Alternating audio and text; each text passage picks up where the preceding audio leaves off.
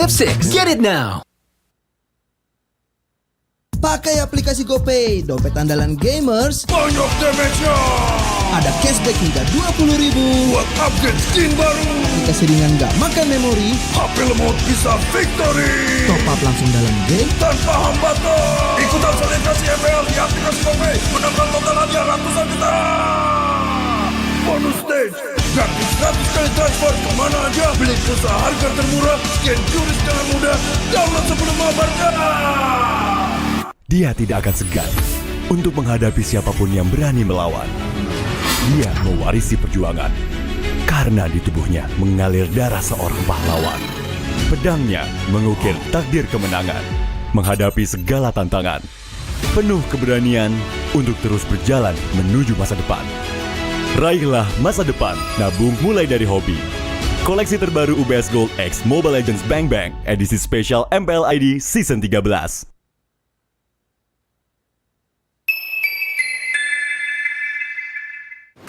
Main Mobile Legends memang seru. Mabar sama temen makin epic. Apalagi kalau double kill. Tropicana Double Crunch, es krim karamel dengan lapisan coklat yang tebal. Crunchy-nya double. Main bareng, makan bareng Tropicana Double Crunch. Double crunchy level dewa. Rasa ini Gatot kacau. Ih, tombe basah. Bro, move on ke Head and Shoulders. 100% pede, ketombe basah dan gatal Wiped out. dapetin edisi baru Gatot kaca di minimarket terdekat. Head and Shoulders. Ini Gatot, ini kaca. Mas Gatot, benerin kaca.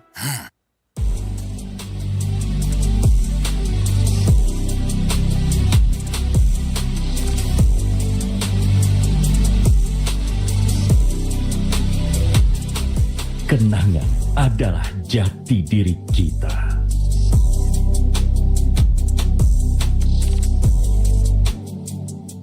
Kita adalah pejuang yang melangkah dengan penuh keyakinan, menghadapi dunia tanpa keraguan, karena hidup adalah arena pertarungan.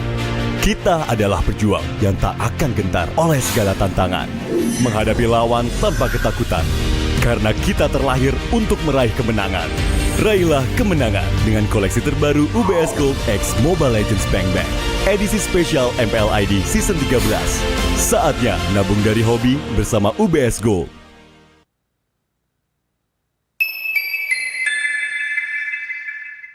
Bapak akan kehilangan ingatannya. Masih inget ini, Pak? Sekecil apapun perhatian adalah kekuatan. Hidupkan momen kebersamaan. IndiHome.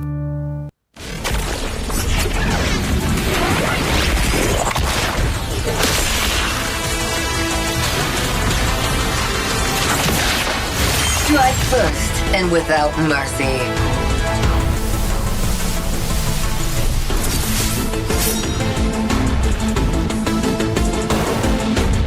Where I tread, death follows. Enjoy your last breath. Deploying smoke. Going dark.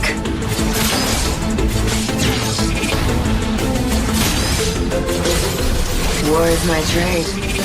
Death is my craft. Backup plan? I am the backup plan. My destiny is what I make of it.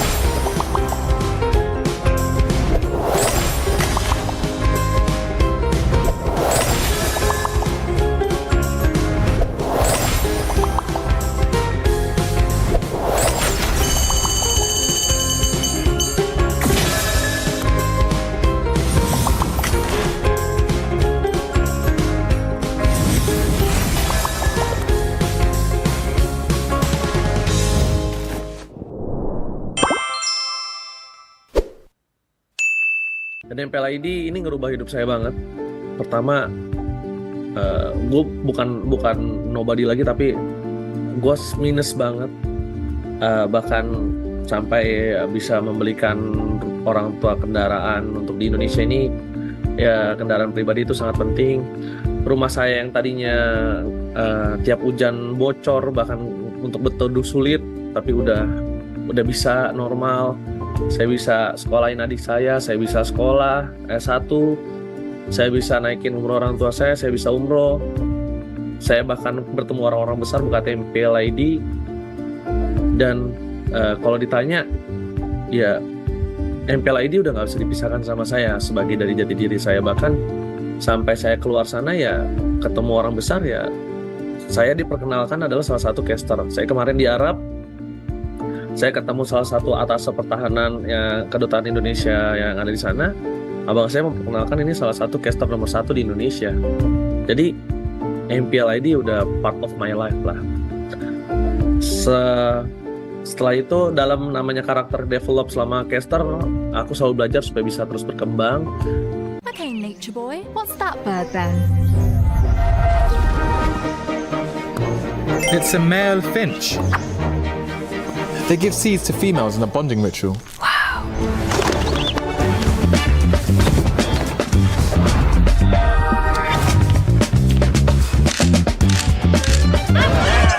Wow.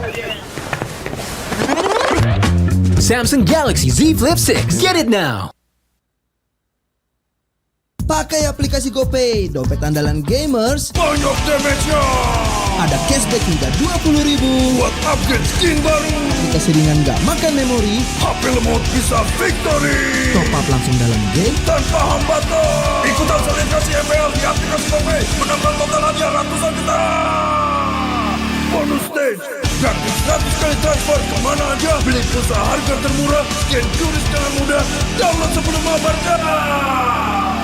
Dia tidak akan segan untuk menghadapi siapapun yang berani melawan. Dia mewarisi perjuangan karena di tubuhnya mengalir darah seorang pahlawan. Pedangnya mengukir takdir kemenangan, menghadapi segala tantangan. Penuh keberanian untuk terus berjalan menuju masa depan. Raihlah masa depan, nabung mulai dari hobi. Koleksi terbaru UBS Gold X Mobile Legends Bang Bang edisi spesial MPL ID Season 13.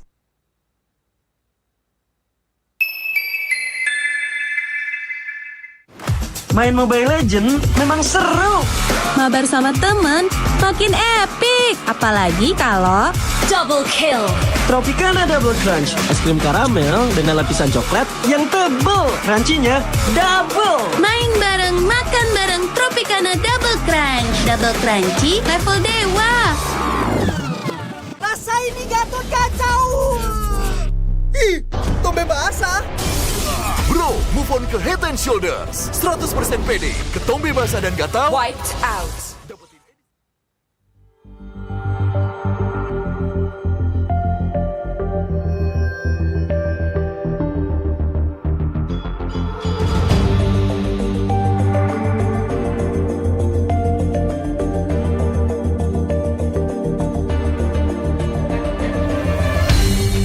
Aku kan berdiri dan terus berlari, terus ke arah puncak tertinggi.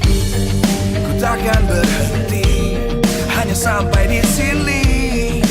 Kemenangan abadi menanti. You know we won't miss if we unite our focus. And if you haven't noticed, we'll nyalakan apimu, hadapi semua tantangan, hadang semua serangan, jatuh bukan halangan, bakar semangatmu, janganlah engkau menyerah, kita kan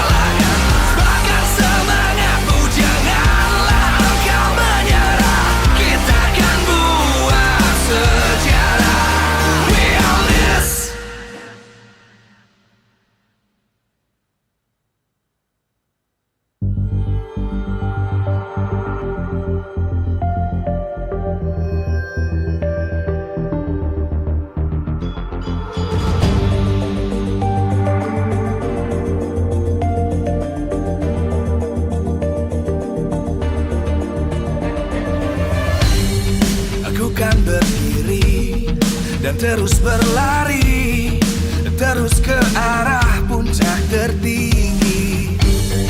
Ku takkan berhenti, hanya sampai di sini. Kemenangan abadi menanti. You know we won't miss if we unite our focus. And if you haven't noticed, we all live. Nyalakan apimu, hadapi semua tantangan, hadang semua serangan, jatuh bukan halangan. Bakar semangatmu, janganlah engkau menyerah. Kita akan buat sejarah. We all this, we won't miss. We all this, we won't miss. Saatnya beraksi, jalani ambisi. Aku kan menyawakan hari ini. You know we won't miss if we unite our focus. And if you haven't noticed, we all live. Nyalakan apimu, hadapi semua tantangan, hadang semua serangan, jatuh bukan halangan. Bakar semangatmu, janganlah engkau menyerah. Kita akan buat sejarah. We all this, we won't miss. We all this, we won't miss. We all this.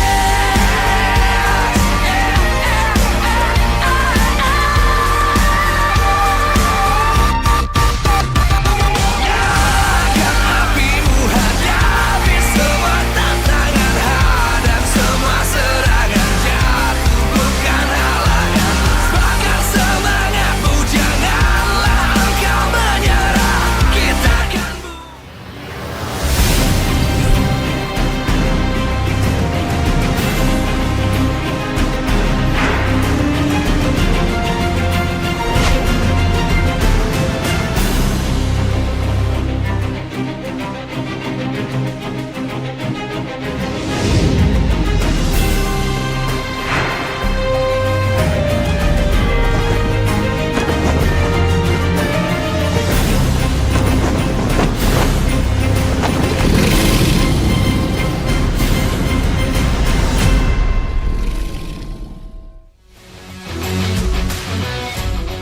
Live from Jakarta, MPL Arena.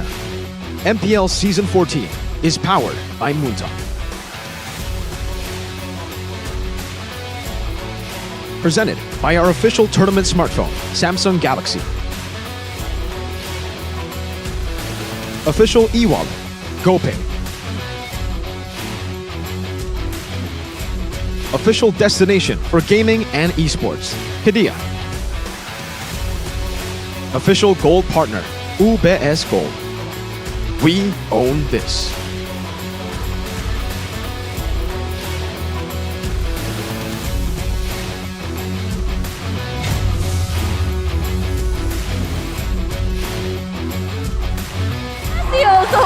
Backup dari Owen begitu baik. Secret Hammer dikeluarkan tapi Long mau tidak mau. Ada yang mau pension dan juga flickernya begitu baik.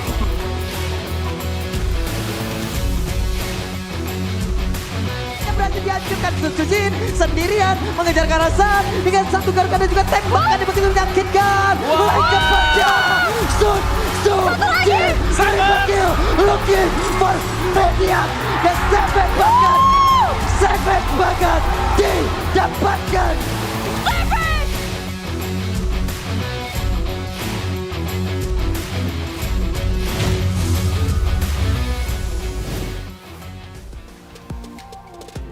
MPL Indonesia Season 14 memasuki, di mana kita memasuki minggu yang kedua, hari yang terakhir. 9 tim sudah berjuang terus menerus, tapi kali ini di hari ini akan ada 6 tim yang beradu dalam 3 match. Mereka akan memberikan pertarungan yang mutakhir. Akan seperti apa? Karena di sini Budi Romasar tentu saja mengucapkan selamat datang kepada semua super fans yang sudah hadir di MPL Arena dan juga yang lagi pada nobar, yang lagi pada ngumpul bersama untuk menyaksikan seperti apa pertarungan dari tim-tim yang memberikan banyak gebrakan maut di season 14 ini. Dan juga tentu saja untuk pembukaan match, banyak yang bertanya-tanya, ini adalah dua tim yang belum mendapatkan kekalahan. Mereka berprogres dengan sangat baik, memulai season ini dengan sangat memukau. Ada tim Dewa United dan juga tim Bigetron Alpha. Pertemuan mantan pun tak terelakkan. Akan ada Sorizo yang bertemu dengan mantannya.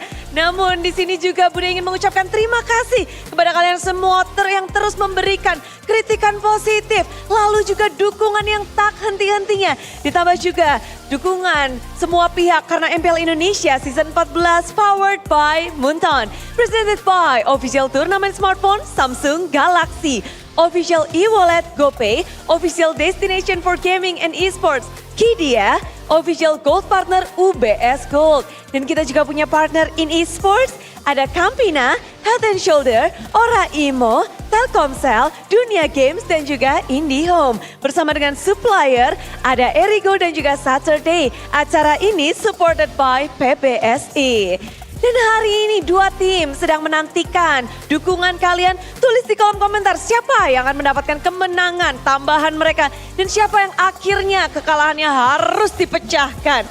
Pertarungan dari tim Dewa United yang begitu indah dengan adanya pondasi-pondasi baru. Mereka merombak banyak pemainnya dan membawa tren positif.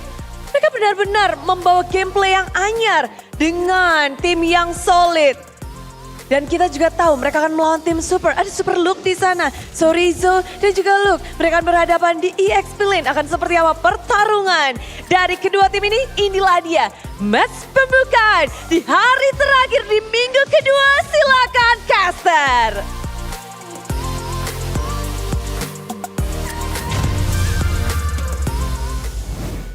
A walk down memory lane, reconciliations and reunions all here today in MPL ID Season 14 Week 2, day number 3 as we look to close out what was a fantastic week.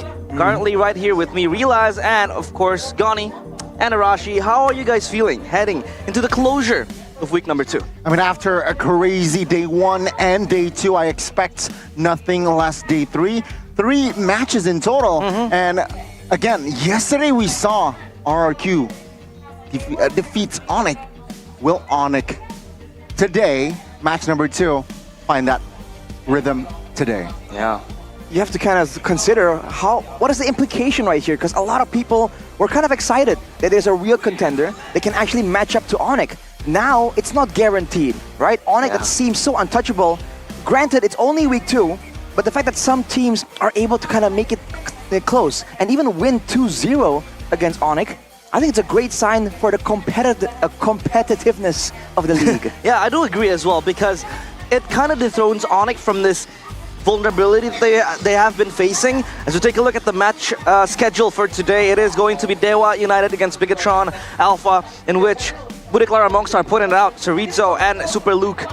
And the XP lanes will be facing for Sorizo, perhaps taking down a memory lane against Bigetron Alpha. That's the second match, the match of the day. It is Ultra Ego against Fnatic Onyx. And as we close out the final game and the final game for the week, it is going to be Team Look at ID against Rebellion Esports. Now, of course, we have been talking about Fnatic Onyx dominance for the past, 3 to 2 seasons, even 4 seasons they were able to win it back 4 times. But it feels like that win that RRQ was able to take against Fnatic Onyx was a monumental win that kind of shifted the tides around for the entirety of the standings here in MPL ID Season 14. I think it really sets the tone for the season. The fact that the top contenders are not really safe, and even a team that's kind of new, right, with the right guidance, with the right development, they can kind of stand up to the old veterans in the league. I think that's a great sign, because a lot of teams in the league right now are rebuilding, are having a new roster. Yeah. So the fact that one was able to find such great success means that the rest can do as well. particularly because it is week number 2. There's still so many weeks for all these teams that maybe are looking kind of shaky to really shape up and finally find some success. Yeah, and now we want to shift our focus to the first match of the day. It is going to be Dewa United against Bigatron Alpha, and as we take a look at the poster, promising prospect, the rookie of the week. We have seen Mueza play such an important role in trying to get the wins for Dewa United last week. He was touted the rookie of the week for week number 1.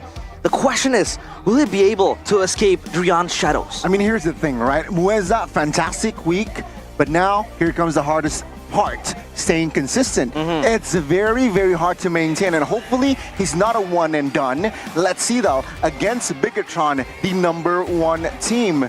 Yeah, that's a tough challenge. Now if you compare it to Drian, you'll remember correctly, Season 13, Drian brought out the Cho damage in that room, so versatility, but Mueza is so creative in initiating fights as well. What do you make of Mueza, Arashi? What is different with him in terms of that roam department against Drian? You know, initially, I think even Mirko and me were all very amazed with his mental fortitude. He's a new guy, he's up against big names, and he performs like it's another day in the office. And that's, I think, very impressive. But the thing is, as the weeks go by, as the days come through, you're seeing a lot of these new players be very bold in the playmaking and even on the mic. So I feel like that's a new tone for Season 14. I feel like for Mueza as well, he is a very great communicator in the team, and he was also the spearhead for most of the engages, the initiations coming in by Dewa United. Now, in the hands of Bigatron Alpha, they, don't have that much rookies. Maybe it's just Finn in that roam department, but it has been always Key playing mostly in that roam area. But for Super Luke, what a fantastic start to Bigatron Alpha he has been able to experience. He's been able to just completely assimilate with the super roster, taking up a super name himself, and he has performed with crazy consistency. I mean, we've seen him a couple of games, every time, just great pressure, great 1v1 threats, great setup in the team fights too, and he can play defensively or aggressively, right? Engage a fight or put the jungle away from the neutral objective. I think that flexibility really shows his quality as an EXP laner, and that's a big difference compared to Sorizo, who kind of cruises, does what is necessary, but never really has that kind of crazy impact, crazy playmaking that we have come to expect from Luke. I mean, look at this. Before you know it, if you don't watch out for your positioning, he takes away so much focus because he can just initiate a play like this. And if you combine that with a solid roamer, right? That combination was deadly in Geek Fam. Now with Key, it's even more terrifying. We have always seen Super Luke being this flashy XP laner, and it kind of draws comparisons with Sorizo back in the lineup. Sure, he was a stable XP laner, but he wasn't this XP laner who kind of makes the gamble to create those flashy and kind of like, high risk, high reward plays, Gani. Yeah, especially on that Ruby. I think now, seeing that game yesterday, Dewa United, you better either, I think, ban that Ruby out or prioritize it and steal that Ruby. Again, Luke displayed a wonderful Ruby game yesterday, so it's going to be very scary here for Dewa United. Yeah, and of course for Sorizo, I feel like we have to address the biggest issue in the room, or rather the biggest achievement for Sorizo. Was the fact that Sorizo was present in that Bigatron Alpha lineup that was able to topple down Fnatic Onyx dominance in the regular season, even though they fell short in the playoffs, but they were still able to apprehend the players of Fnatic Onyx. Now then with Sorizo transferring to Dewa United, do you think, when it comes to these big matches, Bigatron Alpha will be affected? Ooh, in the big matches, I feel like Bigatron at this point have developed so much. They've already faced big pressure, big expectations last season. I feel like when it comes to living up to the hype, living up to all the rumors, last season was one of the more difficult seasons for Bigatron, right? With everyone saying, wow, #1, almost undefeated in the regular season. And all that pressure, I think, kind of built up to the playoffs, and some people say that is one of the issues. So after they've gone through that, I feel like at this point, pressure and all these other secondary factors in the league, I feel like they're used to it. They're definitely used to it. And with, again, if we're talking about the roam position now, very, very interesting to see how Mueza will combine with Hijume. Again, I think they can be a deadly duo as long as Hijume can keep up with the plays from Mueza coming in against Bigatron. Because Bigatron, Hijume is going up against Moreno, and Moreno is that lethal, right? I mean, arguably still worse than Sans, but maybe this season actually Moreno is the #1 mid laner in the league. Oh, that is a hot take because we have seen Sans as this, alien, this as this season. guy who was always able to perform consistently week in, week out. But now Moreno, I feel like, yes, he is the skiller robot coming in from Bigatron Alpha, who has been very consistent. But now, so take a look at the lineup coming in from Bigatron Alpha, Super Luke, Super Ken, Moreno, and Finn in place of Key, as well as Eman. Now, this is going to be interesting how Finn will adapt to this roster. Without Key in the lineup, will Finn be able to be the key for Bigatron's success today? Ladies and gentlemen, it is still the Red Robots, Red Terminators with Super Luke in the EXP, looking to stay consistent, stay on top. This is Bigatron Alpha. The Red Robots march with their newly mended robot, and that is Finn. All eyes on him today. Definitely a key factor here. With Bigatron playing so aggressively, so calculatively, the roam lane position is critical in ensuring that you have control in the vision, control in the team fights. With Key performing really well this season, Finn has big shoes to fill in, especially up against this roster. Here we go, Sorizo, Ray, Hijume, Mueza, and Watt. Yeah, still the same roster for Dewa United, but Ray, I think we also have to describe him as this jungler who has finally found his groove again. The Retribution will play a huge part in today's clash against Bigatron Alpha. Of course, Dewa United, they want to keep that momentum going. What will Watt bring today in that gold to support his team? This young team, promising one as well. Can Sorizo defeat the X team, or will it be Bigatron prevailing the victory? Well, let's see. Let's welcome. It's Dewa United Esports. Looking right at the eyes of his ex. Used to be a mechanic, now ascending to godhood. It is Sorizo looking to wreak havoc and smite the players in Bigatron Alpha. It's personal for Sorizo. He has to show to everyone that the new guy in the team, in the mix, can't really match up to him. We'll have to see. Sorizo, well known for having that macro play, the split pushing, the flanks. It's a different style compared to Luke, and he's gonna try and prove that he has what it takes today. Our Marshal Dainang, though, bringing up the big brains right here on the stage. Coach Wura and assistant coach Theo Nile with Coach Raizan and his analyst. Yeah, Bellin, who used to be called Erpang, now he uses the name Bellin. I think it's more classic, and it kind of feeds off the more I don't know, elite name, but yeah, we'll see how elite that draft could be in Dewa United's standings. Now, of course, for Dewa United, we have seen Bigatron Alpha surviving in that draft even after the departure of Kesq.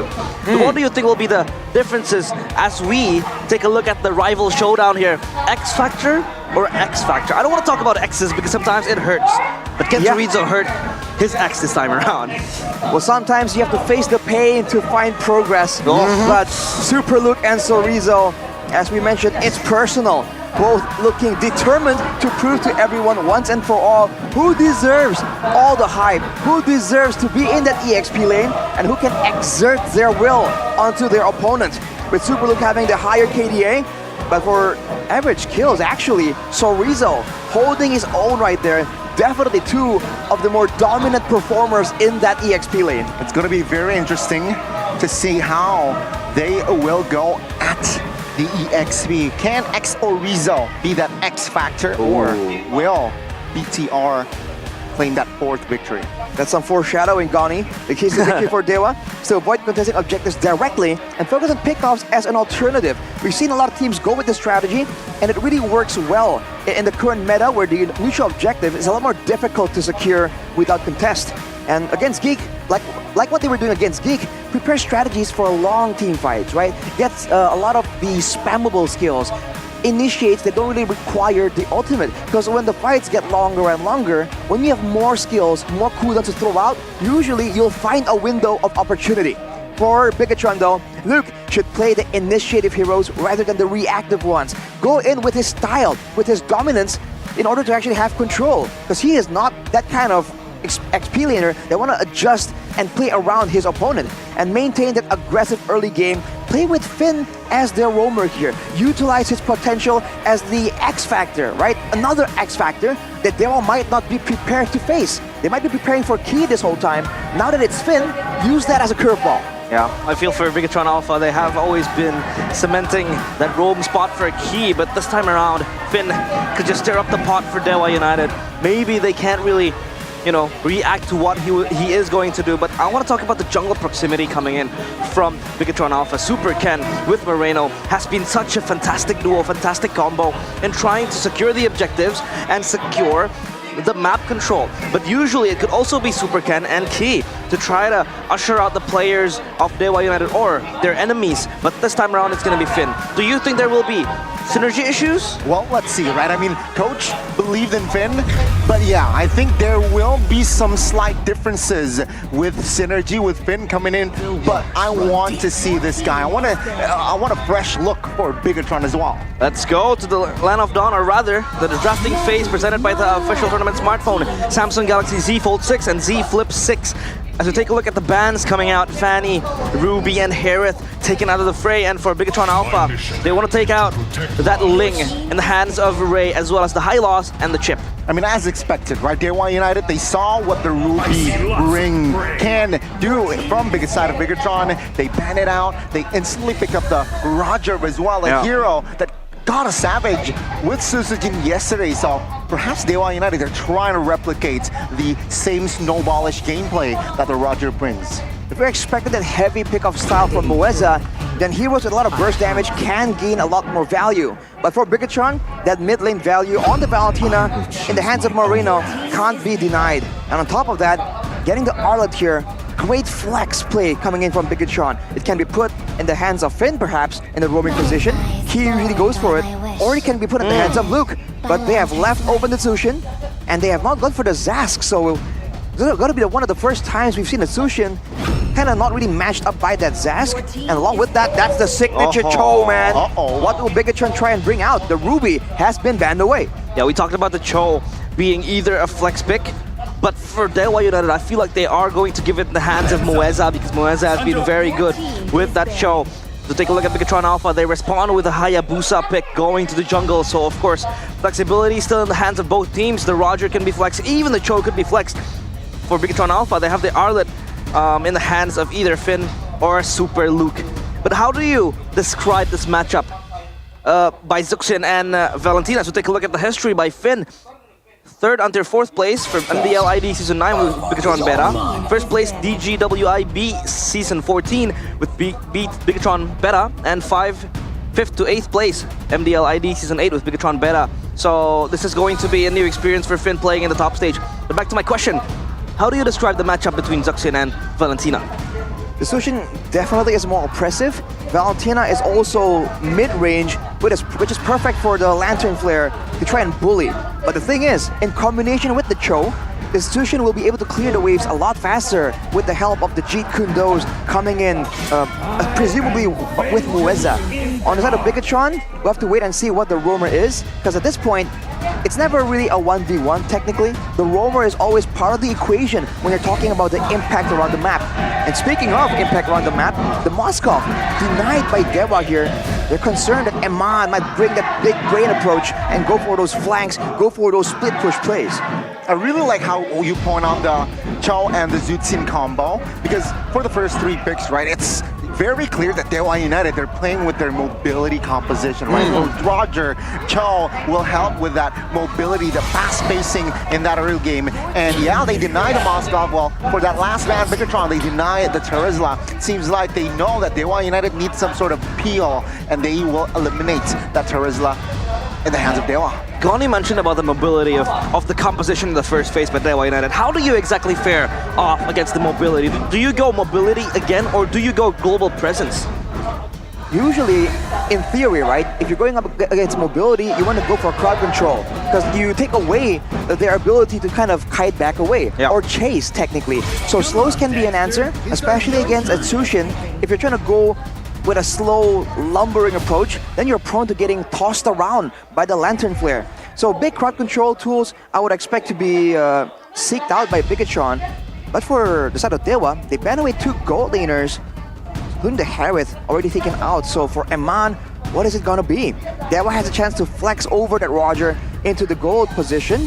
For Bigatron, that option isn't really available just yet. Yeah, 3 marksman bans against Eman. You could technically see how Eman is the Terminator. And this guy is one of the winning conditions for Bigatron Alpha to excel and flourish in the Land of Dawn. But now, taking into account how Harith, Moskov, and Claude all gone in, the options given to him, what will he pick up? And he will go for the Mathilda, or rather they will go for the Mathilda in the hands of Finn. So still concealing that marksman pick as the last pick.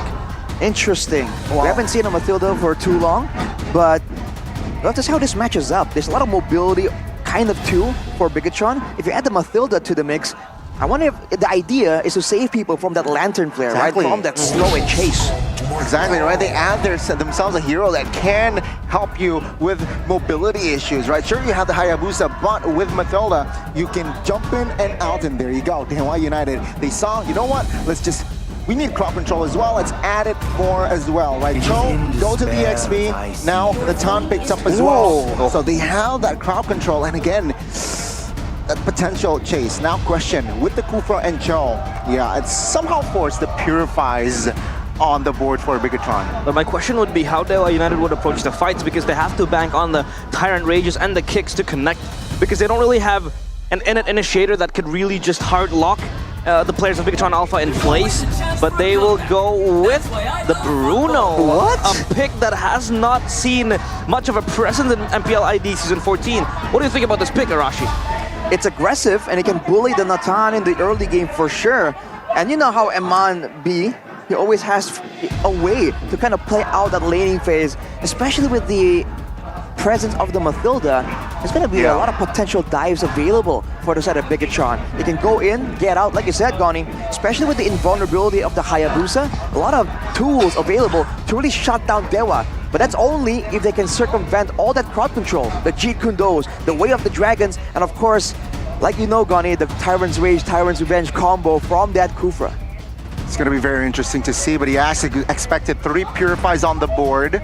Yeah, Bruno can rock the Purify. Take us to the Land of Dawn. Yeah, and here we go. Land of Dawn will be witness of who wins the Battle of Nostalgia. Will it be Bigatron Alpha or Dewa United as we open up the match today right here? Let's go! Bigatron Alpha against Dewa United.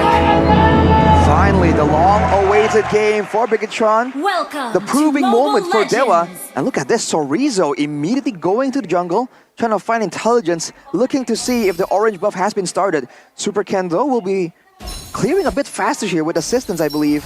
So Ray will be a bit behind on the Roger, though. He can catch up really quick. As you can see, Hijume will have a bit more presence in the lane when it comes to trading. But when it comes to clearing, Finn and Moreno should be able to hold their own here. And level 2 might be quite dangerous, considering the Wisp available for Finn to try and do more damage.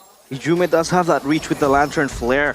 That would be the main issue for Bigatron Alpha to just rattle through that front line, but Super Ken already showcasing his movements, his aggressive movements. And now the emblems, Sarashi, what do you think about this? The emblems by IndyHome shows that Dewa are here to brawl. 3 tenacities, really gaining popularity, but look at this, engage.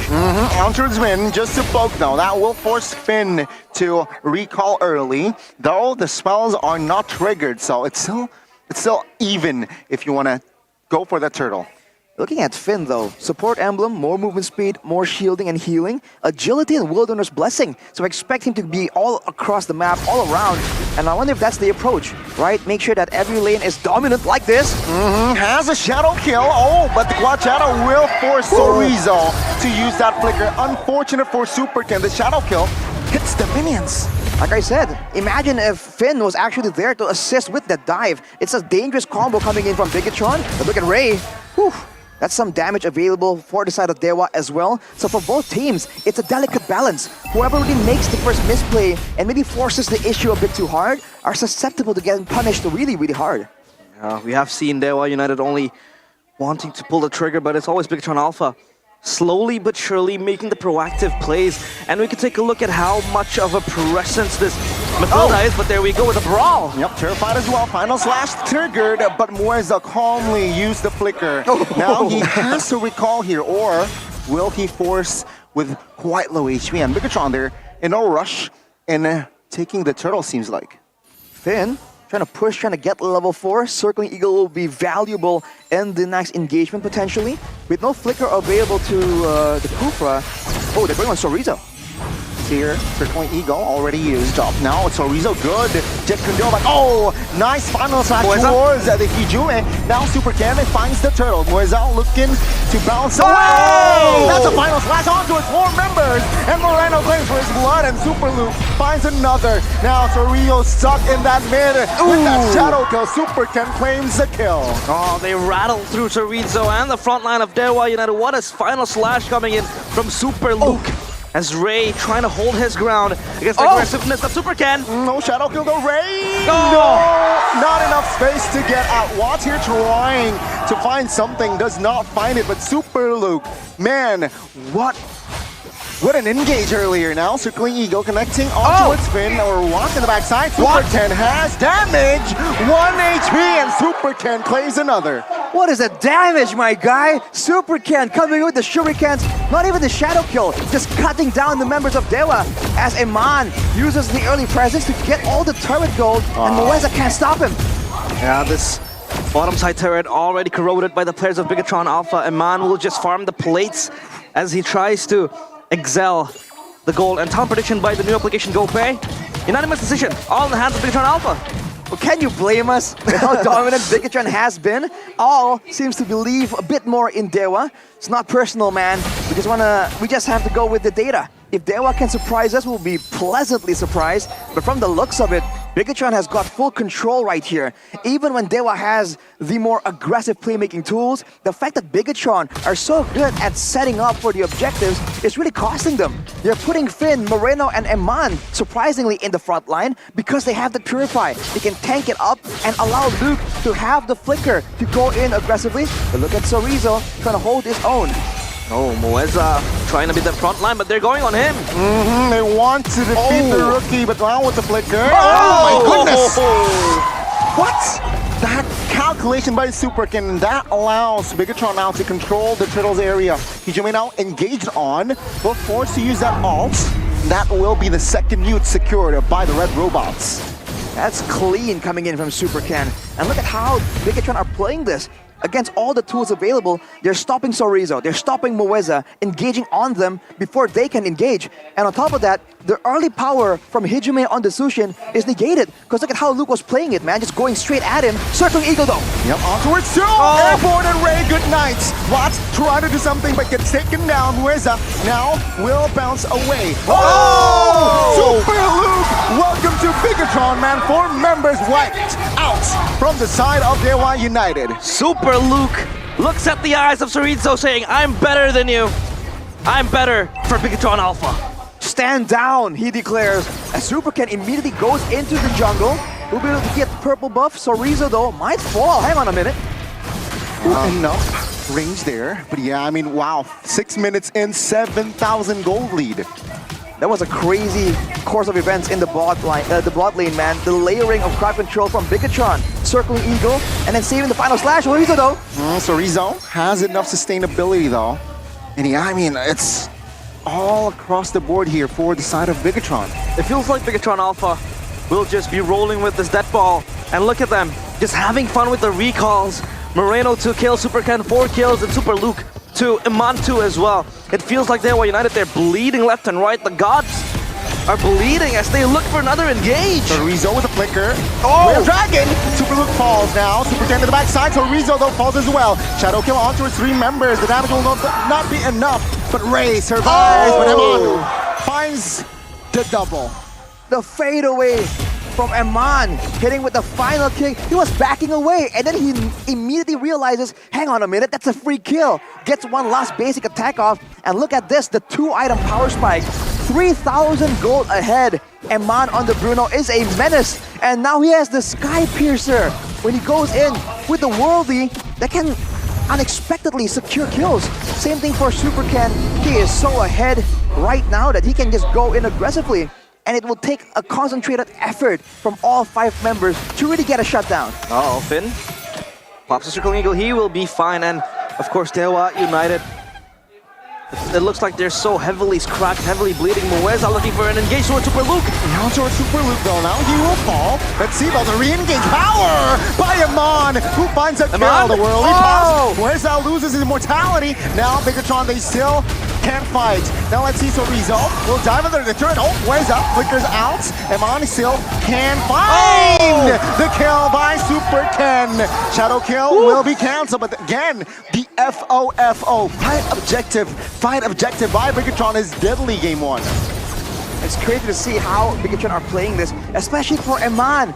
You're used to the gold laners being so passive in the current meta. So much danger lurking around from the mid lane, from the jungle. But look at Eman leading the charge on the Bruno, knowing that the backup is available. And even if he gets focused down, Luke will back him up. Moreno and Finn will keep him alive. 11, almost 12,000 gold ahead at 8 minutes. This might be one of the craziest goal discrepancies we've seen in the league so far. Dewa descending from their godhoodness, and now Bigatron Alpha taking charge to try to obliterate them from the face of the earth. This is still game 1. This is going to instill such raw mental fortitude in the hands of Dewa United. But how did Dewa United come back from this? Because it feels like their winning condition is in the Natan, but then Natan keeps being forced to fight by the engages from Bigatron Alpha. Yeah. There's way too many engages available, I think. They have to try and make a play with the tools that they have. They have the Tyrant's Revenge combo, they have the Way of the Dragon, and we haven't seen a crazy big moment. I mean, Mueza has been forced to use some of his skills, forced to actually miss even by Bigatron. And same thing for Sorizo. Every single time he comes in aggressive, he always gets denied, gets zoned out. And being so far behind with so much danger from Bigatron, the potential to chase down, to combo them down, Dewa is forced to just relinquish that Lord. And now it's a 13,000 gold difference for Bigatron. I would argue this would be the weather the storm type of condition where Dewa United will wait for a timer, maybe just go for their power spikes in the items. But game fact, by the new application GoPay, Bruno is one of 3 Eman heroes who got Maniac in MPL ID Season 13 with 71.4% win rate from 7-time pick. So this is going to be a pocket pick for Eman, I would say. But when he is given this pick, he goes aggressive. Combine it with Matilda as well, right? That is such a mobile Bruno. Let's see though with this Lord. Dewa United trying to turtle the base. They will sacrifice that mid-base turret though. Bigatron looking for an engage.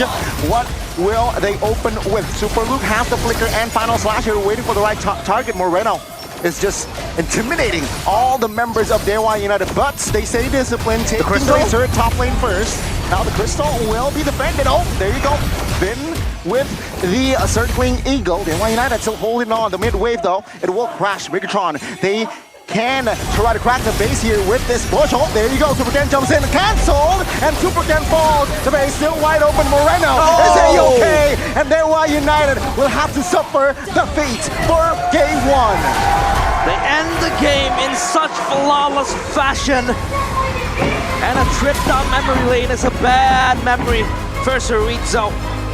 Unable to play the game properly because Bigatron Alpha obliterating the whole entire squad of Dewa United. What a crazy amount of aggression coming in from Bigatron. You're seeing again, they can take it easy, they can take it slow. But when it's time to turn up, the robots have that speed, man. With Finn in the mix instead of Key, it doesn't matter. They're just that good. They are so good. It feels like they're playing with Key. With the addition of Finn, it feels like Finn has been able to mend himself and blend himself into this roster of Bigatron Alpha. he was so confident in playing the Matilda. He was such a good addition, you know, helping to just keep the players of Bigatron Alpha mobile. And of course, you have that escape mechanism with the guiding wind.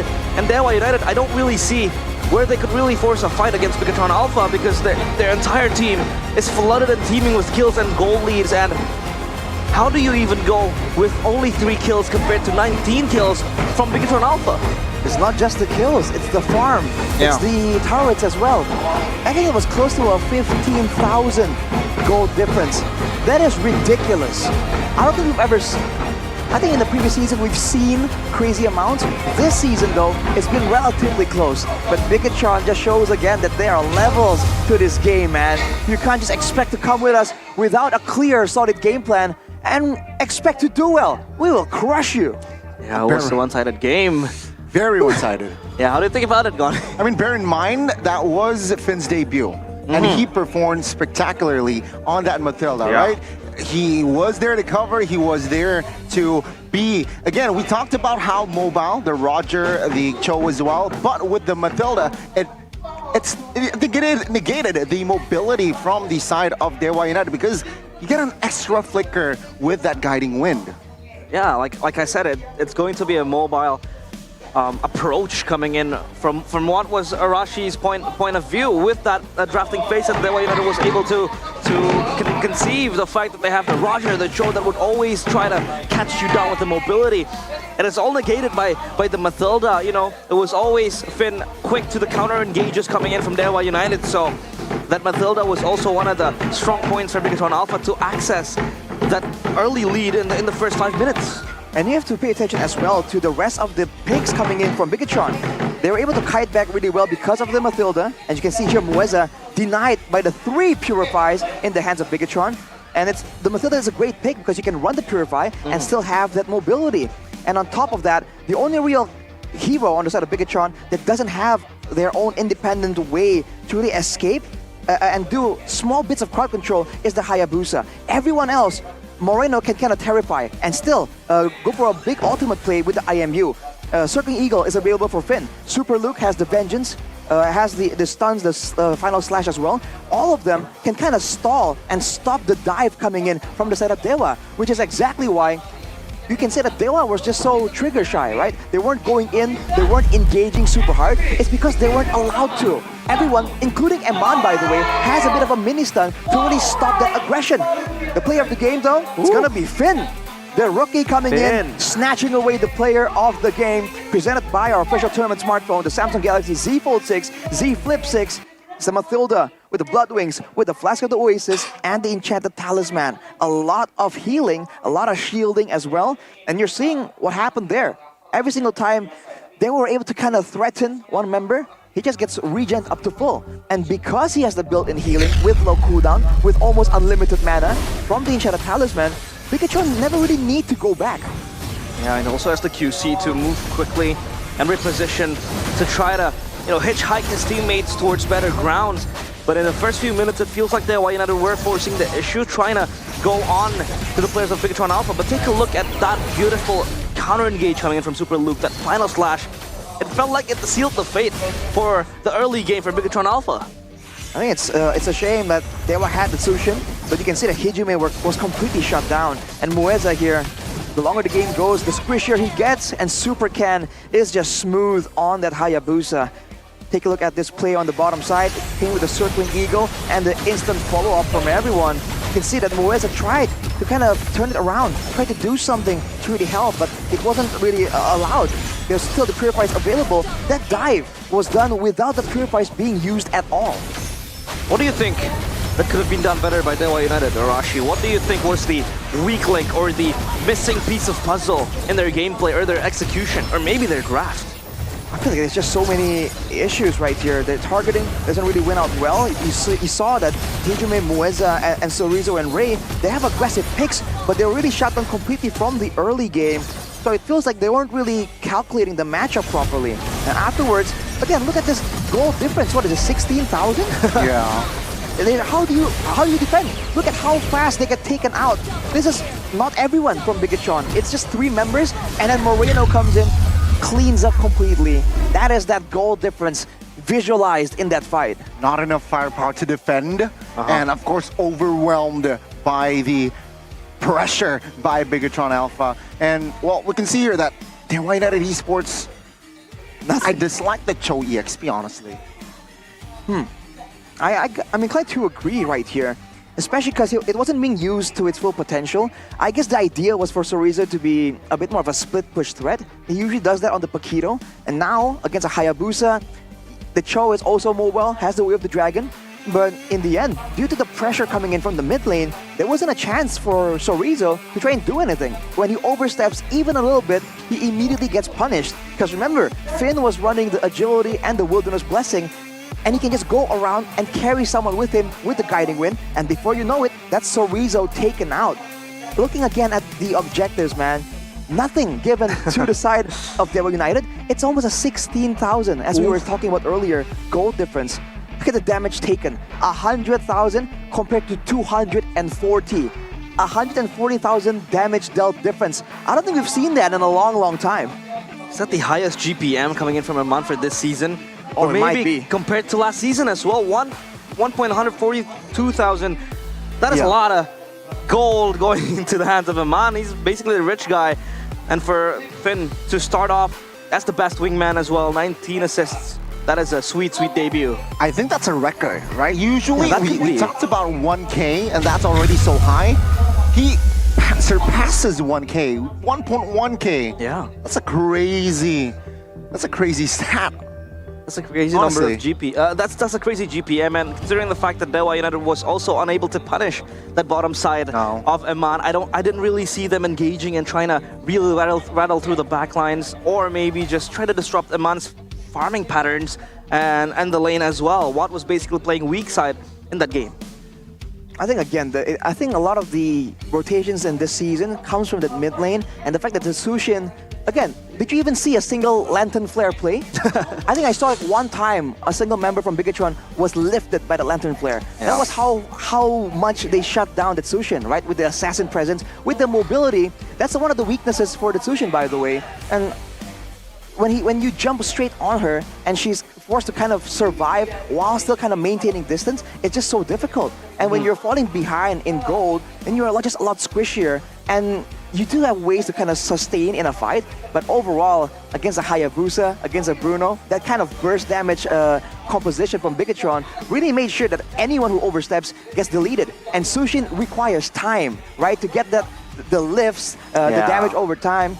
That's a very time-intensive type of hero, and Bigatron gave none to Dewa. Yeah, I feel like it was a telegraphed draft coming in from Dewa United that engages the Zuxin as well. And when you have a Hayabusa constantly jumping onto the backline, it feels like that access is there for Dewa United to just, cancel out all the engages or the initiations coming in from Dewa United. I mean, most of the times Dewa United, they had to play counter engages, especially when you don't have an innate, lockdown that you could play through a specific hero. It was the Kufra having to reactively play the Tyrant's Rage. You touch on the Kufra.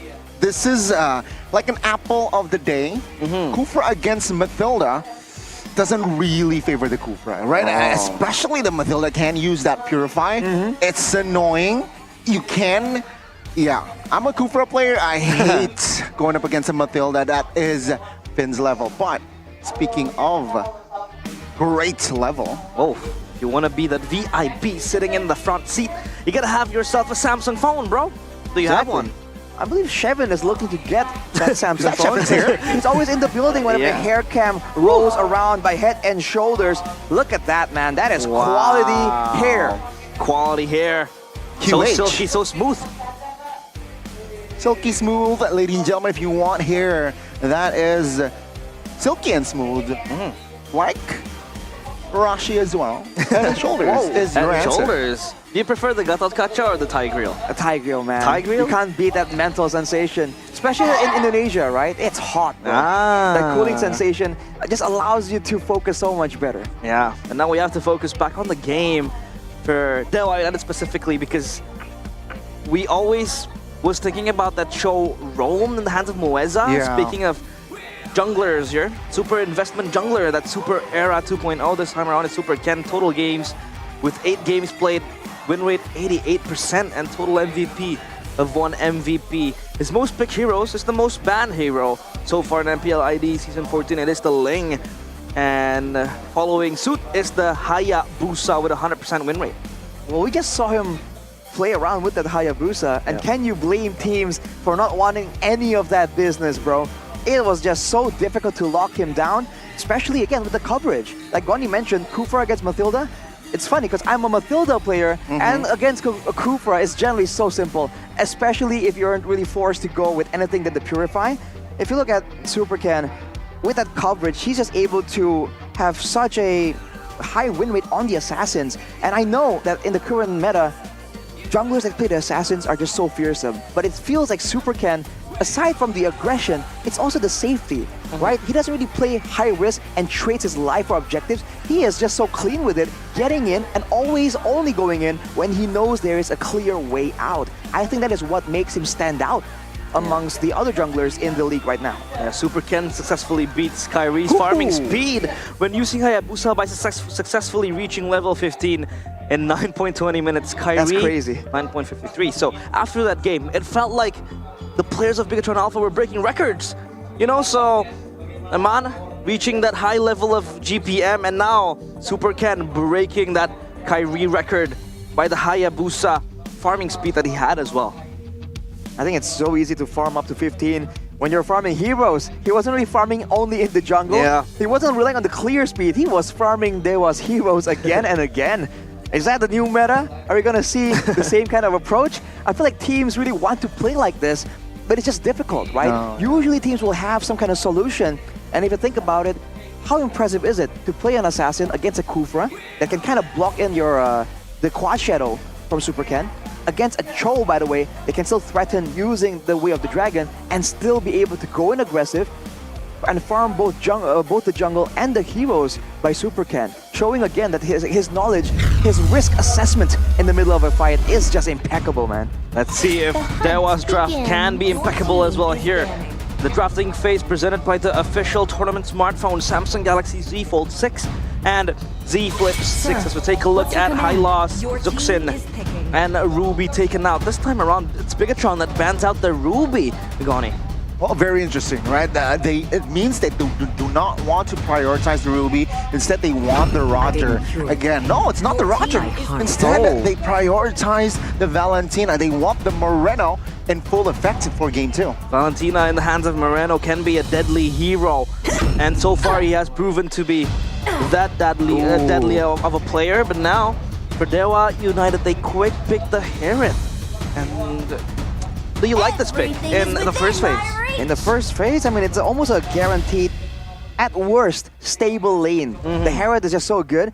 And technically, I guess for Dewa, they were fully expecting the Assassins once more. And we've seen that great Herald players can be difficult to assassinate due to the sustain, due to the Zeman Force and the dashes, the shielding that you can get. Along with that, a Terizla though, very early on, not a lot of flex potential for the side of Dewa. And for Bigatron, they have the Valentina, now they have the Roger and the Arlott still, and they still have all this flex, right? Roger can be flexed, Arlott can be flexed. It's just so difficult to try and figure out what is going on inside Wurua's head. You'd argue that Roger could be a stable laner for Hereth against Hereth. He doesn't necessarily win the lane. He doesn't necessarily lose the lane as well, but he can farm his way towards the items. But for Hereth, of course, it's going to be one hell of a lane bully for in the hands of Watt rather, and they pick up the Alpha to counter that possibility of a Roger jungle. Alpha right here, good sustain, good damage, more importantly, good clear speed as well. If they were thinking that the issue was Supercan uncontrolled in game number 1, they can try and do that here. If they get an aggressive roamer, mix that in with something that can really clear the wave fast and an aggressive roamer, they can try and maybe stop the jungle from that mid lane rotation, and it's 2 birds with 1 stone. They can stop Bigatron's aggression, and they can shut down the jungle in one fell swoop. But that means that they have to try and predict what will Bigatron use as the roamer, right? This is where the flex comes in. Yeah, they will try to ban out the Tigreal though. I sniff a Vexana pick for the side of Dewa United. I don't know if Bigatron sees that as a threat. If they do, they can still ban the Vexana out. Dewa United though, I think they should just ban Amon's hero, right? Heroes, I think they should limit. So I expect maybe a... I know it sounds weird, but I think they can ban the Claude out. Yeah, I think they could ban the Cloud out because if this Roger does go into the jungle, the Claude can fare against the Hereth. Not necessarily going to win the lane, but at least he can break the freezes coming in. Because if you're going to play as the Hereth, you kind of want to freeze the lane. You kind of want to get ahead of that pick. And for Dewa United, they will ban out the Matilda. So still a possibility of that Claude in the hands of Amon. I'm wondering what's gonna happen in the roaming department for Dewa. It seems like they want to be aggressive, but they're not really getting a lot of the aggressive options. And looking at the dive potential from Bigatron, you do wonder if they're gonna try and counter that dive with some kind of AoE peel, something like a Minotaur. It has been popular in the previous seasons, but we haven't seen it too much in Season 14. Now, of course, going into Dewa United's pick, what will it be? I mean, they're lacking that mid lane, and as what Gani said, they want to opt for the Vexana. They got to watch out for the Valentina, because then the Valentina does have that extra bit of, you know, Eternal Guard to pick up for themselves. But for Dewa, they will pick the Cho again. Whoa. This time, it's going to be that that roam Cho in the hands of Moeza. Now, Bigatron Alpha still yet to decide their XP and their marksman. Alright, so the final pick for Dewa will be the mid lane. So they could be trying to adjust, right, and make sure that whatever Bigatron picks here, they want to adjust and get the right amount of crowd control, the right amount of wave clear as well. Try to balance it out. If they're really concerned about having enough AoE, the Aurora is still available. It's great because the passive also allows you to survive some kind of aggressive maneuver from Bigatron, which you can count to happen. With the two last picks for Bigatron here, they need DPS, right? So I guess... Okay. X-Borg. The X-Borg. The Yuzong. So Roger Gold. X-Borg jungle, that means for Bigatron Alpha. Oh, they pick up the Eve. Hijume Eve. What do you think about this, Evos. There's potential. We talked about the chase game from Bigatron. The slows from Eve will be a bit pesky to deal with, but considering that there is a Yuzong that is immune to all that, there is an Arlet that can kind of force the engage, and a Yuzong as well, I feel like Dewa are gonna be forced to use this Eve to really kind of kite back. And technically, if you build the Brute Force Breastplate, it kind of works out well here. Against all these fighters, I'm expecting Hijume to go in with a sprint maybe, but for Dewa, this is once again a more reactive type of draft. They're allowing Bigatron to get the control right here, and if that's the case, you can't help but be worried for them. And now, of course, the draft index coming in from Dewa and Bigatron. Early to mid-game potential is much more in the hands of Bigatron Alpha, especially with that X-Borg in the jungle. We'll see how much of a damage can Super Can burn out. This time we go back to the Land of Dawn for game number 2. Will the gods fight back? Or will the red robots obliterate them right here, right now? It's Bigatron Alpha against Dewa United. Let's see, ladies and gentlemen, Will Luke says, hey, Sorizo, don't worry, EXP lane's good. Now, or will Sorizo have a fighting chance here in game 2 as well? Land of Dawn, let's go. A chance for Sorizo to make a statement on a Terizla, though. The matchup really doesn't favor him, so look at Mueza. Gonna be aggressive, trying to punish Eman's aggression right there. You can see a different focus for both the teams. Bigatron seems still to be focusing on that mid lane. Considering they're up against a Yve, that's a good amount of wave clear coming in from Hijume. Emblem check by IndieHome though, showing that there are less tenacities. I think both teams want to look for something more. For Dewa in particular, the Wilderness Blessing on 2 heroes, they want to try and match the speed and tempo of Bigatron, and they do have some tools to try and punish, but with Super Ken being on the X-Borg here, going in the tank emblem, it's going to be a bit more difficult for Dewa if they're going to rely on that neutral objective take. Because with the last Insanity, with the Black Dragon form from Super Luke, there's a chance that Bigatron can completely zone Dewa away before any kind of dance even begins. A lot of control in the hands of Bigatron Alpha. Again, like how Arashi mentioned, and Dewa United, they're left with just a reactive play this time around. They do have the penalty zone to swing the tides around. And for Ray, the Spear of Alpha can prove to be deadly. But I don't think they could be the ones always being trigger happy for Dewa. United as Hijume will just rotate up top, trying to cover for Chorizo. But yeah, of course, down bottom, it's going to be a boring matchup for both of the players because, again, it's going to be 50-50, but Chorizo just going ham with the Turisla right here. Committed the Petrify. Now real world manipulation will be popped. Oh, that's a good real world manipulation by Moreno. Now Luke survives with the dragon. Moreno picks up the double as Superken finds the turtle as well. That's a half-click for Bigatron if they want to go on towards one. That canceled the way of Dragon. Finn says, hey, I am in MPL. Denied, says Finn. Immediately shutting down Moeza. That's final slash only for one member. And into the bot lane, Eman! Oh, is this a solo? Is this a solo? Ooh. No. Shaman forced to save Watt's life, but that means Eman has that better trade. Crazy for Bigatron, making plays on both sides of the map. Skypiercer, very early on for Eman. If he had it there in that engagement, he might have been able to really shut down Watt. Looking at the game fact by GoPay though. Yeah, Eman surpassed CW's highest GPM in Season 13, achieving 1,142 GPM compared to CW's 1,079 GPM. That is going to be a fast farming Roger with that first item Skypiercer. So do you like it, Arashi? I think it's great considering the amount of burst damage available for Bigatron. They're not really gearing up for a long fight because they don't really have the same kind of spam ability. Oh, Superken steals away that camp, I think. Spear of Alpha, though, as retaliation. Let's see. Oh, the damage will not be enough. Eman was there to cover. Now, real manipulation stolen. The damage is there, and that will be enough to force Hijume to use that flicker. Now, on the bottom side of the map here. Oh, what? Superken with the flanks. Hijume, true damage is there, and Superken from the flanks claims the double. Dewa United, the gods, they don't look godly this time. So vulnerable in the hands of such obliterative robots. How can something so artificial beat something so immortal? Oh, that's a final slash, but then just a mix it up right there, helping for the clear to allow Eman to go back to base. In the turtle pit though, Dewa are trying to exert their divinity. Can he do it though?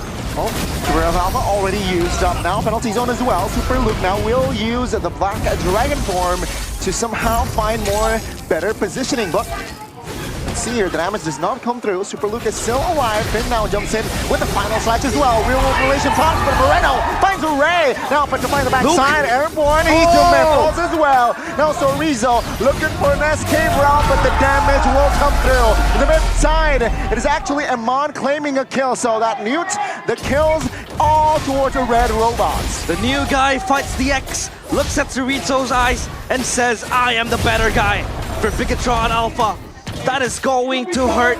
And Bigatron Alpha 11-0, it feels like it's a replay of game number 1. This dragon is a problem, man. Dewa United, they're trying to find ways to get to the other heroes, the more vulnerable heroes. But Luke says no. Goes in with low HP. Look at Ray though. Let's see, here's Real Alpha defensively. Last Insanity will connect on towards Ray. The damage though will not be enough. 1 HP practically. 1 HP. Ray will fall. Superken claims the jungler. Moreno finds the kill as well. Now on the bottom side of the map, it is actually Eman looking for a better timing here. Quite vulnerable 3v1 under the turret immunity. Shaman Force will not save its life. Eman secures it in the backside. Hijume, what are you going to do? It's gonna be Finn finishing the kill. That is Dewa United crashing and burning. Burned down by Superken. Out of control. 7k gold lead at 6 minutes, man. Take a look at the gold difference, especially in that mid lane. 2,600 gold ahead of Hijume. He's not allowed to play the game. Superken though, is he gonna get picked off? We have Dragon here, untargetable, but will fall as well. Dewa United, not enough firepower here. Falls at 1. Now Super Luke, the Dragon Rider, will find the Petrify on towards Watt and secures it. Super Luke might be hungry, but no, it is actually Chorizo taken down in that mid. Bigatron Alpha, full confidence. Look at Super Luke just dancing around, and it feels like Bigatron Alpha, again, the same thing in game number 1. They're forcing the fights against Dewa United. This time around, they have better utilities. They have better abilities to, you know, accumulate the fights, just jumping with the Last Insanity, the Black Dragon form. Dewa United, they can't really respond. Oh, Ray. Against Fear of Oh! Alpha. The passive from Super Luke finds the kill. The shot residue by Super Luke just taking out Dewa again and again. 5-0 on this Utah with no solution in sight. Dewa were supposed to be the ones to control, to slow down Bigatron, but Bigatron are inevitable. They take the next turtle and they're still looking for more. Dewa lost, confused on what to do, who to target. There's not a single easy target for them to go for at this point. And everyone is just covering each other so well from Bigatron. 9K as they try and brute force for this next turret. You would think they will be looking for a counter initiate from Dewa United, but it doesn't feel like they have the answer. Oh! Dragon form! Oh, Super Luke finds Ray now in the back mid. Chorizo will try to escape, but damage will come through. Hijime finds a shutdown, but Bigatron, they will restabilize here with the Lord 80 seconds. Moreno? But Moreno, man, is this it? Moeza will not be able to find a good crown control, but Bigatron, Oh my. they're just toying the gods.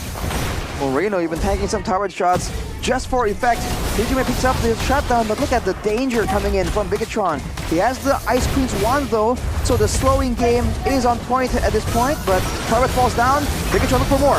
Well, see real world revelation pop immobilizing Ray, but they will stand still with 5. Bigatron, they're trying to find that window with discipline as well, knowing that 45 seconds, the Lord will spawn. Total disrespect towards the gods. Bigatron Alpha, it feels like this is just a walk in the park for them. 21-2, and it's still the 8th minute of the game. I don't see a window of opportunity where Dewa United could just use and come back and slap back the red robots. For Dewa, I think Bigatron needs to make a catastrophic mistake for them to even find something. Unless they go for a massive combo and Bigatron really don't respond at all, maybe then something can happen, because at a 10k gold lead, going for the turret right here, even before the Lord is even in the picture. Oh my goodness. This is such a tough and bitter pill to swallow. And if you see him on frontlining like that, it is full confidence in the hands of Bigatron Alpha. Dewa United, they are just trying to hold their ground and forcefully scamper away the players of Bigatron Alpha as they relocate and reposition themselves for this Lord take. Dewa, they will relinquish and concede all advantages in the line of dawn. They're gonna take this next Lord, no contest. While in the meantime, Moreno asserts his dominance as always. Stands in the front, stays in vision, pops the recalls as Moeza catches a glimpse of the Black Dragon form. Super Luke will not find what though, but Moeza. No, Final Flash will be triggered, but Moeza will calmly step away. Now Dewa, they will turn the space here. Mind you, structures from the side of Bigatron Alpha remains untouched. When I took a look at that Black Dragon form, Super Luke skipped Moeza, but this time they were able to catch Watt. Thankfully, Watt was recalling, and now the siege towards the base. Will this be the end of Dewa United? We will see. This might be it. The haymaker from Bigatron Alpha. Dewa United now receives a lot of damage. Terrified as well. Final slash. Final and last insanity as well will claim that life. Now with the backside will fall. So Rizzo trying to hold on, trying to clear the wave. But Amon claims a double. Looking for the triple as Watts falls as well. They will go for the ends. And Bigatron Alpha, they will remain on top. Bigatron Alpha chase down Dewa United to the ends of the earth. And the earth no longer theirs. It is invaded, obliterated, pulverized by the red robots. Bigatron Alpha seek out the 2-0 as Dewa United falter. It's insane how many ways Bigatron Alpha can just take control. That last fight, you were expecting the Black Dragon form. You were expecting the Order to come in with a final slash. No, it was Moreno coming in with the Terrify along with the last insanity. This is the flexibility that the red robots possess. You have no idea what is coming for you. My goodness, what a statement of a match. And it felt like the addition of Finn did not really leave a single scrap in the backs of Bigatron Alpha. They were even much more dominant. Did not give a single inch towards Dewa United. You give Bigatron Alpha an inch, they will take a mile. and they were supposedly so unstoppable. And this time, it's still the same game plan as game number 1. They were consistently on the engages, but this time around, it's supplemented by even better engage tools. The Black Dragon form, the Last Insanity, and Aman just, being in the Gold Island. And you can take a look at the poses coming in from the Bigatron Alpha players, full of confidence.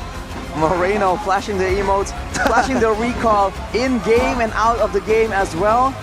A painful conclusion for Sorizo there. Completely outclassed by Super Luke as he takes the front, walking ahead of Moreno. It's gonna be a friendly exchange of sportsmanship here, but man, that was a statement. All the whole for this season, you saw that when you beat up against your ex-teammates, it hasn't really worked well for some of the teams in MPL ID, but for Bigatron, it is not a problem at all. It's tough, it's tough. It was very hard for Watts to be relevant in this game. Yeah, it was so hard. I mean, the Harith first pick for him was, he was set up for success, but Bigatron Alpha was able to win in every single lane. The jungle, the XP, and the mid lane. It was so hard for them to even try to stem the bleeding from Dewa United. And this final clash just was the icing on top for Bigatron Alpha. But of course, we want to hear from the players of Bigatron Alpha. So onto the stage, we will go. Yes, ini adalah tim super cepat dengan 2-0-nya Bigatron Alpha. Wow, ini match yang begitu banter. Moreno, cepat sekali ini berakhir. Iya makanya. Ini jam berapa Bu deh? Jam 4. Jam 4, cepet juga ya. Iya.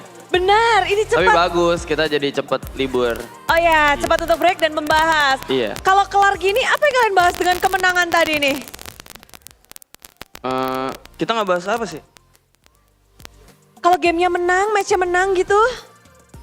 Libur mau kemana? Oh, libur mau kemana? Iya, Simpel itu. benar. Kalau misalnya hasilnya tidak menang, alias kalah, Latihan. baru latihan. Oh, hasil menentukan ya. Tapi hari ini kau melawan Sorizo. Iya Bang Otot. Bang Otot. Iya. Bagaimana pertemuan kalian dengan mantan dan kalian mematahkan kutukan dari mantan? Biasanya tim yang melawan mantan kalah. Berarti mantannya masih sayang, makanya menang. Berarti dia masih sayang sama kita-kita. Gitu? Iya. Bagaimana tadi rasa sayang dia di Land of Down yang kalian rasakan? Mungkin tadi yang paling ngerasain Look Super ya? Look. Super Look. Apa? Kamu melawan orang yang tadinya berada di posisimu Super Look. Bagaimana? Jago sih. Jago? Jago. Apa? Deskripsikan dong. Jago ya, kita tahu jago. Dia cosplay cowok aku tadi ya. Hah? Cosplay cowok Luke tadi dia. Oh, dari cowoknya ya? Iya.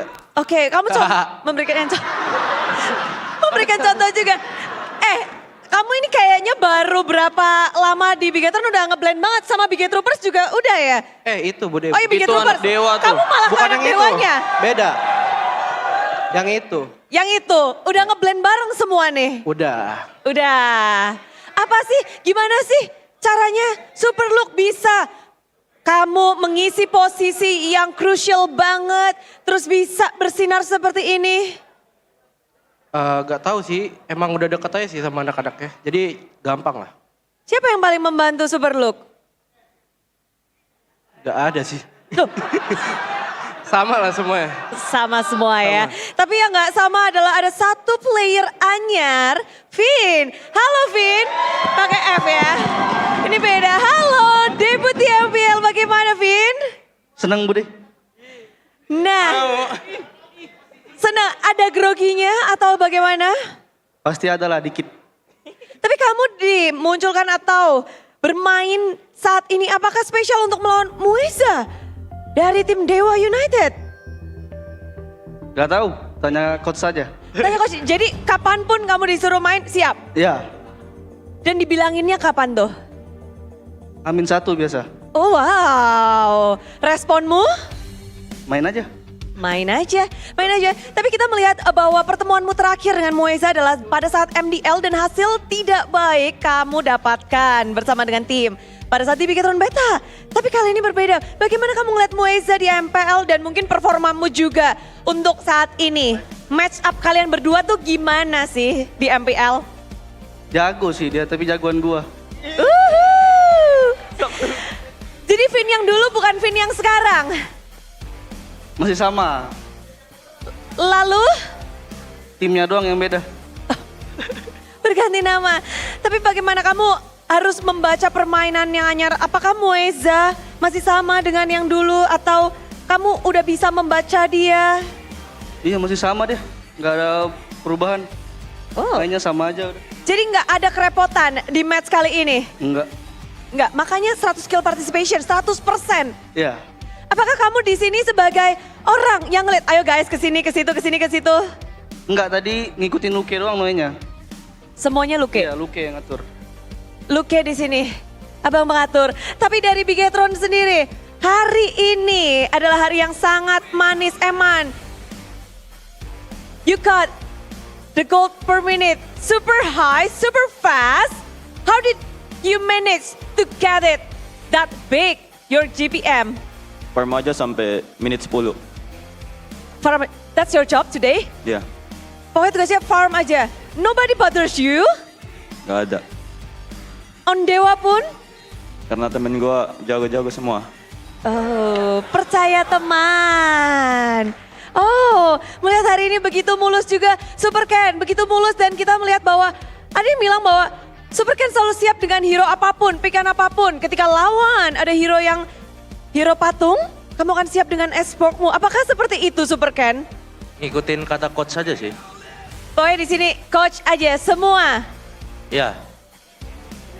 Ada nggak, pernah nggak sih misalnya coach minta sesuatu kamu bilang, coach aku kepengen ini nih. Mungkin ditunggu in-nya lagi aja kali ya. Ditunggu in-nya. Iya. Kapan tuh mau dikeluarin? Jangan. Lu kayaknya teriak jangan. Tunggu tim aku udah siap ngegendong aku lagi.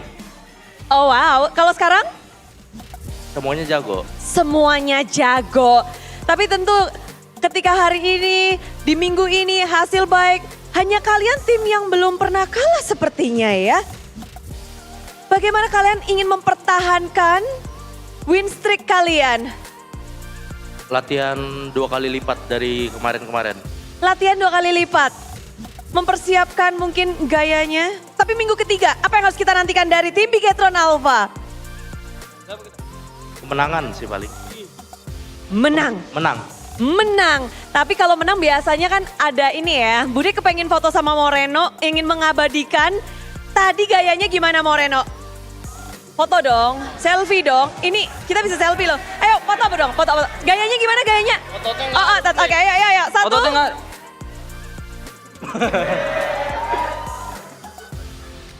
Wow, thank you Moreno. Lihat nih. Ih, bagus banget Samsung Wow, tuh. keren sekali ya. Iya, Thank keren. you banget. Dan Keren beri tepuk banget. tangan untuk tim Bigetron Alpha. Caster, udah dapat fotonya.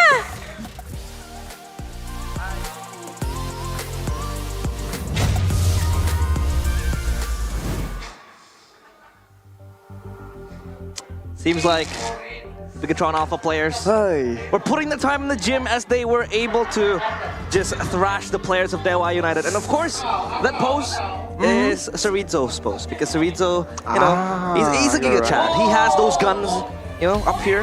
I mean, and they were calling him Mr. flexing. Muscle. I mean, Mr. let's be Muscle. honest. We've had tougher rank games. Wow. than that. Wow. Really? You gonna say that? What do you think, Goni? Right Is behind it- the Dewa fans? I think we're the Bigetron side, actually. Oh yeah, we are in the Bigetron side, my bad. Here you go, Goni. Are Dewa just so unprepared for now, right? In the early stages, in the early weeks? Or is Bigetron just that good, man? I 'Cause think like you said, Bigetron it is looked that good. easy. It really looked easy. Flawless victory, effortless. I think Bigetron is levels above most teams in MPL ID this season. Ooh. Yeah, and that really decorates MPL ID even more because we have been talking about how Onyx, or Fnatic Onyx rather, is the benchmark for most teams, and now it feels like the teams, they gotta catch up with the players of Bigatron Alpha. They're trying to state something here. Sure, we talked about it. Maybe Dewa United isn't as strong as other teams. Maybe this is just going to be limit testing time for Bigatron Alpha. But still, you know, 16-1 in like what, 6 minutes? It's still 16-1 in 6 minutes. It's crazy that in every single role, it just seems like, especially the interview, they're like, yeah, no, he's good, but I'd win. And immediately just shutting down the conversation for every single role in Bigatron. Let's take a look at the MVP here presented by our official tournament smartphone, the Samsung Galaxy Z Fold and Z Flip 6. It's gonna be your boy, Moreno. With the best facial expressions in the business right now. 5-0 and 13. And they keep giving him his Valentina. Yeah. What is up with that? Even in the last, you saw how subtle he was playing. He was just chilling around. Luke was taking control. And once everyone's like, oh man, Luke is gonna make the play happen. Boom, goes in, terrifies 2 members, sets up the final sequence. This guy just knows exactly how to play around with the mind games of his opponents. And that might be the idea why he's just so annoying sometimes in the post-game interviews. Let's take a look at the player of the match highlights by our official gold partner, UBS Gold. This was a crazy play for Luke to finally get that kill, get level 4, and dragon out, fly out of there, get a bit of a drive-by going on. But everyone from the whole team, they were going for this high burst damage approach, and you can see that Dewa, I guess we're trying to do somewhat of the same, but look at their picks, man. Terizla, Chol, and Yeev. The damage there isn't quite adequate enough to try and scrap with Bigatron Alpha in the early game. If you look at Bigatron, it's the exact opposite. The Yuzong, the Valentina, the X-Borg, everyone has some kind of base damage, has some kind of built-in damage for the early game, and that is why in these engagements, they're able to get so much of an advantage. And even under the turrets, they were not safe, man. Nowhere is safe when Bigatron are on the hunt. They were everywhere around the map, and the engages coming in from Super Luke. He was dragging Dewa United to the finish line, and they were basically done. I mean, the confidence showed by the players of Bigatron Alpha was top-notch, and the final engage, the final clash was also just, you know, immense coming in from Bigatron Alpha. And it felt like also, in the grand scheme of things, their communication was on point. They knew what they were supposed to do. They knew their power spikes. And we want to hear from the players of Bigatron Alpha in the mic check. So here we go. Golden moment by UBS Gold. Depan dia dong, pok dikit-dikit boy. Gue cari. Roger di merah sih. Aman gua. Atas ini. Lihat Charles, gue depanin Ken. Nice one. Bisa perang. Bisa. Boleh guys. Duluan lock. Ada Kiga. Lihat dulu. Kalem guys. Go kick. Fokus. Nice guys. Udah guys, coba. Ada ulti gak? Mati, kasih gua. Nice one. Mau ditendang-tendang. Tarik atas. Mau ditendang sama Korijo, mau. Pressure jungle mana aja bro, reset lagi bro. Jangan tarik. Nah tuh. Nice guys. Nice one. Lihat gua boy. Boleh buka yuk. Sabar. Tunggu masuk. Ready. Duh. All in gua. Gustun. Boleh majuin guys. Target Ray guys. Ratain cok. Kiting. Ini mau pecah. Wow, music to my ears. Their communication's on point. And they were like, you know, that super Luke evil laugh, you know, super villain. And, you know, Marina was like, I want to get kicked by Chorizo. Please. They're just taunting, even when their opponents can't hear them, laughing at the feeble attempts of Dewa United to even equalize. There was so much going on. That was it was below 11 minutes, that game. It really seemed like with all the action, it went for a bit longer, but Bigatron, that's just some domination. And I think that Bigatron were prepared to go for this. Every single one of them went for the damage items, right? Yeah. They know that they have built-in sustain. The Arlet, the Roger, and the Yutong technically all have some kind of tankiness, some kind of sustain. So they just went in for full damage, knowing that they want to out-aggress Dewa United. Looking at the carry, it's Moreno, 58,000, 59,000 basically, with everyone just wreaking havoc in the backline. He just can pick and choose. Do I want to go in aggressive? Do I want to take the real-world manipulation and hang back? Do I want to take the Lycan form in the first game? Do I want to take the penalty zone? He can do whatever he wants, right? And when you are put in that situation, as a player as creative as Moreno, it's just so dangerous. Looking at the damage taken again, it's just a crazy disparity. With only 444 damage to the turrets, they will just have to go back to the drawing board and they have to shape up, man. That is a tough mental blow. even before you factor in the mental warfare from Bigatron Alpha. Yeah, that was such a pulverizing game for Dewa United to go through. I mean, they went guns blazing by Bigatron Alpha. What a win that was, a monumental win. A huge win rather, so one-sided, so dominant. And they kept on giving Moreno's Valentina when they were going to pick an Alpha, when they were going to pick a Eve, when they were going to pick a Terizla, which has so much engaged tools that, you know, Valentina will just yoink.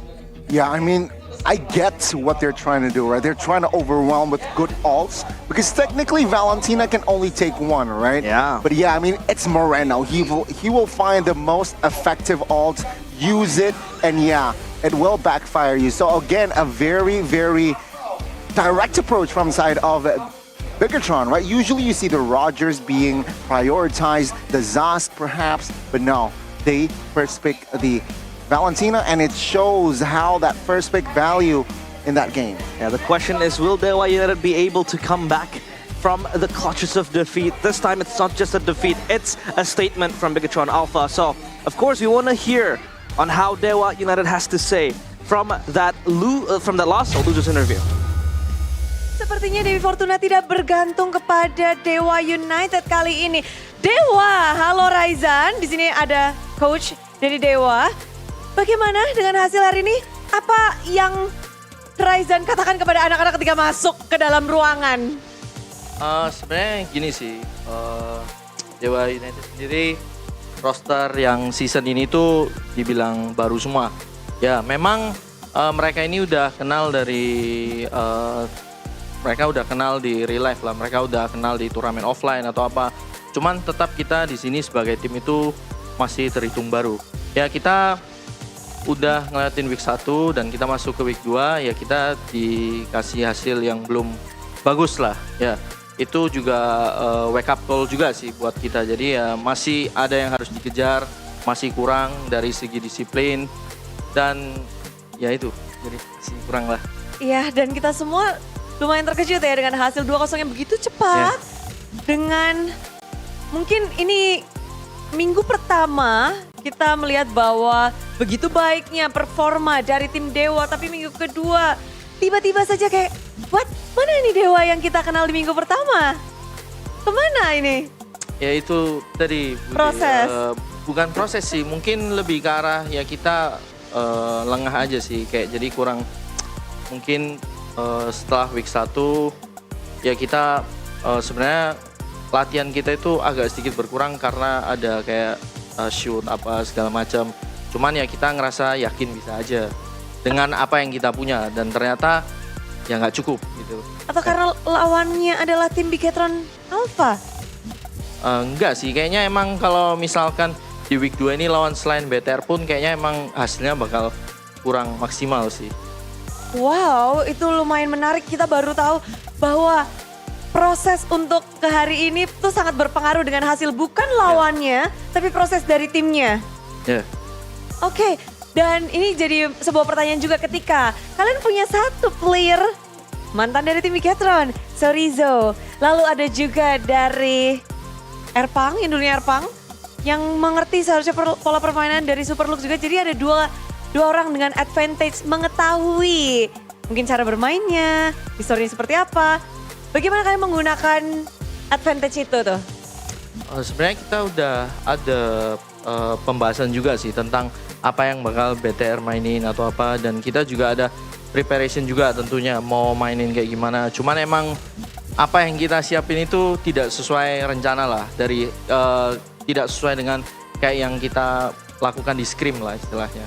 Ya jadi emang ya enggak. Atau ada perubahan dari tim Bigatron Alpha yang membuat kalian terkejut? Karena siapa sangka Ki tidak bermain dan Vin yang bermain. Nyangka nggak sih ada pergantian ini, dan gimana melihat? Kalau ngelihat dari pergantian Vin sama Hengki sendiri ya, itu sebenarnya nggak ada perubahan sih. Karena yang dibawain sama Vin itu hero poolnya sama-sama Ki lah. Dia juga main Matilda juga, ya kita juga bakal expect Arrow Flash juga ya, cuman emang ya nggak doing well aja lah. Oke, jadi nggak ada terlalu perbedaan banyak dari kedua player ini, Ki dan juga Vin? Ya, kalau soalnya kayak yang saya lihat sih Vin sendiri pun memang dia dari MDL ya, bukan kayak dari MPL atau apa, tapi dia udah kayak mainnya itu udah nyaman banget dan pede banget dia main di situ. Jadi ya saya rasa sih emang ya Vin sendiri udah nyatu lah sama BTR MPL ini. Jadi kayak ya gak ada perbedaan sih, emang kuat lah. Player kuat dari MDL yang lagi bersinar seperti halnya dengan Moiza di sini. Tapi untuk next week-nya apa yang harus dibenahi oleh tim Dewa United nih? Udah ada sih, kayak udah ada gambaran juga next week bakal kayak gimana. Kita next week bakal lawan Aura sama Rebellion kan. Mungkin ada hal baru yang bakal kita bawain juga. Ya tunggu aja lah nanti. Membawa hal baru untuk minggu depan. Itulah yang harus kita nantikan dari tim Dewa United. Sekian, terima kasih Coach. Dan kita akan kembalikan kepada para caster. Monggo!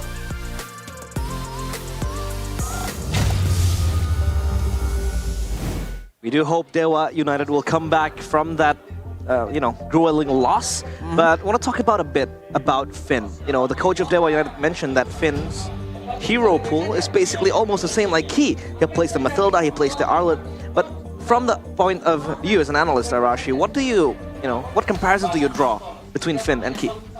Honestly, we have a very small sample size. We haven't seen a lot of Finn so far. Yeah. And by all means, right? I'm not saying, objectively speaking, Dewa hasn't been doing as well as Bigatron, so it's a bit of a one-sided type of matchup. So of course, it's easy to look cool when you're just dominating so hard, right? But when it comes to it, I feel like the aggressive mindset really shows here for Finn. It seems like it's a bit more aggressive compared to Key, but I think for now at least, Key can be a bit more flexible. And you know what else is flexible? I know what else is flexible. It is, of course, show it. The Samsung Z Fold and Flip series. Be the MVP of your game with Samsung Galaxy Z Fold 6 and Z Flip 6. Of course, you can level up your gaming experience with the Samsung Galaxy Z Fold 6. It also has the Snapdragon 8 Generation 3 for Galaxy processor that makes gaming smooth and lag-free. You can also experience a more massive and immersive gameplay on the 7.6-inch dynamic AMOLED 2X screen.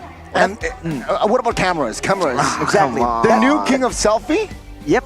Check it out. This is the flip, right? Yeah. The fold is great for gaming, but the flip, man, this is some nostalgia, man. Remember all the flip phones?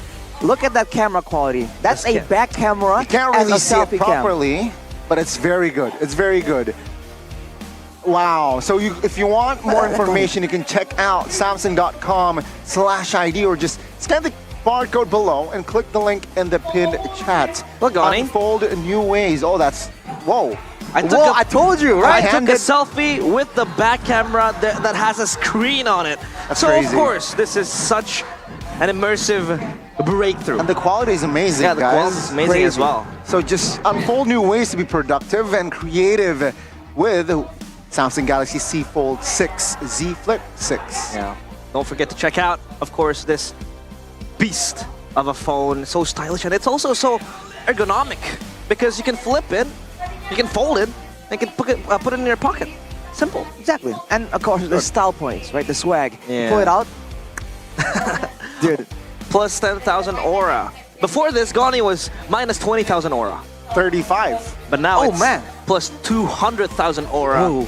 You're flashing me. But yeah, of course, we want to take it back to Bude Clara Mongstar up on stage. Take it away.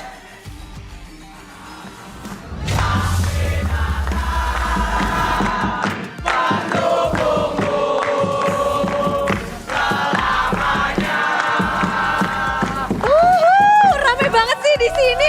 Bude kan jadi happy banget. Not rame banget anak Dewa.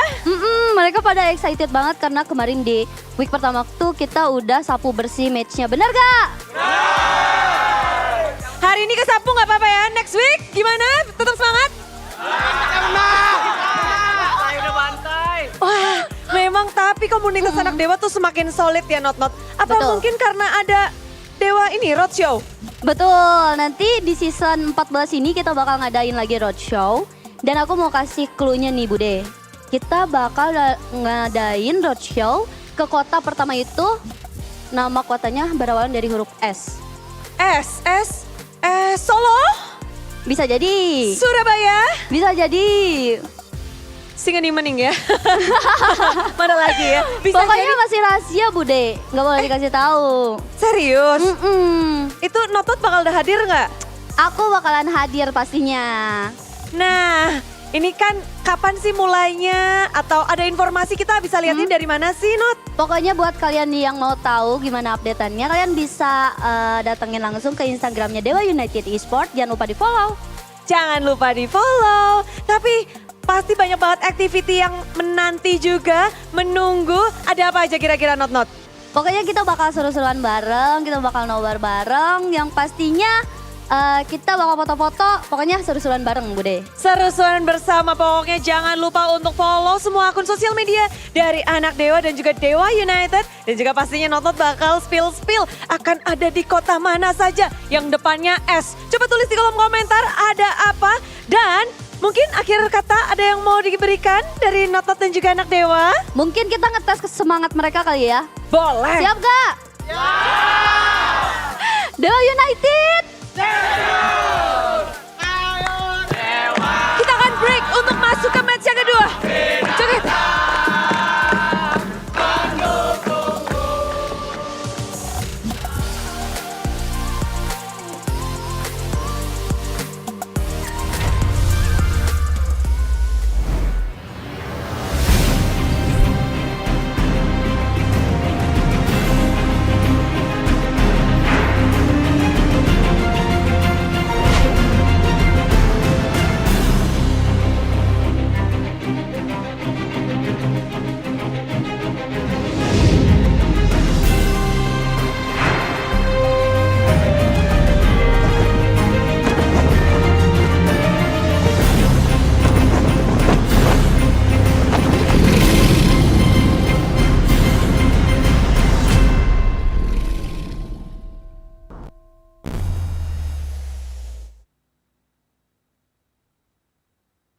Okay, nature boy, what's that bird then? It's a male finch. They give seeds to females in a bonding ritual.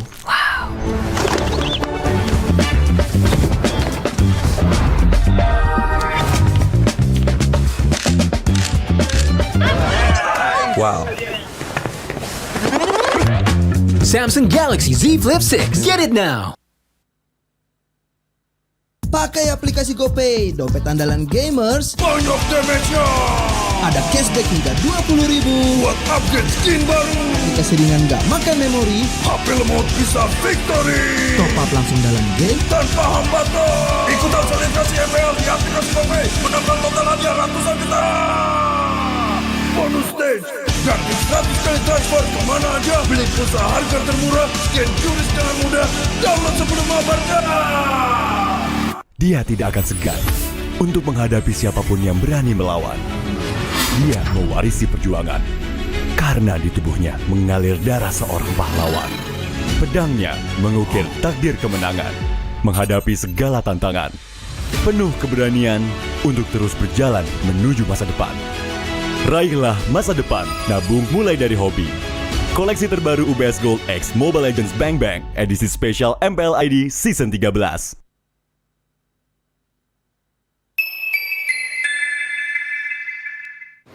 Main Mobile Legends memang seru. Mabar sama temen makin epic. Apalagi kalau double kill. Tropicana Double Crunch, es krim karamel dengan lapisan coklat yang tebal. Crunchy-nya double. Main bareng, makan bareng Tropicana Double Crunch. Double crunchy level dewa. Rasa ini Gatot kacau. Ih, tombe basah. Bro, move on ke Head and Shoulders. 100% pede, ketombe basah dan gatal. Wiped out. Dapetin edisi baru Gatot kaca di minimarket terdekat. Head and Shoulders. Ini Gatot, ini kaca. Mas Gatot, benerin kaca.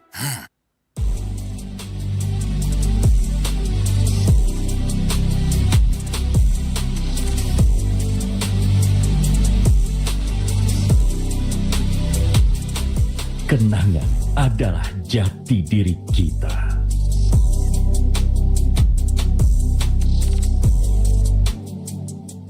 Kita adalah pejuang yang melangkah dengan penuh keyakinan, menghadapi dunia tanpa keraguan. Karena hidup adalah arena pertarungan. Kita adalah pejuang yang tak akan gentar oleh segala tantangan. Menghadapi lawan tanpa ketakutan. Karena kita terlahir untuk meraih kemenangan. Raihlah kemenangan dengan koleksi terbaru UBS Gold X Mobile Legends Bang Bang. Edisi spesial MPL ID Season 13. Saatnya nabung dari hobi bersama UBS Gold.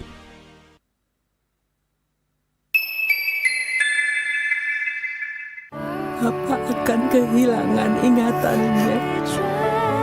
Masih inget ini, Pak? Sekecil apapun perhatian adalah kekuatan. Hidupkan momen kebersamaan. IndiHome.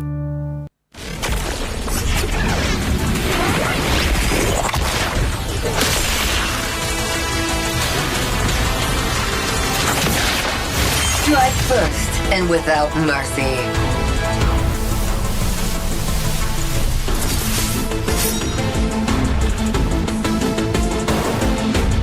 Where I tread, death follows. Enjoy your last breath. Deploying smoke. Going dark.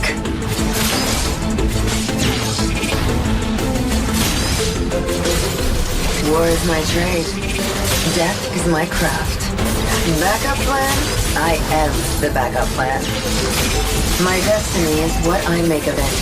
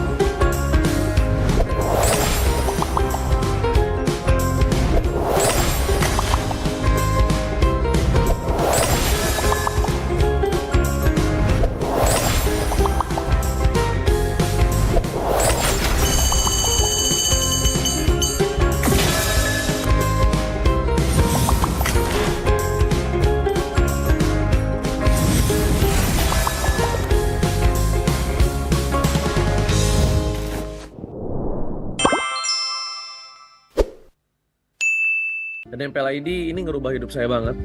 Pertama, gue bukan nobody lagi, tapi gue minus banget. Bahkan sampai bisa membelikan orang tua kendaraan untuk di Indonesia ini. Ya, kendaraan pribadi itu sangat penting. Rumah saya yang tadinya tiap hujan bocor, bahkan untuk berteduh sulit, tapi udah bisa normal. Saya bisa sekolahin adik saya bisa sekolah S1, saya bisa naikin umroh orang tua saya bisa umroh. Saya bahkan bertemu orang-orang besar buka MPL ID. Dan kalau ditanya, ya MPL ID udah gak bisa dipisahkan sama saya sebagai dari jati diri saya. Bahkan sampai saya keluar sana ya ketemu orang besar, ya saya diperkenalkan adalah salah satu caster. Saya kemarin di Arab, saya ketemu salah satu atas pertahanan yang kedutaan Indonesia yang ada di sana. Abang saya memperkenalkan ini salah satu caster nomor 1 di Indonesia. Jadi MPL ID udah part of my life lah. Setelah itu dalam namanya karakter develop selama caster, aku selalu belajar supaya bisa terus berkembang. Okay, Nature Boy, what's that bird then? It's a male finch. They give seeds to females in a bonding ritual.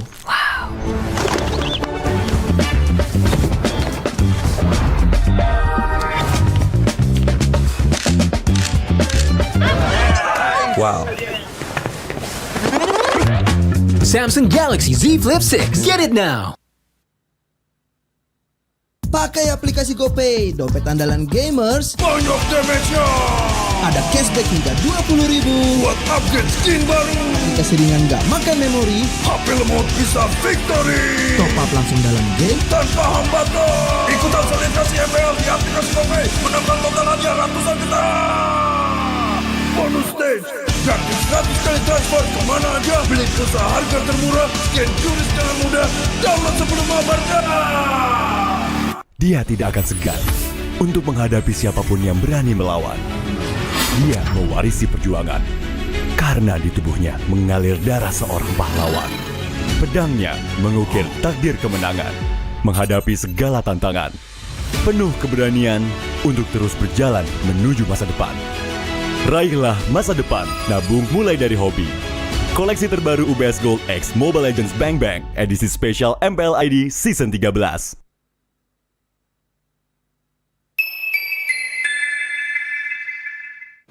Main Mobile Legends memang seru.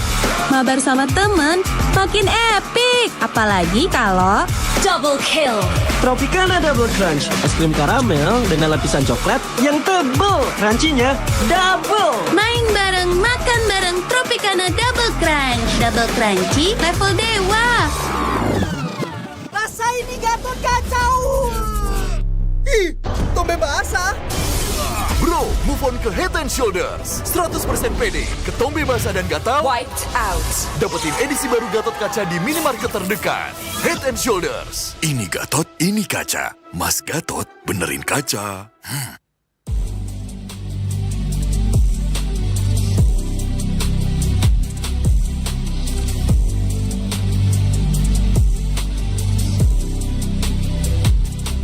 Kenangan adalah jati diri kita.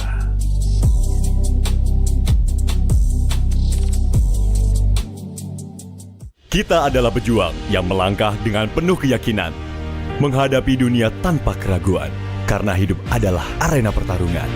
Kita adalah pejuang yang tak akan gentar oleh segala tantangan, menghadapi lawan tanpa ketakutan, karena kita terlahir untuk meraih kemenangan.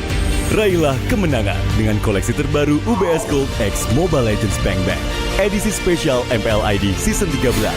Saatnya nabung dari hobi bersama UBS Gold.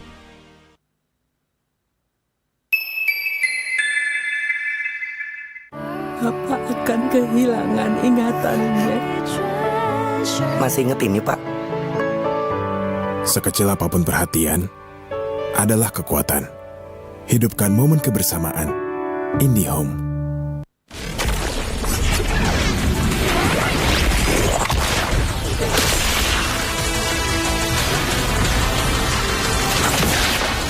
Strike first and without mercy.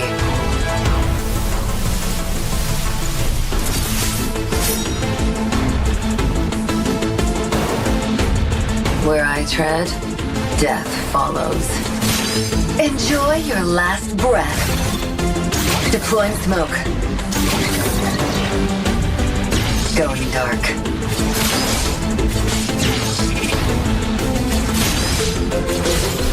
War is my trade. Death is my craft. Backup plan? I am the backup plan. My destiny is what I make of it.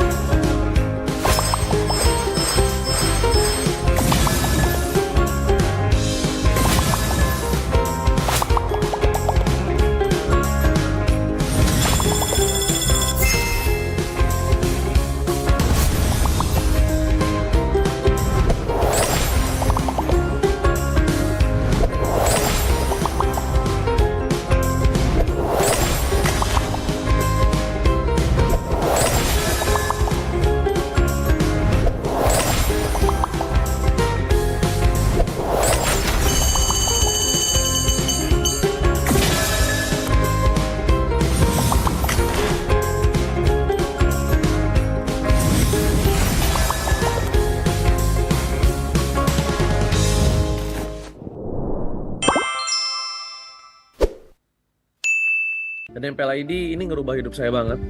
Pertama, gue bukan nobody lagi, tapi gue minus banget. Bahkan sampai bisa membelikan orang tua kendaraan untuk di Indonesia ini. Ya, kendaraan pribadi itu sangat penting. Rumah saya yang tadinya tiap hujan bocor, bahkan untuk berteduh sulit, tapi udah bisa normal. Saya bisa sekolahin adik saya bisa sekolah S1, saya bisa naikin umroh orang tua saya bisa umroh. Saya bahkan bertemu orang-orang besar buka MPL ID. Dan kalau ditanya, ya MPL ID udah nggak bisa dipisahkan sama saya sebagai dari jati diri saya. Bahkan sampai saya keluar sana ya ketemu orang besar, ya saya diperkenalkan adalah salah satu caster. Saya kemarin di Arab, saya ketemu salah satu atas pertahanan yang kedutaan Indonesia yang ada di sana. Abang saya memperkenalkan ini salah satu caster nomor 1 di Indonesia. Jadi MPL ID udah part of my life lah. Setelah itu dalam namanya karakter develop selama caster, aku selalu belajar supaya bisa terus berkembang. Okay, nature boy, what's that bird then? It's a male finch. They give seeds to females in a bonding ritual.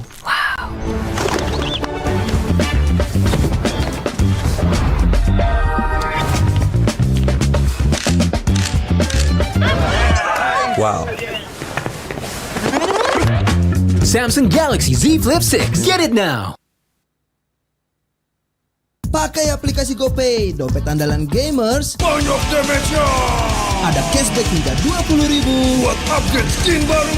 Dikasih ringan gak makan memori. HP lemot bisa victory. Top up langsung dalam game tanpa hambatan. Ikutan selebrasi MPL di aplikasi GoPay. Menangkan total hadiah ratusan juta. Bonus stage, gratis 100 kali transfer kemana aja. Beli pulsa harga termurah, scan juris dengan mudah. Download sebelum mabarkan. Dia tidak akan segan untuk menghadapi siapapun yang berani melawan. Dia mewarisi perjuangan karena di tubuhnya mengalir darah seorang pahlawan. Pedangnya mengukir takdir kemenangan, menghadapi segala tantangan.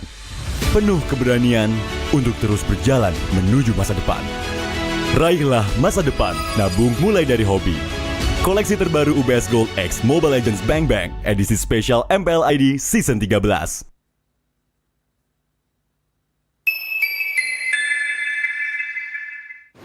Main Mobile Legends memang seru. Mabar sama temen makin epic. Apalagi kalau double kill. Tropicana Double Crunch, es krim karamel dengan lapisan coklat yang tebal. Crunchy-nya double. Main bareng, makan bareng Tropicana Double Crunch. Double crunchy level dewa. Rasa ini Gatot kacau. Ih, tombe basah. Bro, move on ke Head and Shoulders. 100% pede, ketombe basah dan gatal Wiped out. dapetin edisi baru Gatot Kaca di minimarket terdekat. Head and Shoulders. Ini Gatot, ini kaca. Mas Gatot, benerin kaca.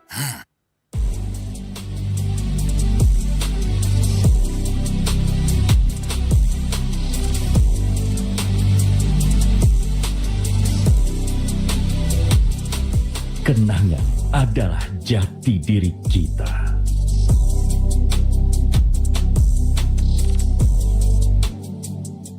Kita adalah pejuang yang melangkah dengan penuh keyakinan, menghadapi dunia tanpa keraguan, karena hidup adalah arena pertarungan. Kita adalah pejuang yang tak akan gentar oleh segala tantangan, menghadapi lawan tanpa ketakutan, karena kita terlahir untuk meraih kemenangan. Raihlah kemenangan dengan koleksi terbaru UBS Gold X Mobile Legends Bang Bang, edisi spesial MPL ID Season 13. Saatnya nabung dari hobi bersama UBS Gold.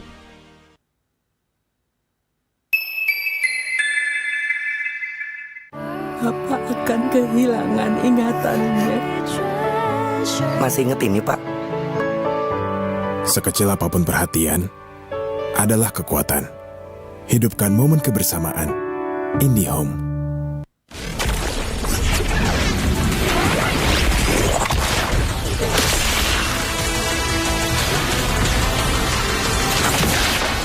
Strike first and without mercy.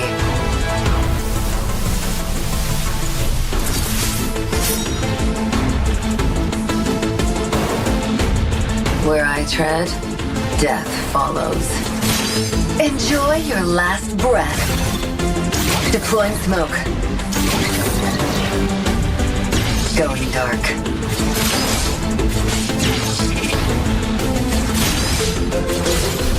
War is my trade.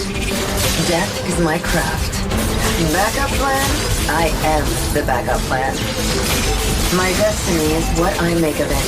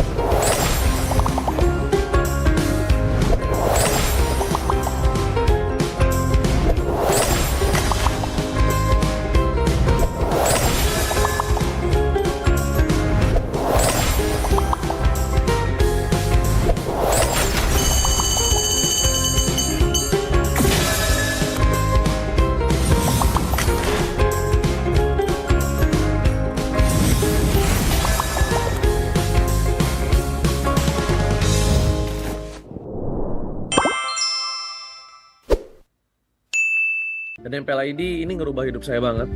Pertama, gue bukan nobody lagi, tapi gue minus banget.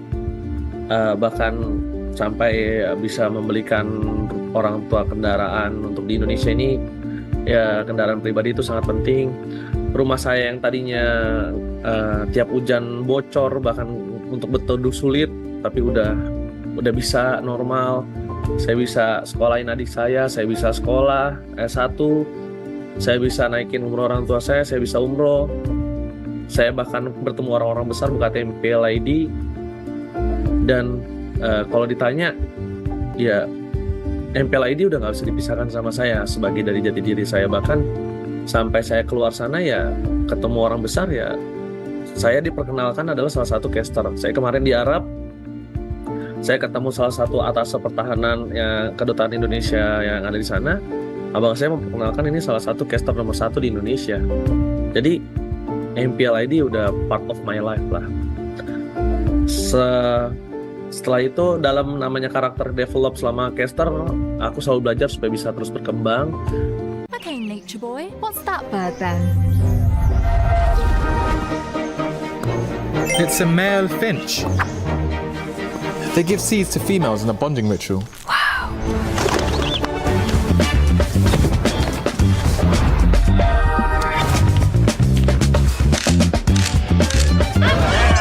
Wow.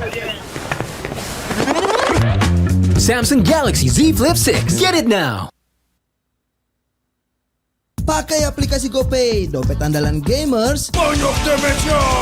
Ada cashback hingga 20.000 buat upgrade skin baru. Aplikasi ringan gak makan memori. HP lemot bisa victory. Top up langsung dalam game tanpa hambatan. Ikutan selebrasi MPL di aplikasi GoPay. Menambah total hadiah ratusan juta.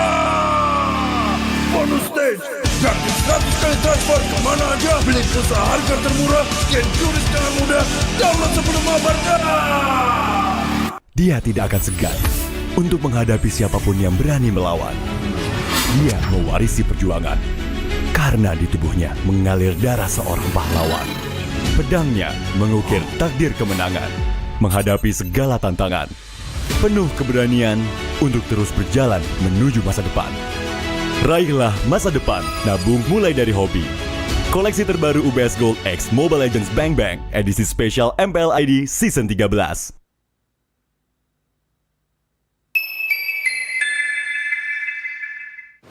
Main Mobile Legends memang seru.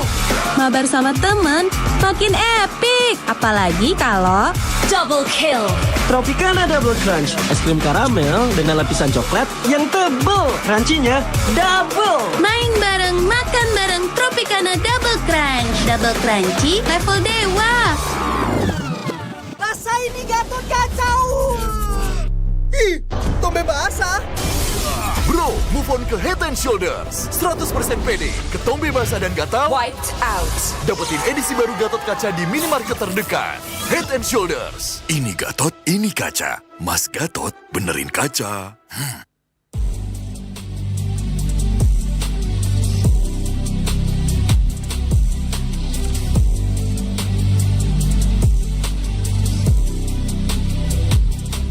Kenangan adalah jati diri kita.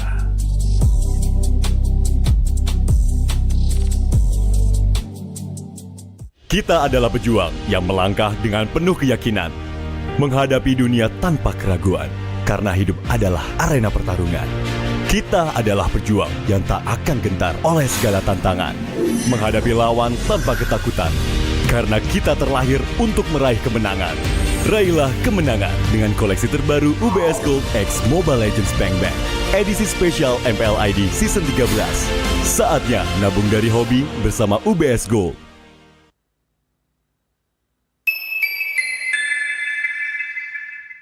Papa akan kehilangan ingatannya. Masih inget ini, Pak? Sekecil apapun perhatian adalah kekuatan. Hidupkan momen kebersamaan. IndiHome.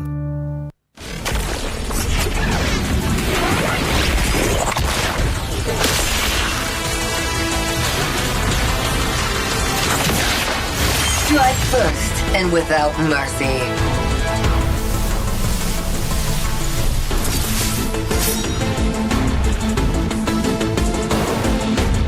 Where I tread, death follows.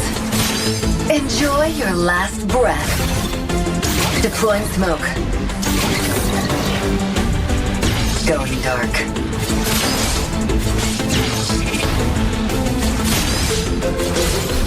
War is my trade. Death is my craft. Backup plan? I am the backup plan. My destiny is what I make of it.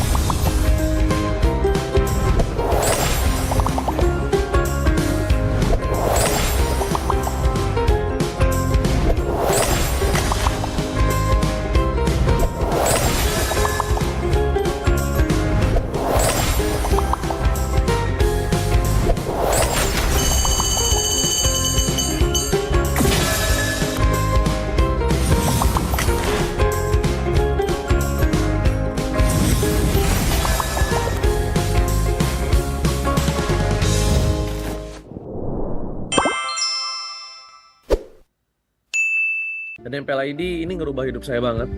Pertama, gue bukan nobody lagi, tapi gue minus banget. Bahkan sampai bisa membelikan orang tua kendaraan untuk di Indonesia ini, ya kendaraan pribadi itu sangat penting.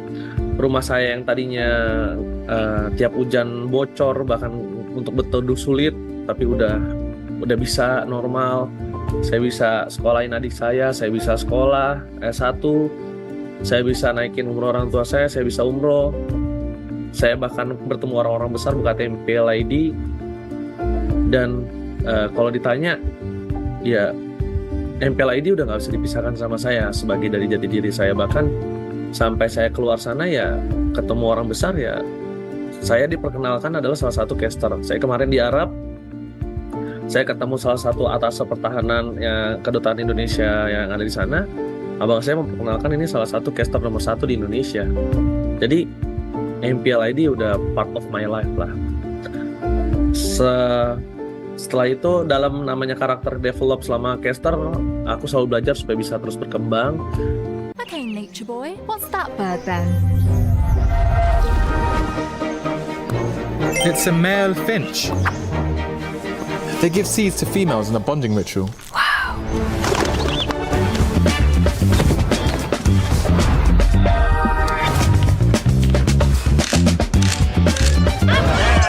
Wow. Samsung Galaxy Z Flip 6. Get it now. Pakai aplikasi GoPay, dompet andalan gamers. Banyak damage-nya. Ada cashback hingga 20.000 buat upgrade skin baru. Aplikasi ringan gak makan memori. HP lemot bisa victory. Top up langsung dalam game tanpa hambatan. Ikutan selebrasi MPL di aplikasi GoPay. Menambah total hadiah ratusan juta. Bonus stage. Gratis 100 kali transfer kemana aja. Beli pulsa harga termurah. Scan QRIS dengan mudah. Download sebelum mabarkan. Dia tidak akan segan untuk menghadapi siapapun yang berani melawan. Dia mewarisi perjuangan karena di tubuhnya mengalir darah seorang pahlawan. Pedangnya mengukir takdir kemenangan, menghadapi segala tantangan. Penuh keberanian untuk terus berjalan menuju masa depan. Raihlah masa depan, nabung mulai dari hobi. Koleksi terbaru UBS Gold X Mobile Legends Bang Bang, edisi spesial MPL ID Season 13.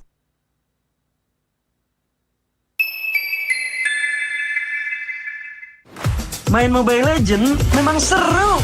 Mabar sama temen makin epic. Apalagi kalau double kill. Tropicana Double Crunch, es krim karamel dengan lapisan coklat yang tebal. Crunchy-nya double. Main bareng, makan bareng Tropicana Double Crunch. Double crunchy level dewa. Rasa ini Gatot kacau. Ih, tombe basah. Bro, move on ke Head and Shoulders. 100% pede, ketombe basah dan gatal Wiped out. dapetin edisi baru Gatot Kaca di minimarket terdekat. Head and Shoulders. Ini Gatot, ini kaca. Mas Gatot, benerin kaca.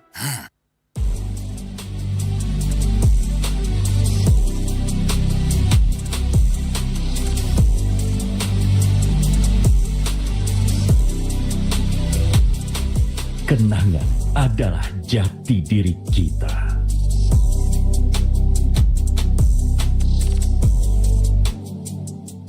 Kita adalah pejuang yang melangkah dengan penuh keyakinan, menghadapi dunia tanpa keraguan, karena hidup adalah arena pertarungan. Kita adalah pejuang yang tak akan gentar oleh segala tantangan, menghadapi lawan tanpa ketakutan, karena kita terlahir untuk meraih kemenangan. Raihlah kemenangan dengan koleksi terbaru UBS Gold X Mobile Legends Bang Bang, edisi spesial MPL ID Season 13. Saatnya nabung dari hobi bersama UBS Gold.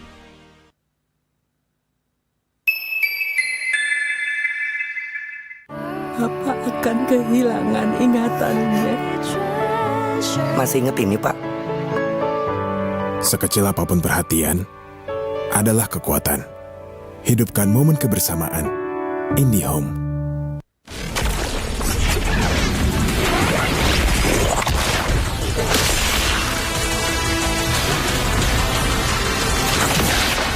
Strike first and without mercy.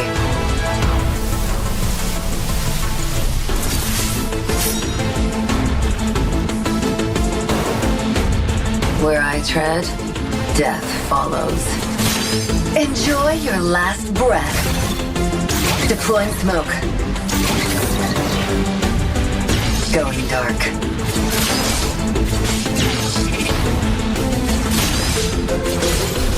War is my trade. Death is my craft. Backup plan? I am the backup plan. My destiny is what I make of it.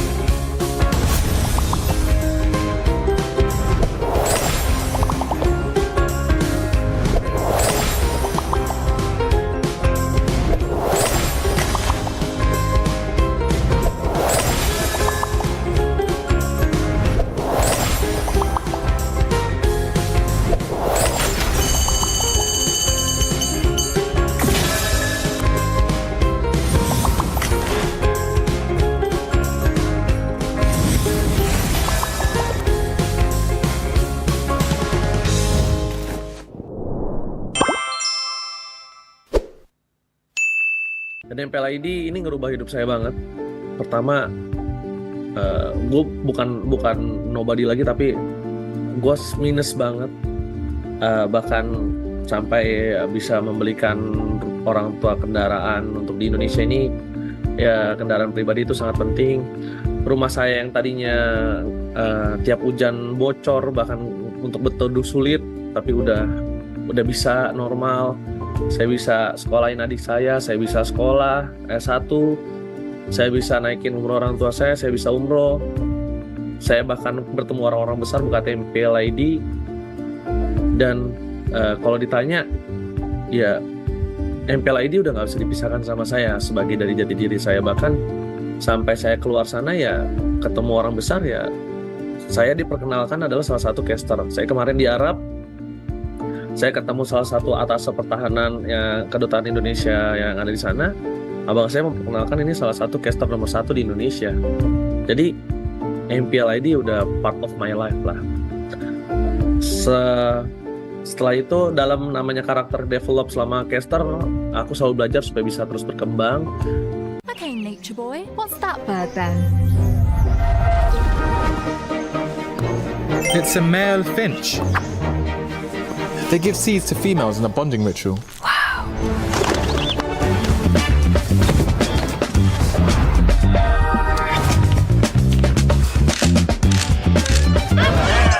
Wow. Samsung Galaxy Z Flip 6. Get it now.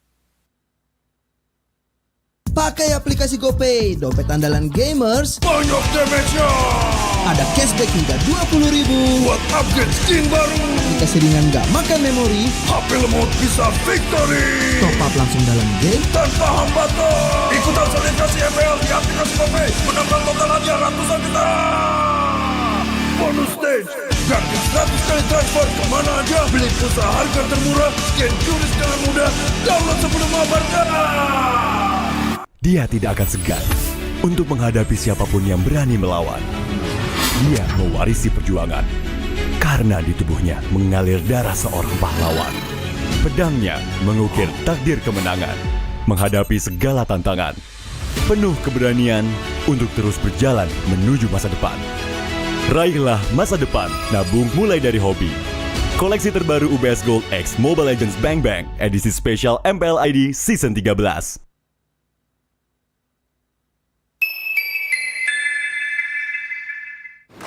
Main Mobile Legends memang seru.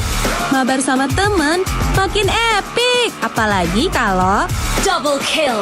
Tropicana Double Crunch, es krim karamel dengan lapisan coklat yang tebal. Crunchy-nya double. Main bareng, makan bareng Tropicana Double Crunch. Double crunchy level dewa. Rasa ini Gatot kacau. Ih, Tombe basah. Bro, move on ke Head and Shoulders. 100% pede, ketombe basah dan gatal wiped out. Dapetin edisi baru Gatot Kaca di minimarket terdekat. Head and Shoulders. Ini Gatot, ini kaca. Mas Gatot, benerin kaca.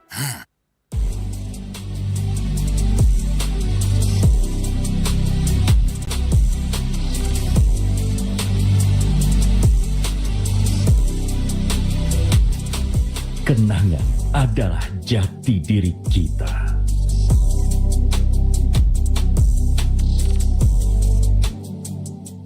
Kita adalah pejuang yang melangkah dengan penuh keyakinan, menghadapi dunia tanpa keraguan, karena hidup adalah arena pertarungan.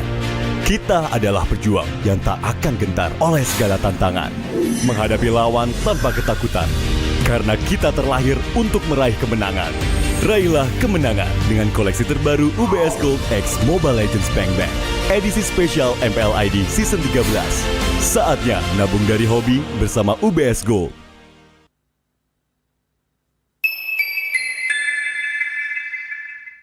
Apa akan kehilangan ingatannya? Masih inget ini, Pak? Sekecil apapun perhatian, adalah kekuatan. Hidupkan momen kebersamaan. IndiHome.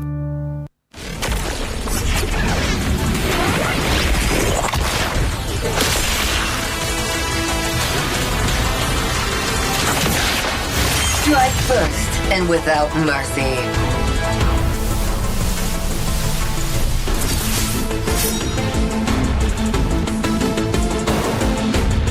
Where I tread, death follows. Enjoy your last breath. Deploying smoke. Going dark.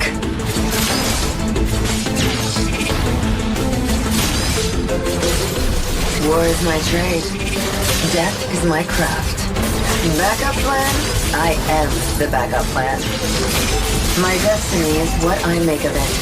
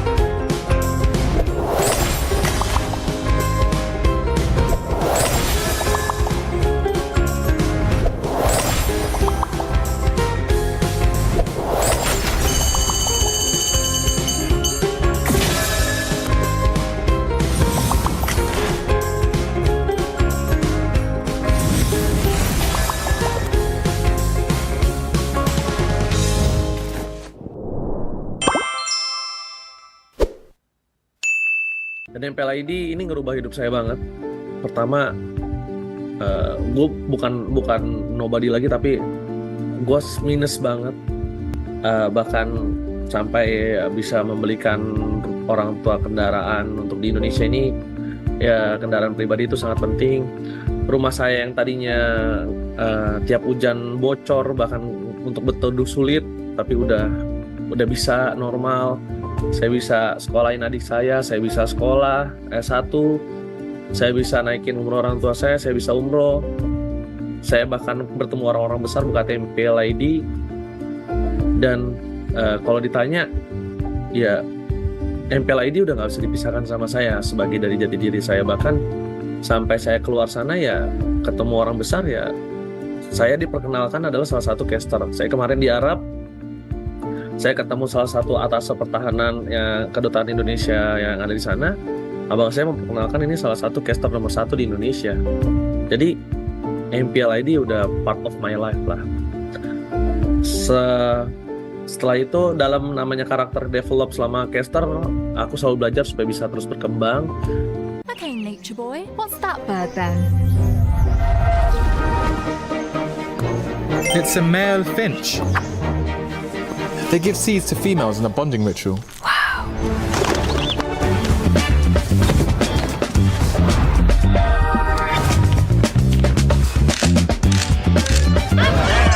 Wow. Samsung Galaxy Z Flip 6. Get it now. Pakai aplikasi GoPay, dompet andalan gamers. Banyak damage-nya.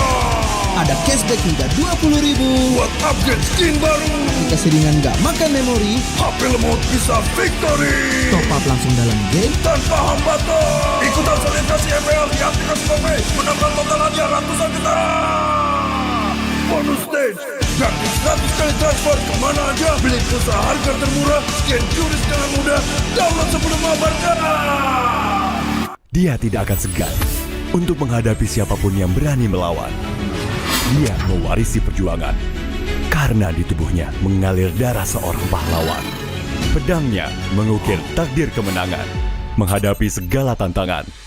Penuh keberanian untuk terus berjalan menuju masa depan. Raihlah masa depan, nabung mulai dari hobi.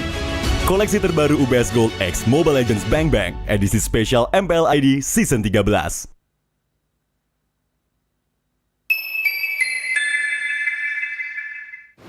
Main Mobile Legends memang seru. Mabar sama temen makin epic. Apalagi kalau double kill. Tropicana Double Crunch, es krim karamel dengan lapisan coklat yang tebal. Crunchy-nya double. Main bareng, makan bareng Tropicana Double Crunch. Double crunchy level dewa. Rasa ini Gatot kacau. Ih, tombe basah. Bro, move on ke Head and Shoulders. 100% pede, ketombe basah dan gatal wiped out. Dapetin edisi baru Gatot Kaca di minimarket terdekat. Head and Shoulders. Ini Gatot, ini kaca. Mas Gatot, benerin kaca.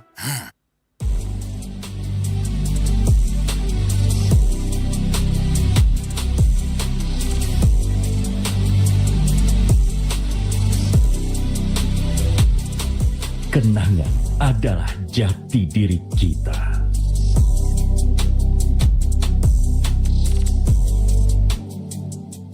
Kita adalah pejuang yang melangkah dengan penuh keyakinan, menghadapi dunia tanpa keraguan, karena hidup adalah arena pertarungan. Kita adalah pejuang yang tak akan gentar oleh segala tantangan, menghadapi lawan tanpa ketakutan, karena kita terlahir untuk meraih kemenangan. Raihlah kemenangan dengan koleksi terbaru UBS Gold X Mobile Legends Bang Bang edisi spesial MPL ID Season 13. Saatnya nabung dari hobi bersama UBS Gold.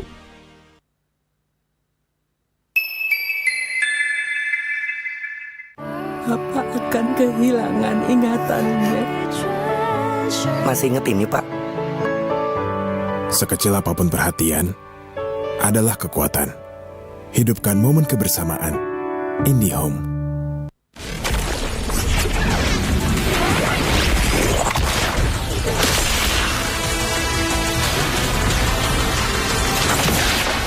Strike first and without mercy.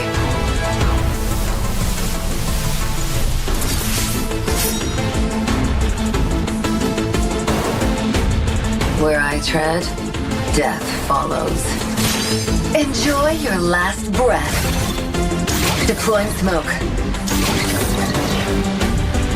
Going dark.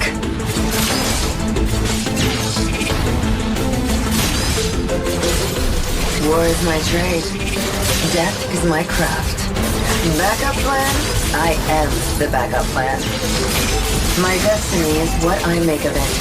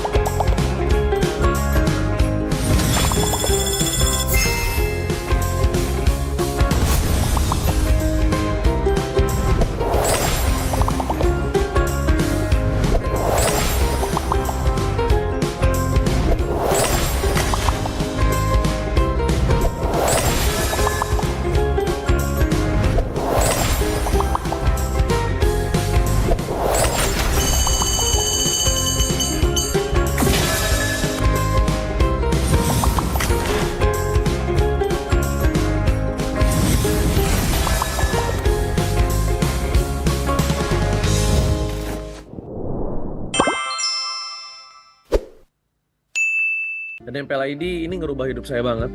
Pertama, gue bukan nobody lagi, tapi gue minus banget. Bahkan sampai bisa membelikan orang tua kendaraan untuk di Indonesia ini, ya kendaraan pribadi itu sangat penting.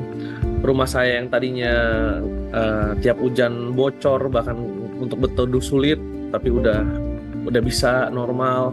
Saya bisa sekolahin adik saya bisa sekolah S1, saya bisa naikin umur orang tua saya bisa umroh, saya bahkan bertemu orang-orang besar buka MPL ID.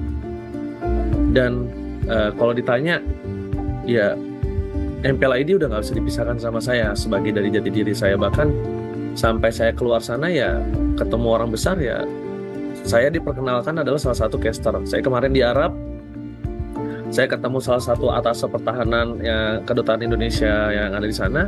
Abang saya memperkenalkan ini salah satu caster nomor 1 di Indonesia. Jadi MPL ID udah part of my life lah. Setelah itu dalam namanya karakter develop selama caster, aku selalu belajar supaya bisa terus berkembang. Okay, nature boy, what's that bird then?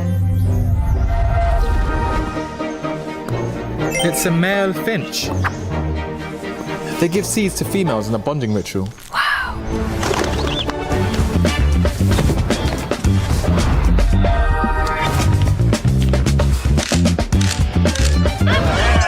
Wow.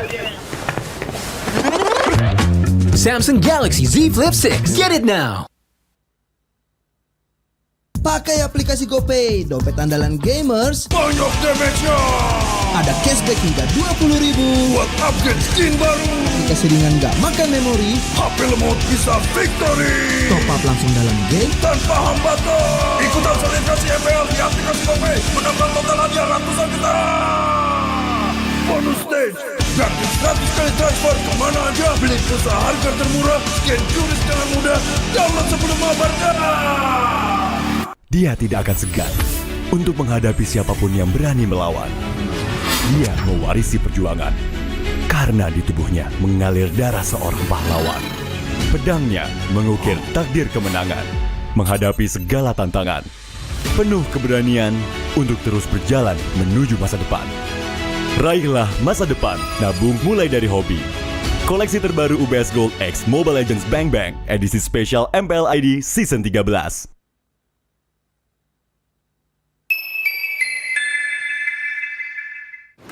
Main Mobile Legends memang seru. Mabar sama temen makin epic. Apalagi kalau double kill. Tropicana Double Crunch, es krim karamel dengan lapisan coklat yang tebal. Crunchy-nya double. Main bareng, makan bareng Tropicana Double Crunch. Double crunchy level dewa. Rasa ini Gatot kacau. Ih, tombé basah. Bro, move on ke Head and Shoulders. 100% pede, ketombe basah dan gatal Wiped out. dapetin edisi baru Gatot Kaca di minimarket terdekat. Head and Shoulders. Ini Gatot, ini kaca. Mas Gatot, benerin kaca.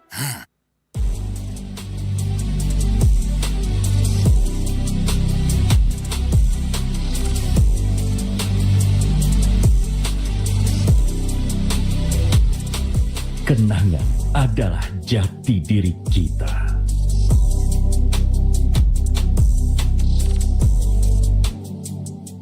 Kita adalah pejuang yang melangkah dengan penuh keyakinan, menghadapi dunia tanpa keraguan, karena hidup adalah arena pertarungan.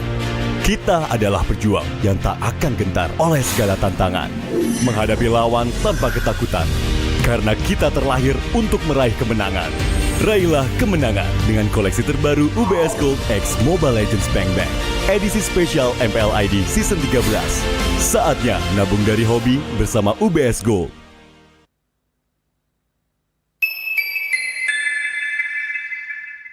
Apa akan kehilangan ingatannya?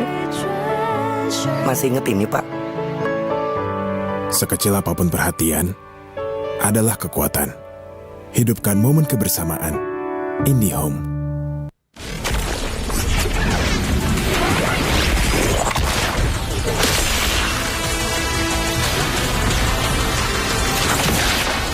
Strike first and without mercy.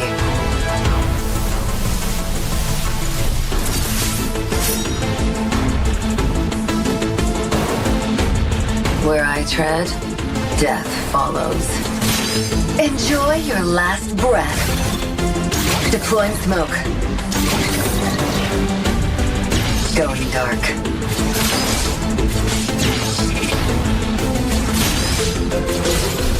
War is my trade. Death is my craft. Backup plan? I am the backup plan. My destiny is what I make of it.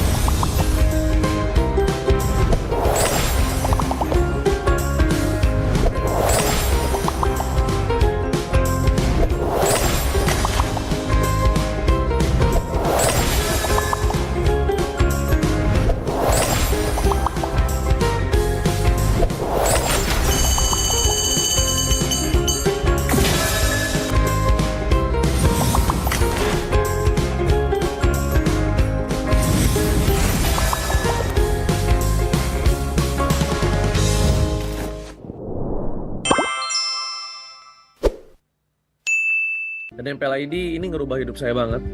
Pertama, gue bukan nobody lagi, tapi gue minus banget. Bahkan sampai bisa membelikan orang tua kendaraan untuk di Indonesia ini. Ya, kendaraan pribadi itu sangat penting. Rumah saya yang tadinya tiap hujan bocor, bahkan untuk berteduh sulit, tapi udah bisa normal. Saya bisa sekolahin adik saya bisa sekolah S1, saya bisa naikin umroh orang tua saya bisa umroh. Saya bahkan bertemu orang-orang besar buka MPL ID. Dan kalau ditanya, ya MPL ID udah gak bisa dipisahkan sama saya sebagai dari jati diri saya. Bahkan sampai saya keluar sana ya ketemu orang besar, ya saya diperkenalkan adalah salah satu caster. Saya kemarin di Arab, saya ketemu salah satu atas pertahanan kedutaan Indonesia yang ada di sana. Abang saya memperkenalkan ini salah satu caster nomor 1 di Indonesia. Jadi MPL ID udah part of my life lah. Setelah itu dalam namanya karakter develop selama caster, aku selalu belajar supaya bisa terus berkembang. Okay, nature boy, what's that bird then? It's a male finch. They give seeds to females in a bonding ritual.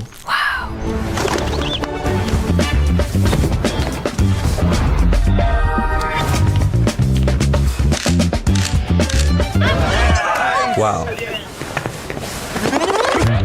Samsung Galaxy Z Flip 6. Get it now. Pakai aplikasi GoPay, dompet andalan gamers. Banyak damage-nya.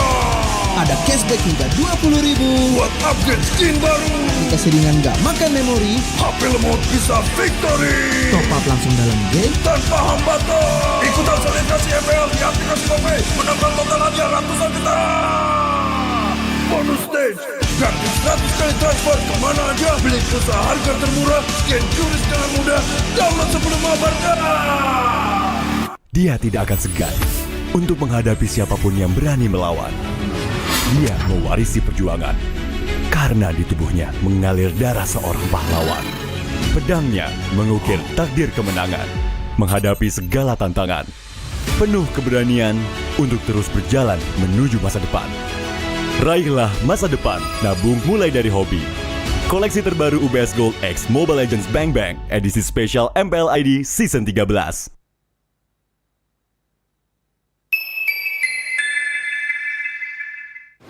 Main Mobile Legends memang seru. Mabar sama temen makin epic. Apalagi kalau double kill. Tropicana Double Crunch, es krim karamel dengan lapisan coklat yang tebal. Crunchy-nya double. Main bareng, makan bareng Tropicana Double Crunch. Double crunchy level dewa. Rasa ini Gatot kacau. Ih, tombé basah. Bro, move on ke Head and Shoulders. 100% pede, ketombe basah dan gatal wiped out. Dapetin edisi baru Gatot Kaca di minimarket terdekat. Head and Shoulders. Ini Gatot, ini kaca. Mas Gatot, benerin kaca.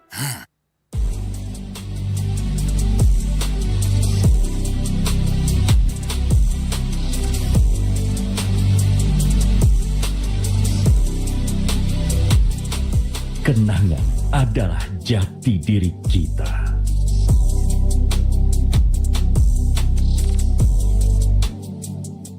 Kita adalah pejuang yang melangkah dengan penuh keyakinan, menghadapi dunia tanpa keraguan, karena hidup adalah arena pertarungan. Kita adalah pejuang yang tak akan gentar oleh segala tantangan, menghadapi lawan tanpa ketakutan, karena kita terlahir untuk meraih kemenangan. Raihlah kemenangan dengan koleksi terbaru UBS Gold X Mobile Legends Bang Bang, edisi spesial MPL ID Season 13. Saatnya nabung dari hobi bersama UBS Gold.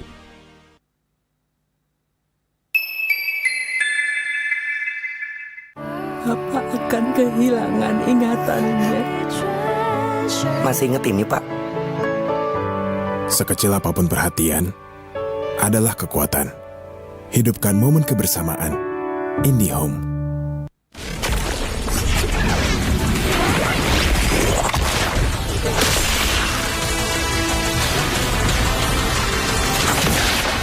Strike first and without mercy.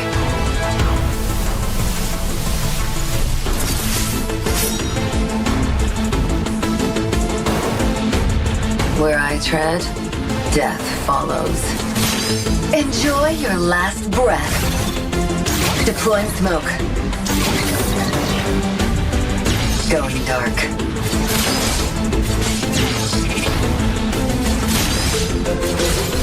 War is my trade. Death is my craft. Backup plan? I am the backup plan. My destiny is what I make of it.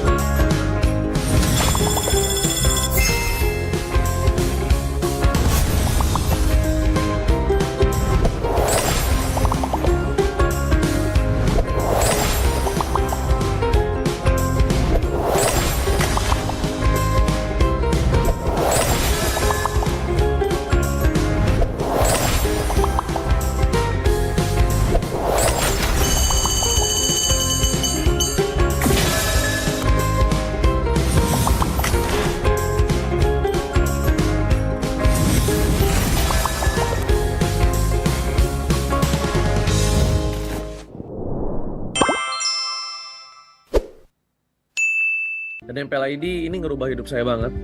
Pertama, gue bukan nobody lagi, tapi gue minus banget.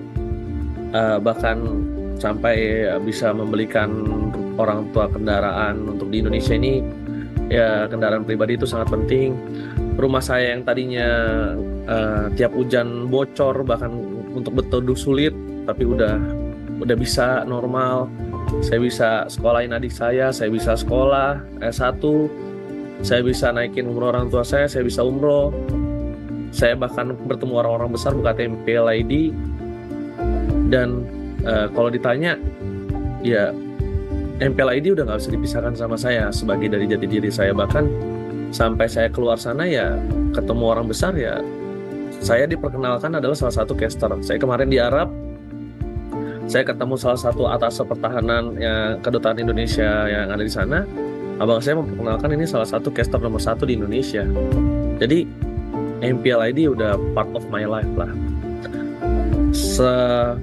Setelah itu dalam namanya karakter develop selama caster, aku selalu belajar supaya bisa terus berkembang. Okay, nature boy, what's that bird then? It's a male finch.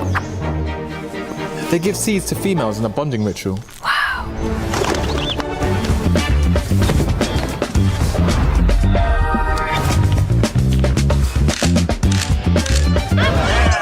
Wow.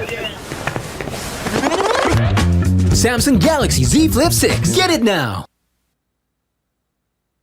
Pakai aplikasi GoPay, dompet andalan gamers. Banyak damage-nya. Ada cashback hingga 20.000 buat upgrade skin baru.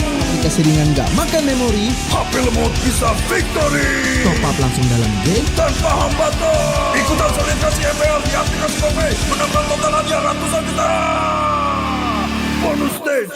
Gratis 100 kali transfer kemana aja. Beli pulsa harga termurah. Scan juris dengan mudah. Download sebelum mabarkan. Dia tidak akan segan untuk menghadapi siapapun yang berani melawan. Dia mewarisi perjuangan karena di tubuhnya mengalir darah seorang pahlawan.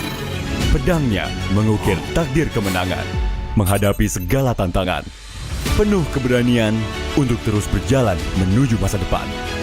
Raihlah masa depan, nabung mulai dari hobi. Koleksi terbaru UBS Gold X Mobile Legends Bang Bang, edisi spesial MPL ID Season 13.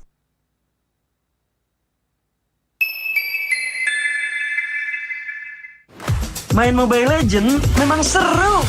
Mabar sama temen makin epic. Apalagi kalau double kill. Tropicana Double Crunch, es krim karamel dengan lapisan coklat yang tebal. Crunchy-nya double. Main bareng, makan bareng Tropicana Double Crunch. Double crunchy level dewa. Rasa ini Gatot kacau. Ih, tombe basah. Bro, move on ke Head and Shoulders. 100% pede, ketombe basah dan gatal wiped out. Dapetin edisi baru Gatot Kaca di minimarket terdekat. Head and Shoulders. Ini Gatot, ini kaca. Mas Gatot, benerin kaca.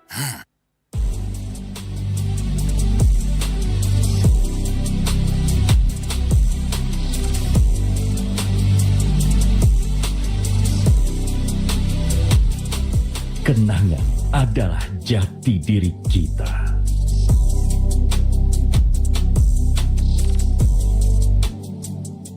Kita adalah pejuang yang melangkah dengan penuh keyakinan, menghadapi dunia tanpa keraguan, karena hidup adalah arena pertarungan. Kita adalah pejuang yang tak akan gentar oleh segala tantangan, menghadapi lawan tanpa ketakutan, karena kita terlahir untuk meraih kemenangan. Raihlah kemenangan dengan koleksi terbaru UBS Gold X Mobile Legends Bang Bang, edisi spesial MPL ID Season 13. Saatnya nabung dari hobi bersama UBS Gold.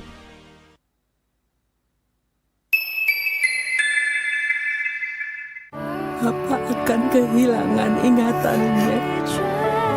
Masih inget ini, Pak? Sekecil apapun perhatian adalah kekuatan. Hidupkan momen kebersamaan. IndiHome.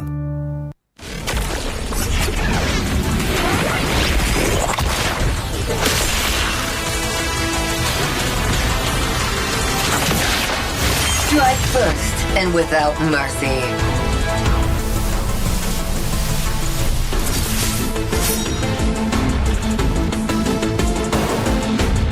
Where I tread, death follows. Enjoy your last breath. Deploying smoke. Going dark.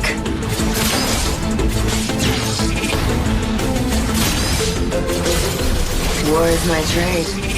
Death is my craft. Backup plan? I am the backup plan. My destiny is what I make of it.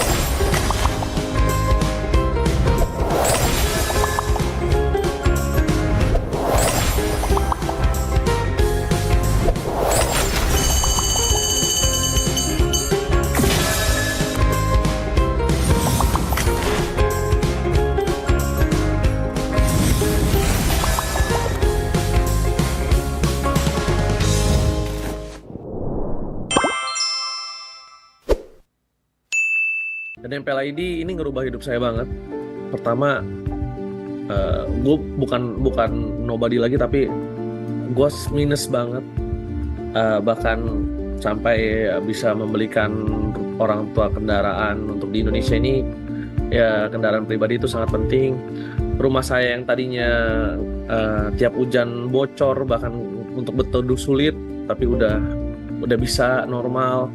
Saya bisa sekolahin adik saya bisa sekolah S1, saya bisa naikin umroh orang tua saya bisa umroh.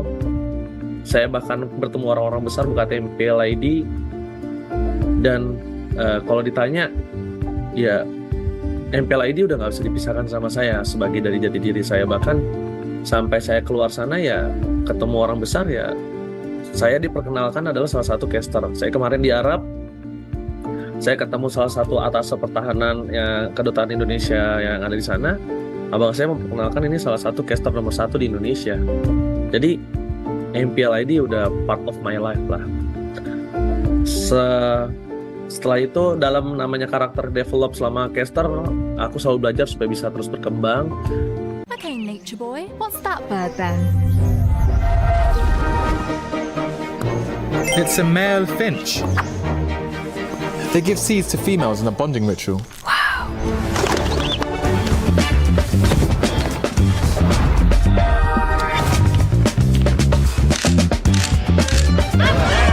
Wow.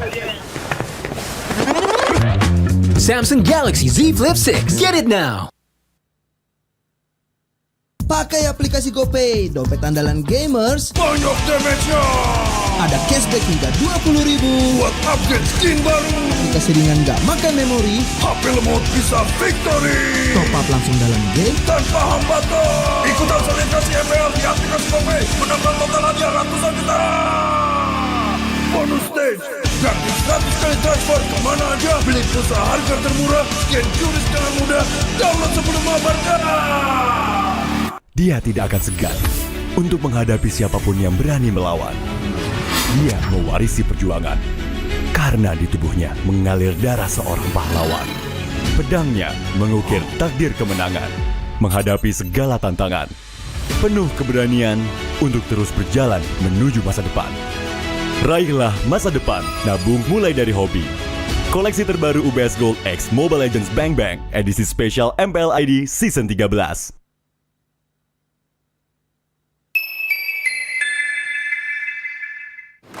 Main Mobile Legends memang seru. Mabar sama temen makin epic. Apalagi kalau double kill. Tropicana Double Crunch, es krim karamel dengan lapisan coklat yang tebal. Crunchy-nya double. Main bareng, makan bareng Tropicana Double Crunch. Double crunchy level dewa. Rasa ini Gatot kacau. Ih, tombé basah. Bro, move on ke Head and Shoulders. 100% pede, ketombe basah dan gatal Wiped out. dapetin edisi baru Gatot Kaca di minimarket terdekat. Head and Shoulders. Ini Gatot, ini kaca. Mas Gatot, benerin kaca.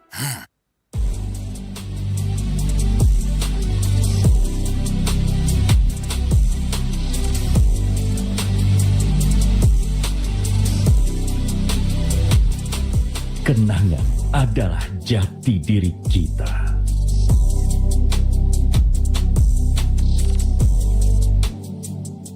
Kita adalah pejuang yang melangkah dengan penuh keyakinan, menghadapi dunia tanpa keraguan, karena hidup adalah arena pertarungan. Kita adalah pejuang yang tak akan gentar oleh segala tantangan, menghadapi lawan tanpa ketakutan, karena kita terlahir untuk meraih kemenangan. Raihlah kemenangan dengan koleksi terbaru UBS Gold X Mobile Legends Bang Bang, edisi spesial MPL ID Season 13. Saatnya nabung dari hobi bersama UBS Gold.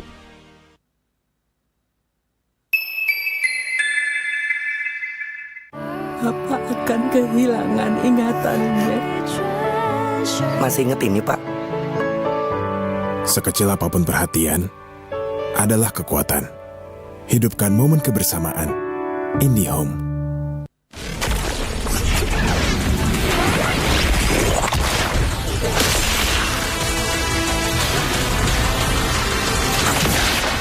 Strike first and without mercy.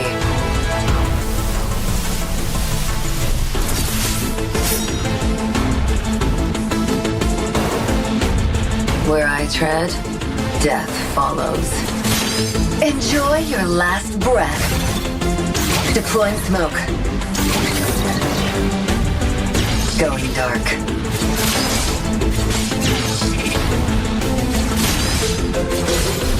War is my trade. Death is my craft. Backup plan? I am the backup plan. My destiny is what I make of it.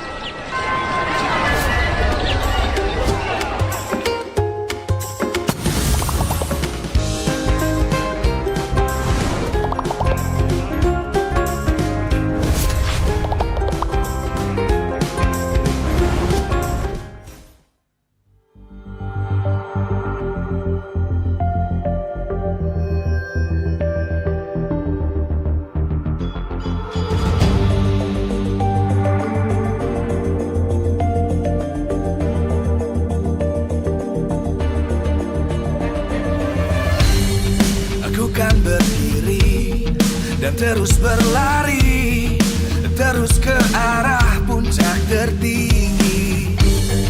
Ku takkan berhenti, hanya sampai di sini.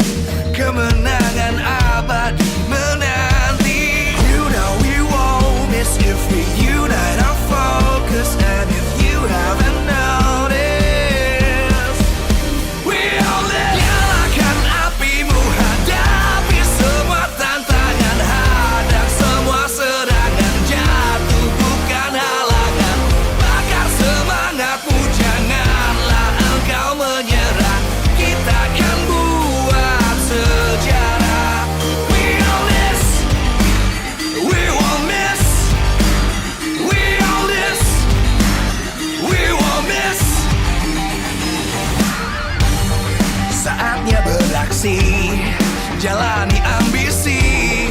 Aku kan menyawakan hari ini. You know we won't miss if we unite our focus. And if you haven't noticed, we all live. Nyalakan apimu, hadapi semua tantangan, hadang semua serangan, jatuh bukan halangan.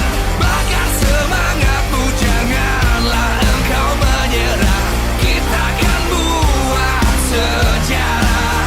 We all this, we won't miss. We all this, we won't miss.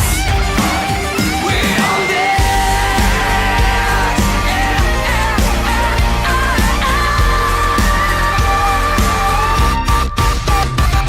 Nyalakan apimu, hadapi semua tantangan, hadang semua serangan, jatuh bukan halangan. Bakar semangatmu, janganlah engkau menyerah. Kita akan buat sejarah. We all this.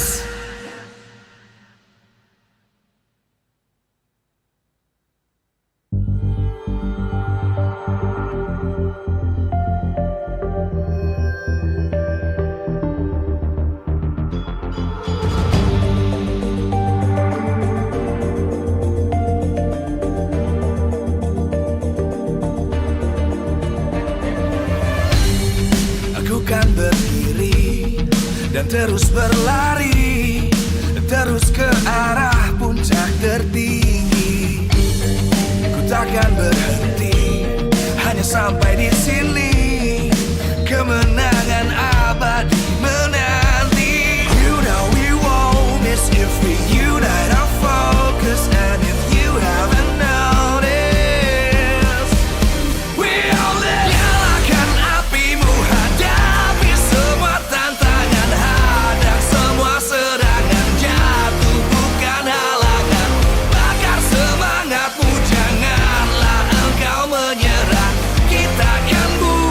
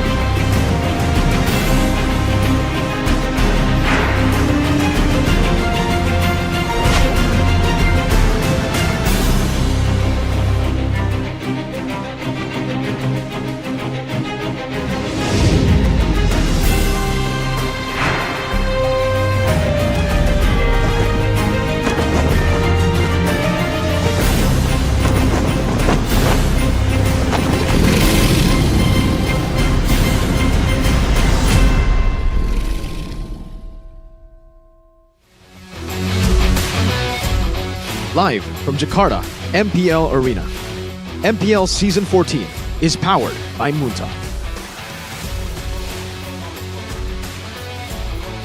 Presented by our official tournament smartphone, Samsung Galaxy. Official e-wallet, GoPay. Official destination for gaming and esports, Hidea. Official gold partner, UBS Gold. We own this.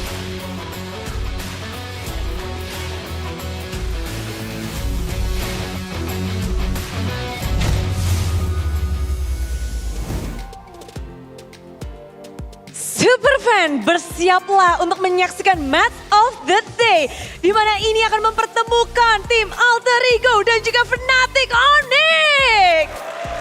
Best of 3 series, mereka akan berhadapan satu sama lain, memberikan yang mereka miliki. Dan kita tahu betul bahwa kerajaan dari Raja Langit sedang tergoyahkan dengan kekalahan mereka hari yang kemarin. Dan tentu di sini Alter Ego ingin mendapatkan kesempatan itu pula. Namun hasil tidak baik pun mereka dapatkan kemarin.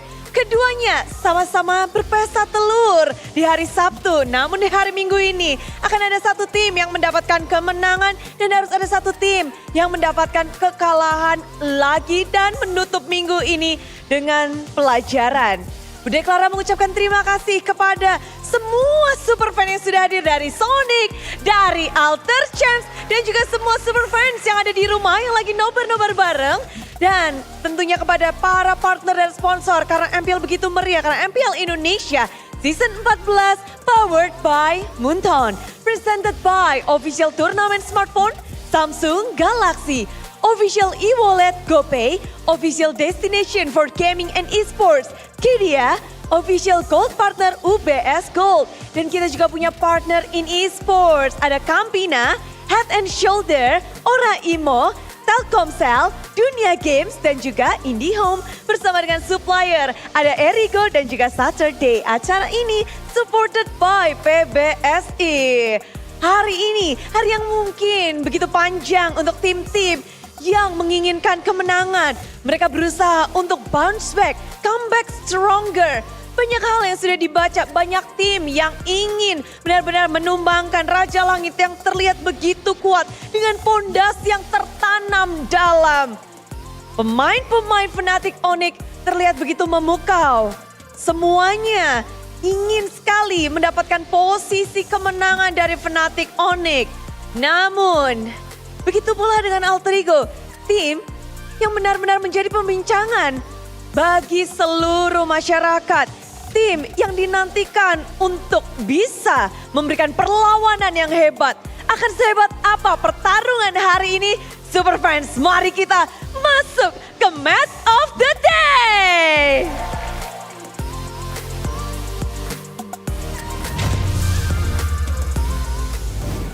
You heard it right, Match of the Day starts now. Welcome back to MPL ID Season 14. Still with me, Realize and Gani and Arashi. We are ready to uphold the Match of the Day, which is going to be Fnatic Onyx against Alter Ego Esports. Of course, to my right and myself as well, we had to kind of swallow that bitter pill of losing to this guy's team yesterday, which was RRQ. They were able to topple down Fnatic Onyx 2-2-0, winning the Royal Derby. How do you feel, Gani, heading into today, in which this could maybe become a chaotic match? I gotta say it's stimulating, right? Because for the past 4 seasons, it's been Onyx. But now, they're... Gani? In a way, in a sense, they can somehow catch up to Onyx gameplay and whatnot. So, as a fan, and I love Mobile Legends, seeing, finally we have a good season where it's so competitive. Yeah. I'm all for it, man. Like we said in the previous match, but before that, we want to update you guys with the new schedule of MPL ID Season 14, starting from week number 3. For Saturday and Sunday matches, we will all start in the new schedule, so we are going to go a little bit backwards for the starting time, ending match number 3 in approximately 9:30? I'm not good with clocks. I'm not good with clocks. Here. 30 minutes to 9. We're gonna start things earlier, around 45 minutes. Right? It's 15:30. Usually you start the draft for match 1, but we will start around. Yeah, we will start earlier, 45 minutes earlier.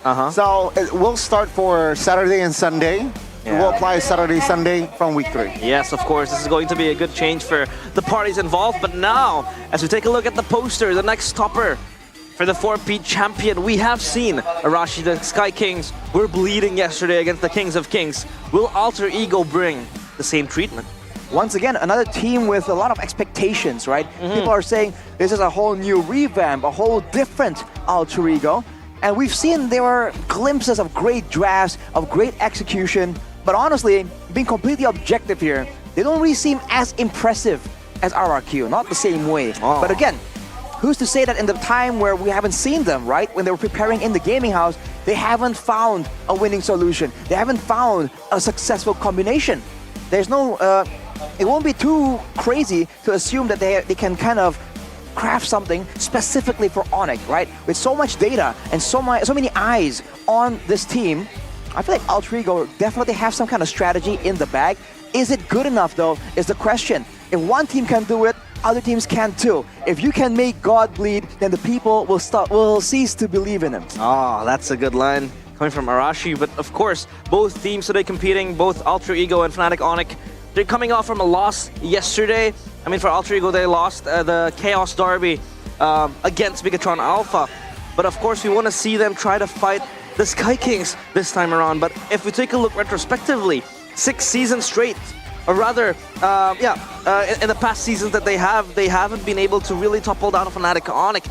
Of course, this is going to be something of a better upper hand, I would say, against Alter Ego by Fnatic Onyx. But how do you see Alter Ego now, considering the fact that yesterday, Fnatic Onyx, they were made easy by RRQ? I think this is where Alter Ego needs to find the loopholes, right? Because RRQ, they found a lot of loopholes against Fnatic Onyx, and this guy, the ex-Onyx MDL member, definitely can, again, just abuse and exploit the weakness of Fnatic Onyx, which was shown a lot from yesterday. Yeah, Nile is of course one of the better junglers here in MPL ID Season 14, having such a good start in Alter Ego, the new M Series DNA. How do you look at Nile now, considering the fact that he is bringing something new to Alter Ego? I think he has a lot of confidence, which plays well against for Alter Ego. With a team that's new, with a lot of challenges, a lot of pressure, the mental block can be insane, especially against Onyx. We've talked about how even Moreno, right, kind of, failed to kind of go over that mental block initially. Yeah. Now for Alter Ego, like you said, they have never been able to take down the Sky Kings. Having someone who is confident in a role that is so impactful like the jungle, I think can be a great asset for Alter Ego to use. But they have to be careful, because Onyx definitely has the experience advantage, and they know how to actually make the team fights really favor them, right? When it's chaotic, when it's confusing, a team with more experience will find it easier to adapt, whereas a team like Alter Ego, they're still trying to sort out the combination, they're still trying to sort out the communication, they might fall short here, and Onyx has been able to do that before. Now we can shift our focus towards Fnatic Onyx. Yesterday, I think that was a monumental win for RRQ, but a really moving loss for Fnatic Onyx. The fact that yesterday Lutpi, his impact kind of falls short against RRQ. He wasn't able to find the engages, the initiations needed to really win the fights.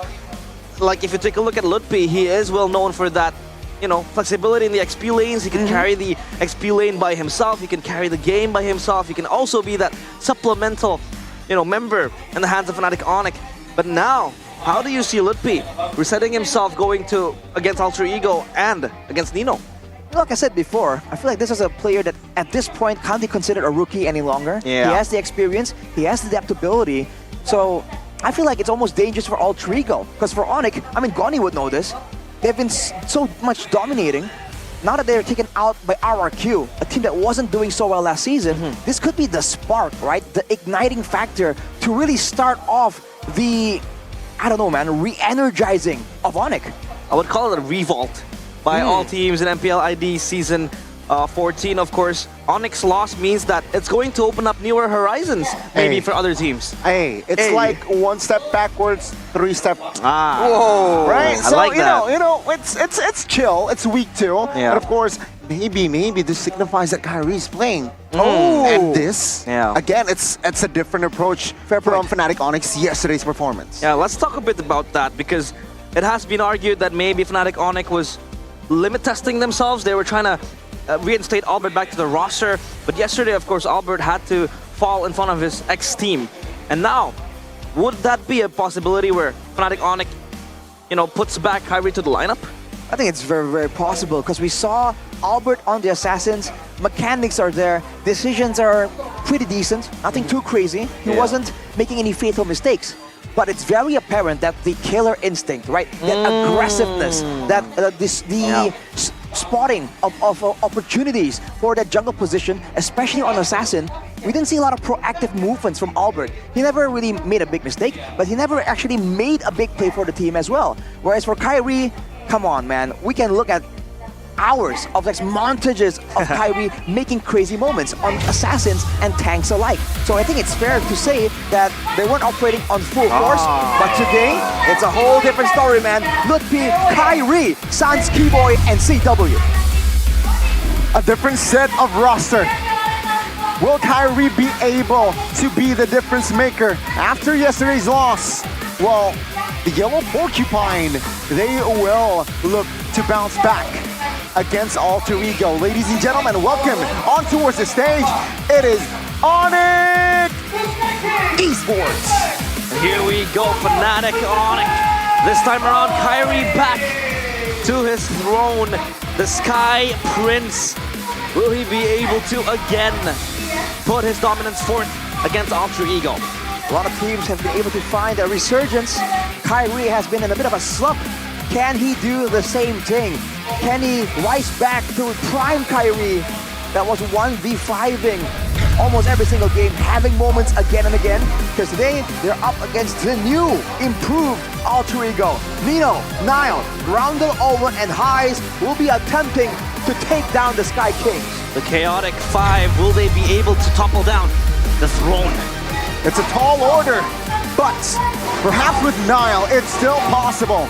Ladies and gentlemen, this is going to be a big challenge for this new revamped team. Alter Ego still looking to solidify their position in the playoff spots. This is Alter Ego Esports. Alter Ego, they march on forth. Fire in their eyes, looking to wreak havoc left and right. Put some chaos, lose the balance, and just run it all over. Can they create enough chaos to ruin the plans, to ruin the mindset of the Sky Kings? It's a stark contrast between both these teams. A team that is so calculative, so clean in their execution against a team that relies on momentum, that relies on the discord of an initial fight. Marshall Daineng brings the minds behind the entire operation. The ex-coach for Onyx, actually, Coach Aldo with Rekt, the big brain behind him. Coach Yep with Coach Adi. This is a big clash of intellect, both with very unique perspectives in the meta, in the drafting phase. Who will come out on top? Who can be more flexible? Yeah, we have seen, of course, Albert being that main player for the jungle the past 2 days, the past 2 matches of Onyx, or Fnatic Onyx rather, but now with Kyrie back to the lineup, I feel like it will give that extra umph. Fnatic Onyx is looking for that killer instinct that Arashi mentioned. But now let's take a look at Alter Ego. We have seen them able to put forth that dominance in the first few games. So take a look at the Rival Showdown 3 seasons, and Alter Ego never able to win a single match against Fnatic Onyx. 0-6 the last 3 seasons. That is before the massive revamp, right? Alter Ego, El Familia was always prioritizing the bond between their teammates, and this season they're trying to break through, find something new and crush that mold to finally find some success. A lot of people have some faith in their chances against Onyx, but it is still a very tough order. Keys to victory though for them is to win the trio mid rotation, use that aggressiveness and take control of the game. They like playing for that high tempo, they have to make sure that they have the tools to do so. Sustain is not the answer, let Nino be a playmaking hero. We've seen him play on the Hylas, and for the most part, there's a bit of a disconnect between him and his teammates. So something that's a bit more straightforward could be ideal here, and they have to maintain that focus. Even when things are going great, even when all the momentum is behind them, they have to keep their eyes on the prize and make sure they stay composed. For Fnatic Onyx, adapt to the carry jungle composition. Use Kyrie, as always, to do Kyrie things, and punish Alter Ego's overextending play. Especially if they're able to craft around a big team fight. We're seeing Onyx really excel in the mobility, right? When they can have tools to go back in and out of fights. Whereas for Alter Ego, it's the exact opposite. In a full-on 5v5 clash, they have potential, but when the fight gets chaotic, as in confusing with a back and forth, Onyx definitely have a huge advantage. So maybe that could be the key here. Can Alter Ego force Onyx into that kind of swirl, into that kind of typhoon, or will Onyx pull apart Alter Ego? And I gotta say, I think they or Alter Ego can do that, knowing that Aldo was Yeb's coachmate, right? So again, with Aldo, perhaps giving information, providing more solutions, Aldo can, as well as Rex, of course, can analyze on what happened yesterday, particularly. Let's see though, will Yeb find solutions for this match? Solutions might be conceived here in the drafting phase, presented by the official tournament smartphone Samsung Galaxy Z Fold 6 and Z Flip 6. So take a look at the bans quick. Zuxin and the Fanny taken out of the frame. Meanwhile, for Alter Ego, they want to take out the Chip and the Link. Of course, heroes like Julian, that Nolan also still up in the cards, maybe for the Assassin players here, both Niall and Kyrie. But with Kyrie back in the roster, I feel like they will draft for that Assassin power, just like how the KTV mentioned. Are they gonna show that Assassin early on, or are they gonna try and hide it though, right? But I think Onyx, I think Coach Jeb is a bit more used to going second in order to hide some of the potential. But now being on the first pick might be a whole different look. They ban away the Roger as well, so no hesitation here, no qualms by Onyx to really deny a lot of these aggressive junglers. Whereas for Alter Ego, being a bit more one-dimensional, haven't really shown a lot of flexibility when it comes to the jungle selection. This could actually come to harm them. It's going to be very, very apparent here for that first pick, right? I think FNOC, it's apparent that they want the Zask. It has been their priority in that first pick, but let's see, will it change though? Alter Ego taking their time here. Zask is open. I guess Valentina. They can Valentina. It's gonna be the Hayabusa though. So yeah, 3 assassin bans here. Fanny, Ling, and as well as Hayabusa. Trying to cone down Kyrie's picks and options. But of course, yeah, like what Gani mentioned, the Valentina still up in the cards. Aurora, you would basically want to pick it as a counter towards the Zask. But Fnatic Onyx has been very happy with the Zask, but they will pick up the Harith. So this will of course give CW a winning lane. Especially with Roger no longer being available. Yeah. There's not a lot of options here, but Alter Ego can still use Claude. The Moscow potentially, right? The global presence, the high DPS in the middle of a fight. We've seen that before. The Ruby, though, can be a better flex solution, and it can still technically be used in the gold lane, although I'm not sure if we've seen highs use that before. Destroy. They pick up the Zask and the Ruby. Again, flex potential in that Ruby. Could still go roam, could still go XP, could still go gold even. For Fnatic Onyx, how do they want to answer this? Aurora would be a very good pick for Sans, as he has been using that hero as well, quite a few times. And for Alter Ego, they have to prepare for what Onyx wants to really pick after this. To be perfectly honest, I think Aurora would be a little, would be too soon here. But again, I mean, Yeb really likes to give Sans' hero in that first phase. Maybe that's a possibility. But I'm looking at a possibility like an early alpha, or even Julian perhaps for Kyrie here early. Upon the edge. It's gonna be the Nolan and the Tigreal. So yeah, securing a hero for Kyrie, but it's going to be an assassin. Talk to me about this Tigreal pick, Rashi. Why are they picking this so soon?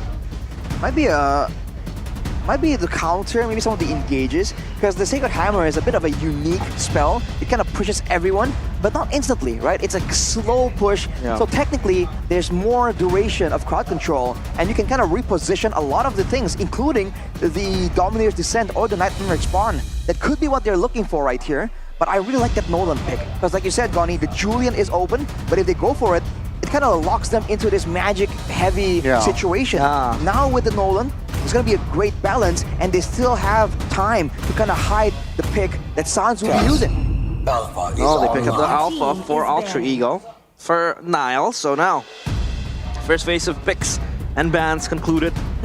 Second phase we go. A lot of bans still up in the cards, maybe just trying to thin down the choices for Sans in that mid lane. You know what I'm concerned, what I'm curious about actually? If you're trying to go with the Sacred Hammer, and then Alpha uses the Spear of Alpha onto you, who moves backwards, right? How does that interaction work? I'm looking forward to seeing that in the Land of Dawn, but as of right now, a lot of pick-up potential right here, because again, if you are in the jungle with a carry, you can't really go for the Purify. Alpha has a lot of sustain, but if he gets imploded and then immediately burst it down, there's so much more burst potential for Onyx. And we talked about the high maneuverability, high mobility kind of strat. Damage, burst damage, works really well with the mobility because you get in, you do some damage, and you get out before you can get locked into a struggle. So Ultra Ego, they have the Ruby, but I think they need something else here to ensure that the Kareth, the Nolan, all of these fast-moving heroes can stay in place for the Zask, for the Alpha, to really output all that damage potential. Yeah, they need that lockdown to keep these mobile heroes keep on moving. But of course, the Aurora and Valentina banned out, like how we mentioned. Power picks for Sans, in particular that Aurora would be a good pick against the Zask. So is the Valentina, but they take out the Claude. So Stabilizer against the Kareth. Arlet? Ooh, Arlet. For Alter Ego, I think it's a viable option. Ruby and Arlet is Flex Alpha jungle, right? And you mentioned how they want to control the crowd and Final Slash. Well, knowing Nino though, he might go for the Terizla instead. Good sustainability, especially if you don't expect to be the one bursted down. Body of Smith can help with that too.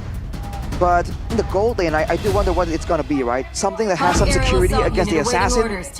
Oh, okay. I was thinking maybe something like a Bruno, right? We saw how earlier the Bruno was able to actually be a bit of a nuisance, right? With the small micro crowd control tools available. But they go for the carry here with more movement abilities and a chance to really nuke someone down. They really want to talk about this, but of course, a little fact here, throughout MPL ID Season 14, from a total of 35 games played, Chip has been banned 34 times with a rate of 97.14%. That's a very high ban rate for Chip. Massive ban Still rate. relevant. Even over the Lo Yi that used to be the premier pick in the league. But with the Faramis and Edith, man, the long team fight from Fnatic Onyx now has potential too. They got good catch, good disengage, safety tool, sustainability with the Netherrealm, but also burst damage. So they are a lot more flexible right here. Whereas for Ultra Ego, it's all about the long fights. And with two true damage tools, they can burst someone down. But now the Netherrealm is a concern. They have to get something that can kind of capitalize on the grouping together. But no, they go for the Benedetta. Alpha X maybe trying to use this Benedetta to force out the Netherrealm before the fight begins. Benedetta. Interesting pick. A very good carry as well if you need that damage late game, and baiting out the Netherrealm as well from Fnatic Onyx. Now of course for Ultra Ego, very well known for interesting drafts. And how does this Benedetta want to approach the game today? Maybe it's gonna be a bit more of a split push situation. A lot of 1v1 potential, but it depends on who actually gets to use this Benedetta. Looking at the stats right here, it's Nino actually in the EXP lane. A lot more damage potential for Ultra Ego, but the survivability kind of negates that from Fnatic Onyx. So it comes down to execution, and I really do feel it comes down to whether or not the Netherrealm can be forced out, whether Sans can maintain a good distance management to ensure that he can come in at the right time only. Here we go. Will the Sky Kings once again fall undethroned?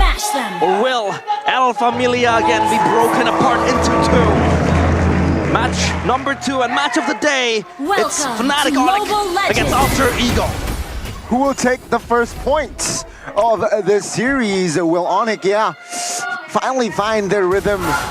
Or will Alter Ego with Niall, of course, finds that dub against his former team? Looking at the respect here from both teams, the gold lane and the mid lane have the Purify. Suns, though, with Keyboy are having the push advantage. So Owen kind of having to be a bit more careful here. Not level 2 just yet. So is Keyboy. They got an early aggression there from Nino. Trying to be active. Trying to go for the litho here. Whoa! Oh, good two-man Petrify now with Benedetta earlier. So that's already info.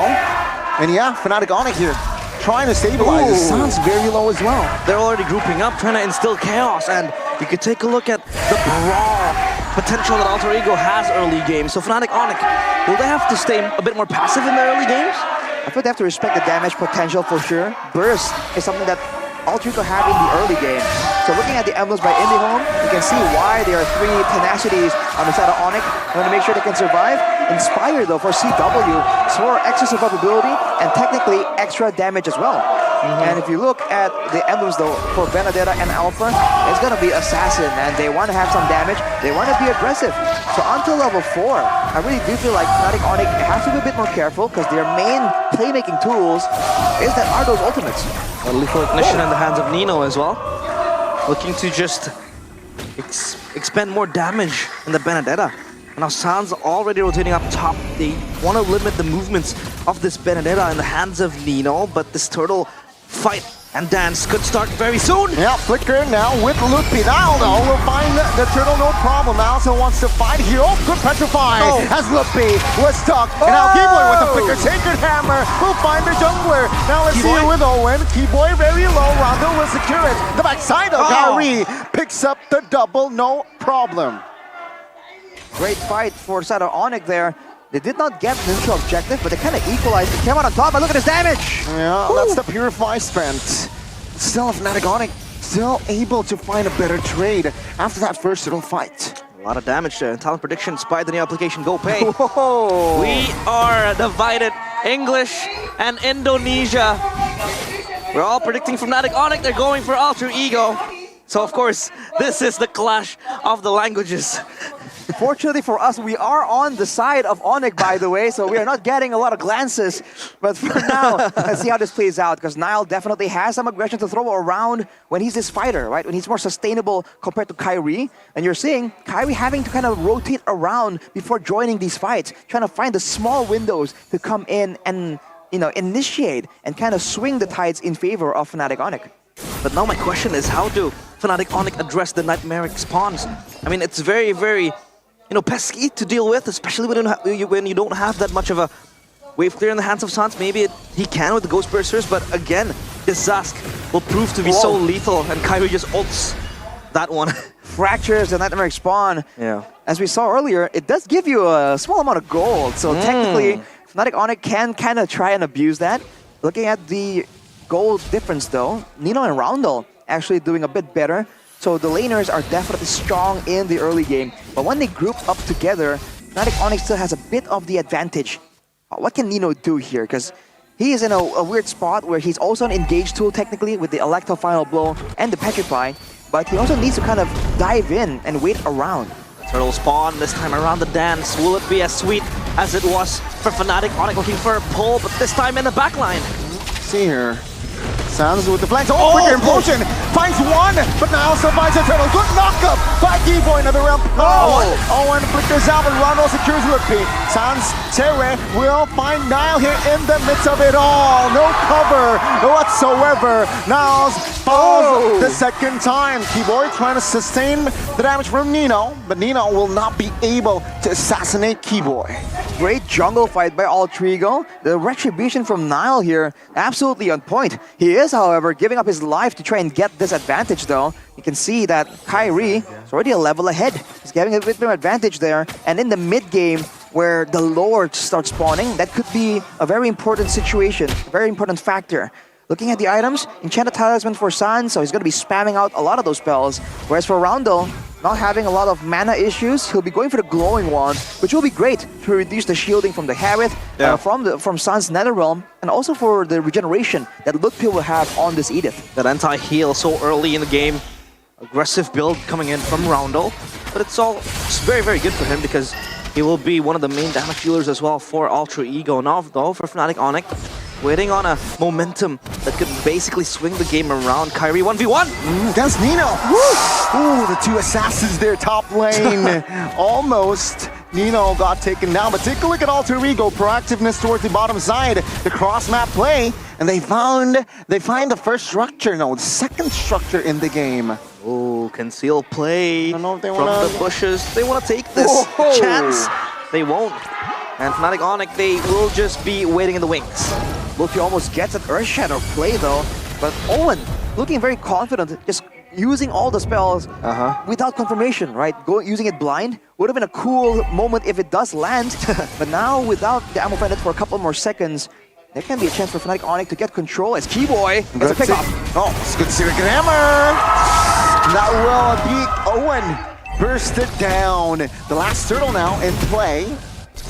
Fnatic Onyx, we have more control. Now looking for an opening angle, but Keyboy just denies. Even with the implosion spent as well. Kyrie finds a turtle now. Another round. Pops! Roundel, good night. The backside highs will find a way, but no, Keyboy will be betrayed. Nino looking for a kill. Alter Ego does not find it, as Alter Ego will not be able to close the gap. Oh, Nino gets out quick.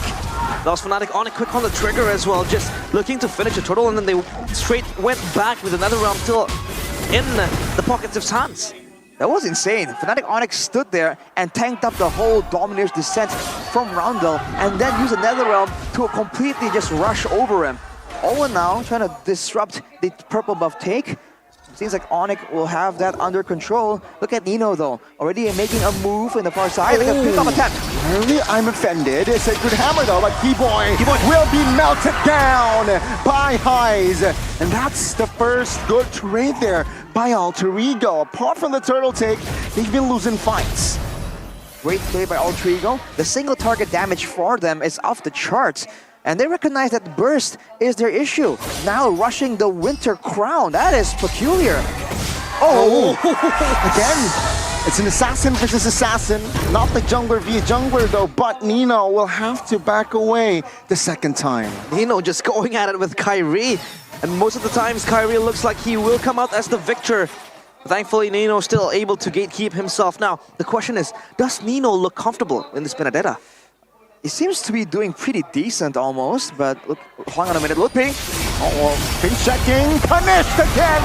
This time at around pops. Now Chairman Force will punish Owen! CWP hitting implosion, Kyrie invested as well. Kyrie with the flanks, good by Nile. Kyrie again, he is so strong, wants to find round with backside Nino from the flanks. Goodbye, Sans. High finds the shutdown and the triple kill. Alter Ego, they are answering back.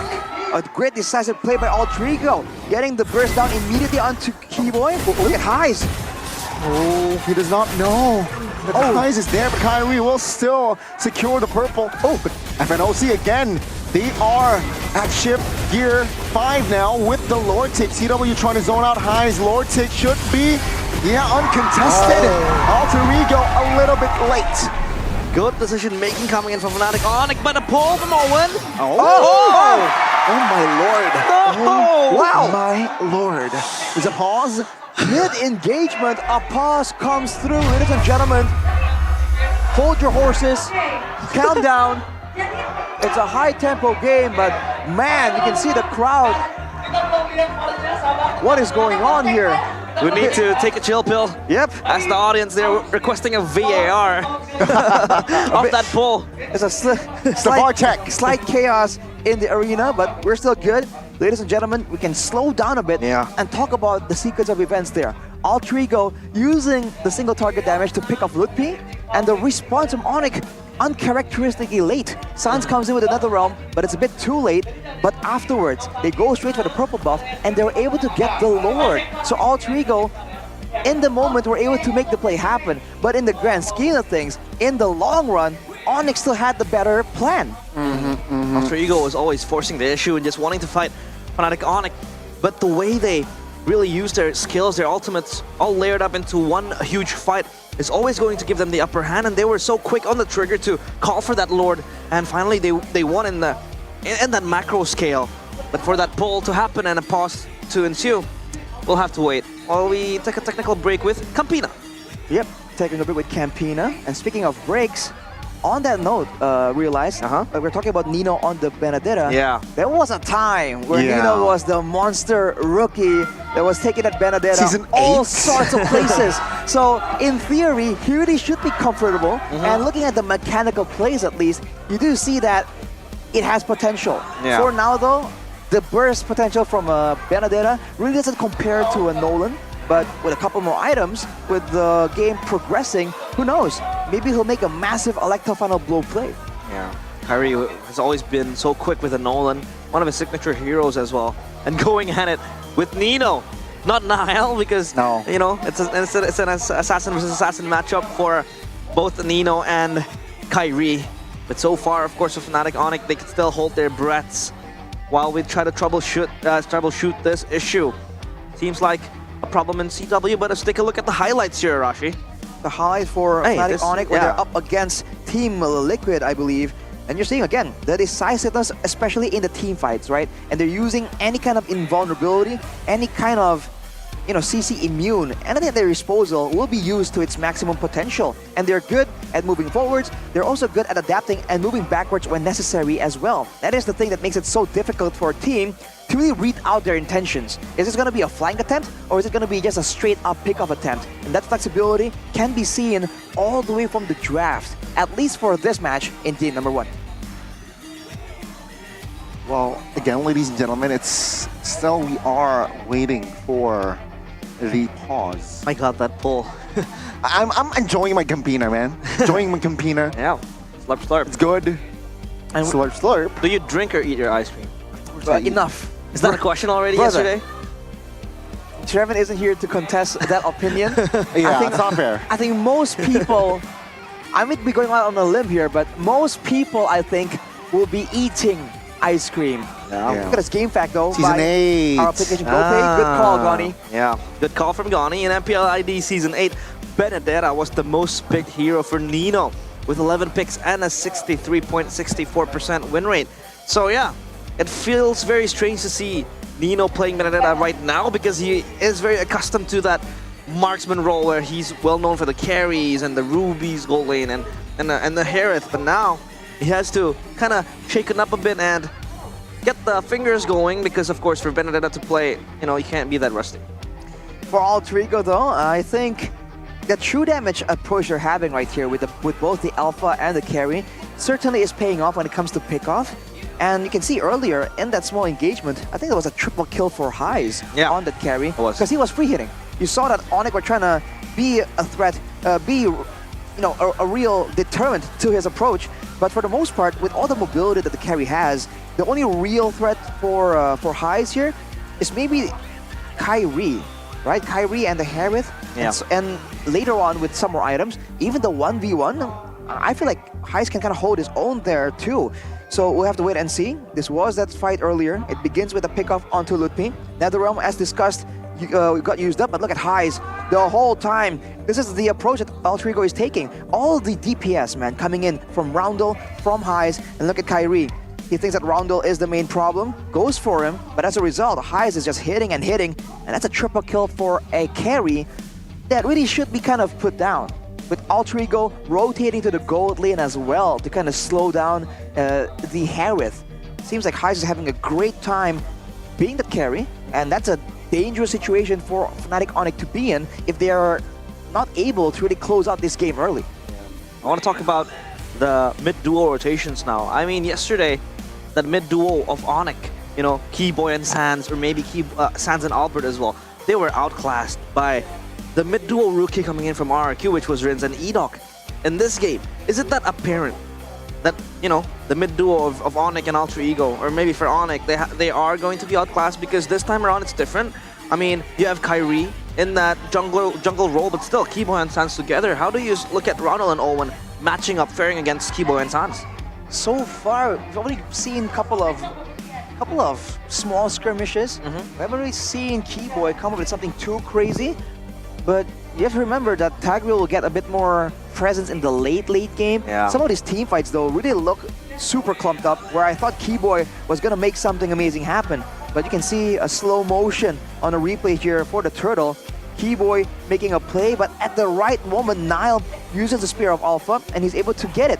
But look at the result. Everyone locked into the turtle pit, and Onyx having all the AoE to kind of lash out and do all that damage. So moments like this will get more and more dangerous as time goes on. Because CW, with one single synchro vision, he can kind of hit multiple people at the same time in a way that Highs can't really compare to. It's a single lock marksman right from the side of Highs. But we saw also from Highs what he can do damage towards Fnatic Onyx formation, right? With the catch from Mario Offended, it melted a Lutpi once, it also melted Keyboy once as well. And that's a mean carry. Oh yeah. But are you mean carry. Are you concerned about this carry as the late game progresses? Because if you take a look at the front lines of Fnatic Onyx, they have the Tigreal, they have the Edith that can really catch the carry. The carry has to step forward to really, hit and deal damage. I think they're ready. I think we're ready to head to the Land of Dawn. Seeing the pairs. Really? Yeah, I think they are in a bit. So still a bit longer for now. But on that note, I really feel like if everything goes as planned, no big surprises happen, then Fnatic Onyx with the Netherrealm, that's where it's the best, right? When you're up against a single target damage. So that Netherrealm can buy so much more time. Compared to being up against a lot of AoE, they can kind of put everyone out of commission when they're taken out of the Netherrealm immediately. So I feel like unless a big play is used, let's say an I'm Offended Flicker combo, it's going to be difficult for Ultra Ego to get value, but here we go. Here we go, back to Land of Dawn after that single initiation. Will we see someone fall down? Oh, let's see here, Lutpi is still alive. And I guess there will be no more engages for now.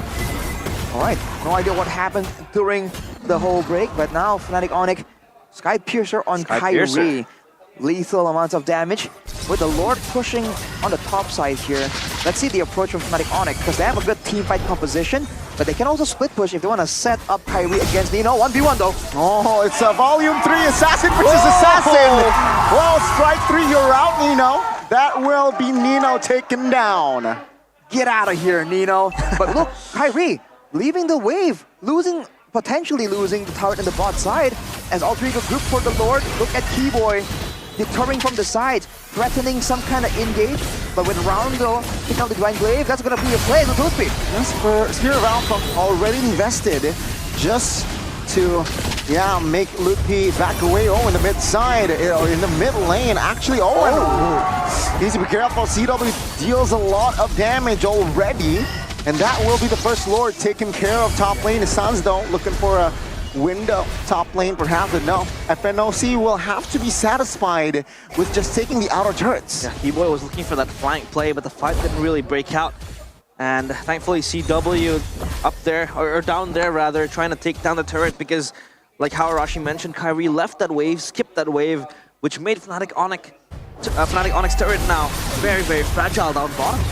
It was taken out because the empowered waves were still pushing, and Fnatic Onyx were setting up in the jungle of Ultra Ego. So indirectly, they were ensuring that minion wave will take the turret out in the bottom side. Now it's back to the waiting game. The Lord, in the grand scheme of things, have been dealt with relatively well by Ultra Ego. Still hanging on to all of their secondary turrets actually. So the jungle still isn't really open for invasions for Fnatic Onyx. But you can see Keyboy already eyeing an opportunity. They know that Nino wants to be aggressive, wants to make the plays, so they keep looking for him whenever he's pushing out. Yeah, Nino has been very spacing out the side lanes, trying to activate the far lanes to keep the pressure going, having to force Fnatic Onyx to at least allocate a single member to bounce the waves back towards the base of Ultra Ego, and now they look to siege the bottom side turret. Looks like a fight's gonna break out soon, and that has to be from an initiation coming in from Owen, but all still good Kyrie in the flanks. Kyrie though will back away here. They want to contest the purple buff, I believe. Ultra Ego will try to blitz the purple out meanwhile, so no. The answer is no, let's not force it. Let's just focus on managing the waves top lane. Well, the top side though, turret falls for Fnatic Onyx, uncharacteristic from the Sky Kings. They don't usually allow such situations to happen. Nino pushing out the wave. It's gonna be a big breakout fight. Oh, play! That's a pull on towards Loopy. Loopy pulls out a flurry flicker here before the Lord fights. Now Sans will try to pull Nile. And let's see, Kyrie will blitz the Lord. That is Alter Ego now looking for the fights. Keyboard provides cover here. Another round pops as well.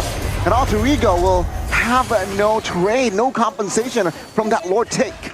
Great move from Onyx to just go and straight up take the objectives. They know that Alter Ego is concerned about Kyrie, especially with his power spikes, with the Sky Piercer, and reaching level 15. So they're gonna move a bit more tentatively through the jungle, and they know that they can put Keyboy and Lutpi there, and Alter Ego can't really risk walking in without checking it out slowly. So they take away the Lord, and they also avoid the 5v5 fight that Alter Ego desperately wants. This is a stronger Lord, and Fnatic Onyx most likely will be able to orchestrate a 3-lane push and take out some of these turrets. Yeah, but Nino is still there as the pesky player who will try to catch the waves. But the Lord crashes through that mid-side turret, and now possibly seeking out to just destroy the base turret. Might make this wide open for Alter Ego, but for Fnatic Onyx, they're still waiting for the trigger to pull. Look at Nino doing heavy work up top, just trying to relinquish that wave potentially up top, and Fnatic Onyx waiting to pull the trigger this time.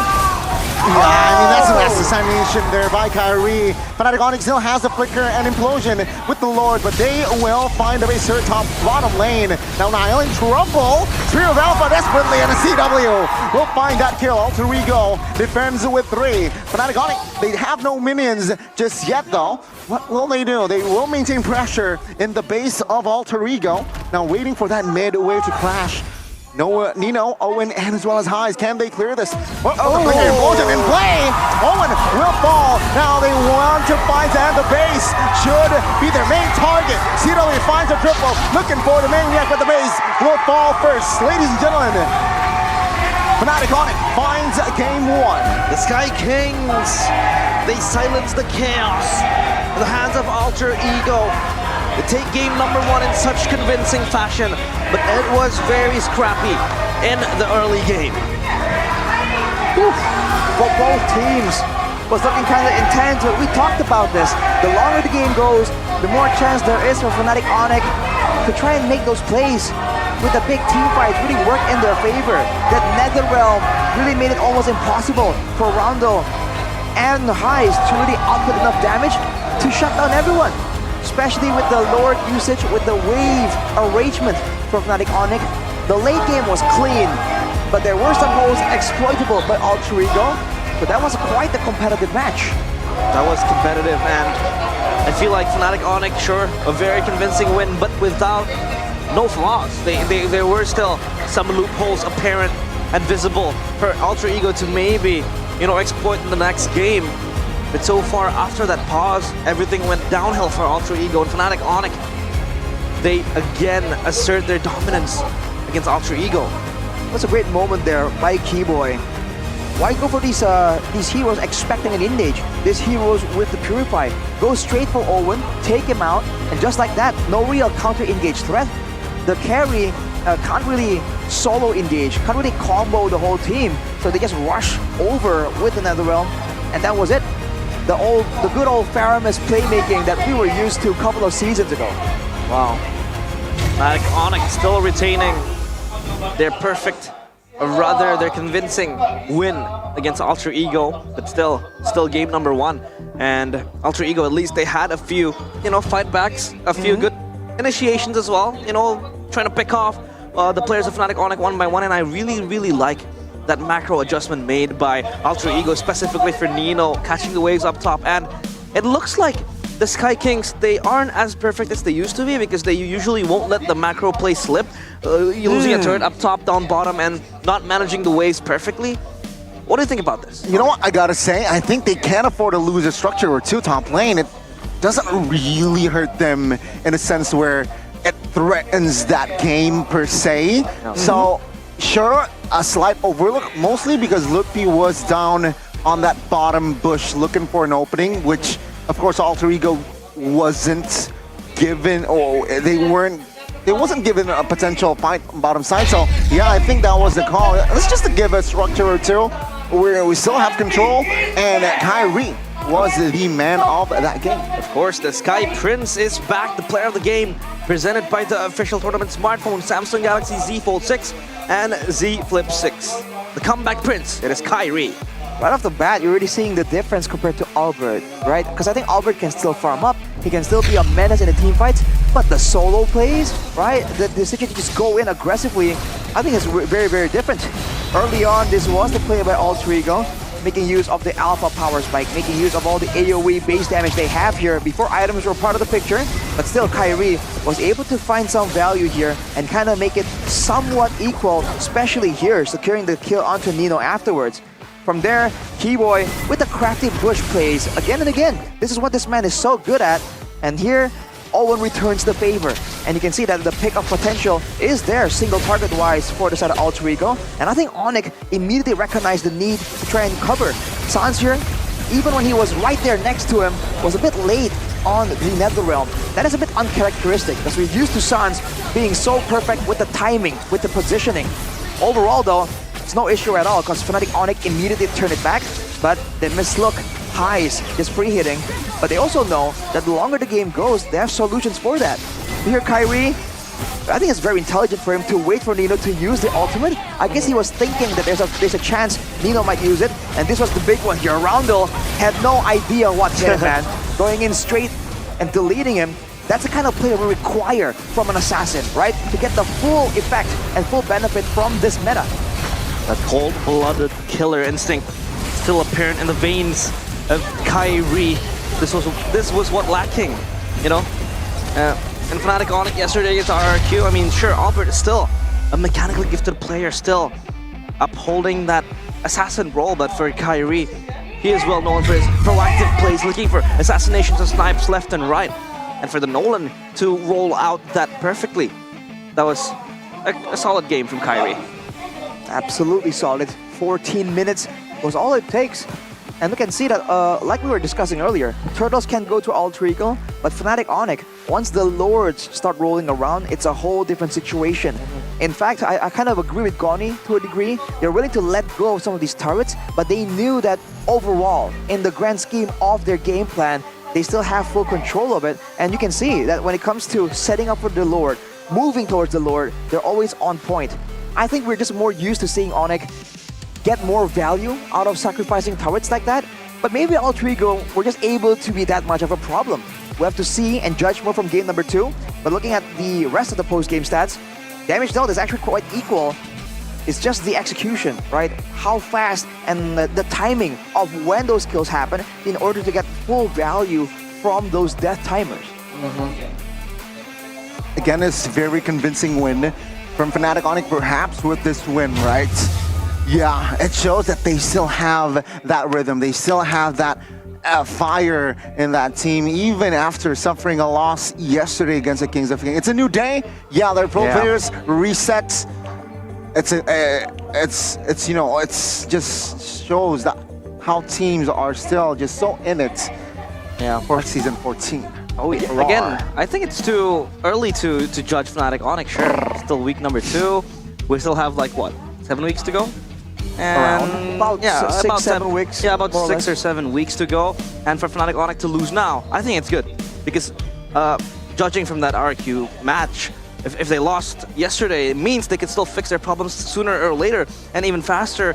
And with Kyrie back on the lineup, again, I feel like this is, you know, the old Sky Kings. Not trying to necessarily put down Albert. I mean, he had a very wonderful game back when he was in that match against Rebellion, you know, the Hayabusa, and then against RRQ, you know, it was just a minor slip-up. Minor slip-up. I mean, that's a fair way to put it, I think. I feel like a lot of people agree with you, because it's not about winning now and then failing in the playoffs.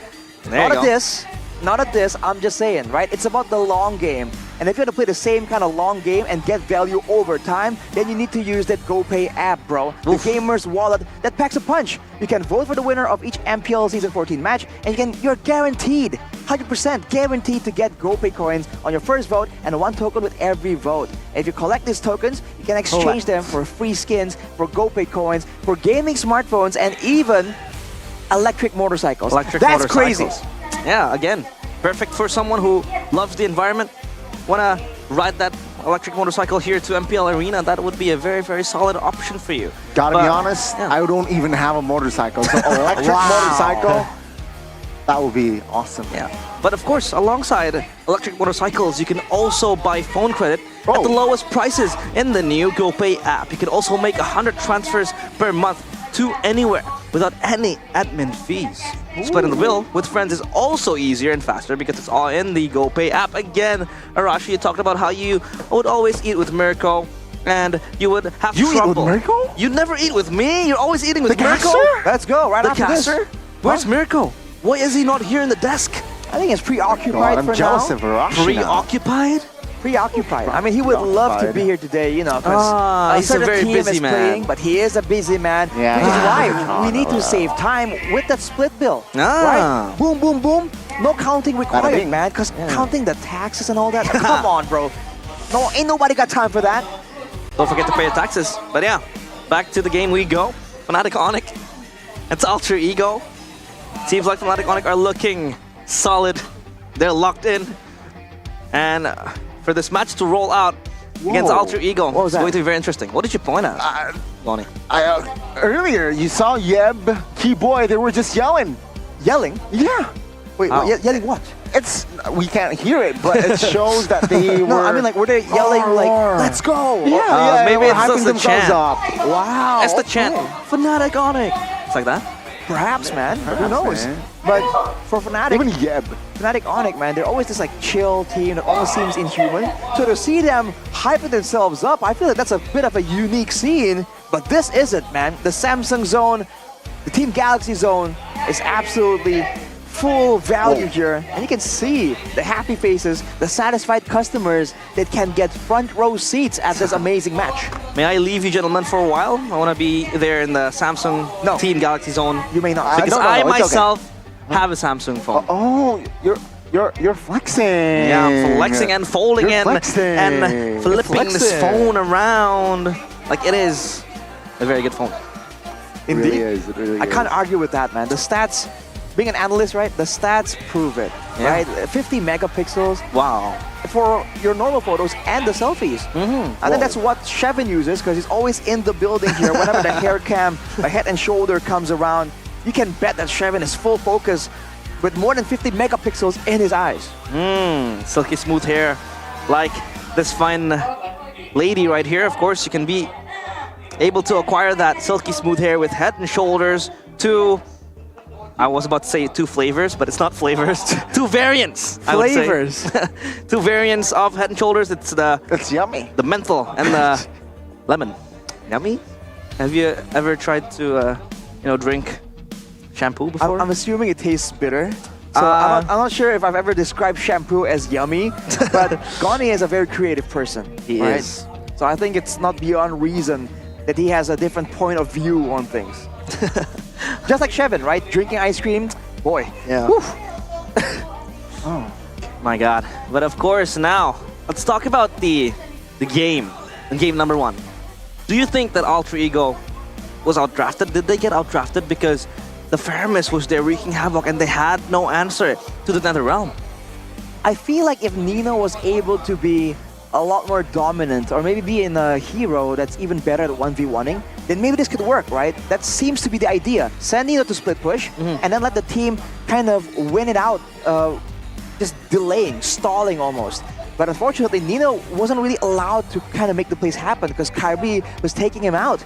So you saw even in the last sequence, he was trying to his best to just push out, try and do something, but eventually he's forced to come back and fight with his team, and that is just not value for that composition that Alter Ego had. I mean, yeah, in that game, Kyrie read Nino's play like a kindergarten book, man. Like a PDF. Early objective lead, could it be optimized? Sure, right? I mean, Alter Ego, they got 2 turtles in the early game, but I don't think they can really convert it to like the fights. Convert it to, it wasn't really, it wasn't really that lead, that neutral objective lead wasn't really able to translate it to like a fight or map control. It was actually Fnatic Onic who still has more compensation. Which is why I was considering, right? should Alter Ego have gotten a bit more aggressive in the early game? Because there were moments where, as if there were moments after they took like the turtle, for instance, where they had the man advantage. They can still maybe look for another fight. And considering the early game potential of an Alpha compared to a Nolan, if you consider that single target damage seems to be their strong suit there, I feel like they could have maybe leveraged that a bit more when Onyx aren't able to actually group up for that Netherrealm just yet. Yeah, of course, Alter Ego, they had difficulties translating that early objective lead with the turtles and the turrets as well. That was given, quite frankly, for free by Fnatic Onyx. The fact that this time around, Fnatic Onyx, their foot in the front foot, of course, looking to grab that win again to solidify themselves. Because if you take a look at the standings, you know, they're slowly slippering down. Slippering down? Wow, I'm trying to say. Off. Slippering down is what I'm trying to say. Baby. They're narcoleptic. Narcoleptic? Shepin, hello. Throwback to Shepin here. But yeah, I feel like Onyx want to make a statement here, especially with all the doubters accumulating. The worse they perform, they've been on top for so long that there are a lot of haters, man. I mean, let's be real about this. There's so many people up there going, come on, bro. No one can stay on top for that long, right? 5 times is impossible. 4 seems to be the max. They won't be able to do that. And no one believes, actually not no one, but like a lot of people believe that the 5th can't really be attained by Onyx. And they want to make sure that they remind people why they were the best, why they almost completed that golden road. Now, of course, back to the drafting phase we go. Presented by the official tournament smartphone, Samsung Galaxy Z Fold 6 and Z Flip 6. This time the Harith banned out because it was deemed a trouble for Alter Ego in the hands of CW. And now for Fnatic Onyx, the chip again retaining that high rate of ban. And the Ling as well, still exposing some troubles in the hands of Kyrie. What would Fnatic Onyx want to ban? Will they draft the same way, the same playstyle they did in game number 1? More for Fnatic Onyx. I think they banned the Roger out in the previous game. Maybe the Zask though, so there's a chance that Alter Ego will go for that, unless they have something else in mind that's more important than that flexible Zask. They might go for the Ruby. We saw that Owen was able to find some good moments for his team there, but you never know, right? Coach Aldo, we have to remind you, was the crazy mad scientist, the mad architect that came up with the weirdest drafts. It kind of suits Alter Ego's style, but so far, seems like Fnatic Onyx has been able to get the better of him. He now has access to that Roger though. What will Coach Yeb respond with? Coach Yeb will take Hayabusa for Kyrie, the first phase pick, the jungle department. And meanwhile for that Roger again, having that flex potential in the gold lane and in the jungle role. And now for Fnatic Onyx, Hayabusa.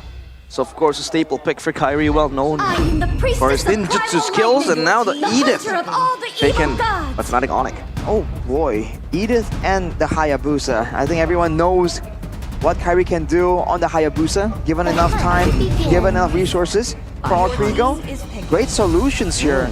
Although the Valentina, usually a bit better against the assassins without any vulnerability, without something like a shadow kill. But now against the Hayabusa, it might not be as valuable because you can kind of chase through with that shadow kill, even if the Valentina kind of dashes twice to kind of make some distance. The Ruby though has potential, especially with the Edith being shorter range. Maybe this might go into the hands of Owen and he can make those plays once more. He was good with the Ruby earlier, game number 1. He was very proactive as well, constantly seeking out for pulls, and I'm offended. Used very, very effectively by Owen. And now, Fnatic Onyx, they will pick up the Moskov. So, CW with Moskov. It's very, very scary here. It's gonna be an issue, especially that Moskov can't join in fights whenever, and also that split push, it adds up, right? With the Hayabusa and the Moskov, now that's they're doubling down on that split push potential. Absolutely. Yeah, this time around for Alter Ego and Fnatic Onyx looking out to ban the second phase. My friends are laughing out here. What are you guys laughing at? You wouldn't get it. I feel like there's This is a funny situation to be in right here. But I feel like Alter Ego, this Valentina pick is so value because it kind of deters the Faramis pick as well from the side of Onyx. So it's double value. And we have a bit of a stat right here. Along the, what was it? Long the 6 MPL games. ID Season 14, yeah, 6 games around. Here we go. Throughout the 6 games Alter Ego has played an MPL ID Season 14. This is the first time Alter Ego has gotten that first pick. All right. So a bit of a change, right? Alter Ego finally making a change happening. So with the Lo Yi banned away though, Alter Ego, they're concerned about the long game, right? The macro heavy play that Fnatic Onyx can possibly use, especially with the Moskov. There'll be 2 tools, and that's the last thing that Alter Ego want to deal with. Definitely, man. Definitely. And so, well, Fnatic Onyx here, they can double down and commit to another roamer, forcing that Ruby into that roamer position. There you go, the Hylos. That can create problems towards the backside since it's basically a walking giant tree. A tree? It's a horse. Yeah, it's a horse. It's a tree horse. Beleric would feel offended. Am I a joke to you? That's a centaur. It's Pegasus. Right. Beleric is the tree. Yeah. That is true. Faramis. Wow. Wait, they picked up the Valentina to kind of deter the Faramis, but they're thinking that Fnatic Onyx might kind of take them up at that offer, so they still ban away the Faramis. You're seeing why Sans, again, is able to force out so many bans, because even right now, with the Zask ban, with the Lo Yi, with the Faramis, you still know there is something up his sleeve. It's gonna be the Aurora. Considering the short range of Alter Ego, this is a difficult pick for them to deal with. But again, the Valentina can always copy that, you know, Frigid Glacier, so that could be a good counter-rotation tool coming in from Alter Ego. Now for Fnatic Onyx, still left without an XP laner, I guess, or a roam rather, because this Edith can still be flexed.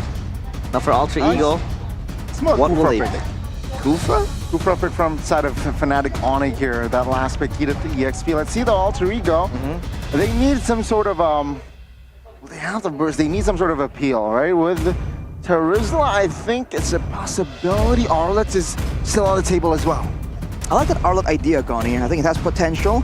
But we haven't really seen Alter Ego actually use it too often, so... Oh, wait a minute, let's go. We thought AoE, we thought combo. Cho and Lancelot? Are they guys doubling down on the pick-off potential here? There's the Kufra now. Kufra. Yeah. Oh boy. Kufra can lock them in place because Alter Ego, they kind of lack AoE and you know, heavy crowd control as well. They could really take on the players of Fnatic Onyx and locking them in place. But now Fnatic Onyx will take on the Minotaur. Oh, a lot more of a front-to-back approach coming in from Fnatic Onyx. Wanting the reduction, wanting the long fight with the sustain they have. So it's all about whether or not Fnatic Onyx can avoid the pickup potential from the Ruby and the Cho. It's almost a bit like game number 1, but a bit more all-in by both sides. Onyx even more reliant on the team fight, whereas for Alter Ego, they're even more reliant on being able to just increase the tempo and take control of the game. Of course, this is going to be an interesting pickup by Alter Ego with the draft, but now the draft index, Arashi. What do you think about this? Seems like Alter Ego has the higher counter index and a higher lineup rating. When it comes to survivability, they have so much more apparently because they're just tankier. Whereas for Fnatic Onyx, it's very you know, skill based almost, right? It's kind of cooldown based. You have to wait for a long time, and technically in an all-out fight, I feel like Fnatic Onyx will have to wait for the long game to actually get that damage potential. Let's go to the Land of Dawn. Will the Sky Kings again cement their throne, or will Alter Ego spell chaos? This is it, Fnatic Onyx against Alter Ego in game number 2 of match of the day. Whew. Lancelot, we haven't seen this for a long time. You're right. In the hands of Nile too, by the way.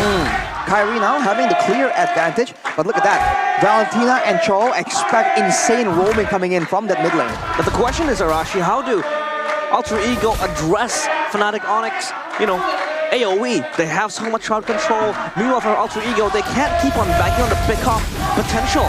So how do they really reply to this? They have to try and make sure that they don't really go for a full-out team fight. It's on the shoulders of Owen and Nino to really get the pick-up going. And maybe Nile can find ways to delete CW or Sans. They are definitely targets for assassinations. And looking at the emblems by IndyHome, you can see that it's the Firmness and the Festival of Blood for Nino on that Ruby, so he has a lot of sustain. Owen 1v1 in Kyrie though. Not level 4 though, so no threat for that shadow kill to assassinate Owen just yet. But look at the Wilderness Blessing for Roundel and Owen here, trying to roam around. But you can see that Sans is trying to match that with the agility, and Keyboy not going for a lot of tankiness. I guess Lutpi will be the main front line here because he has the Bargain Hunter. He wants to try and get a rush on that that flash of the Oasis, presumably, to try and throw off the calculations coming in from Onyx. That photo will really help Fnatic Onyx to traverse their way into the fights and maybe just prolong the fights, trying to bait Ultra Ego into a fight they don't really want to take. Because again, lacking that AoE, lacking that CC would really suck for Ultra Ego.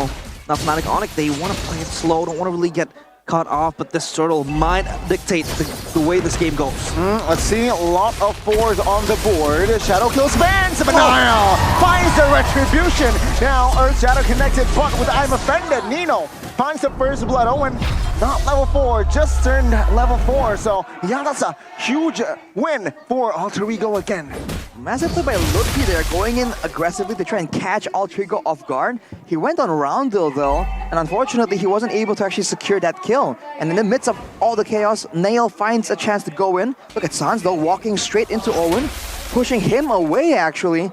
Knowing that Keyboy was close behind, Sans can play a lot more aggressively here, even though he's on a quote-unquote vulnerable mage. See here, Keyboy. Oh! Oh my god, good pull by Nino. Now with the passive, Minion Fury as well popped. That's a lot of heroes getting taken down almost. Only Nino there. Who will be taken down? Alter Ego, do you want to stabilize? That's FNOC equalizing. This time around, it's Ultra Ego that forced the issue.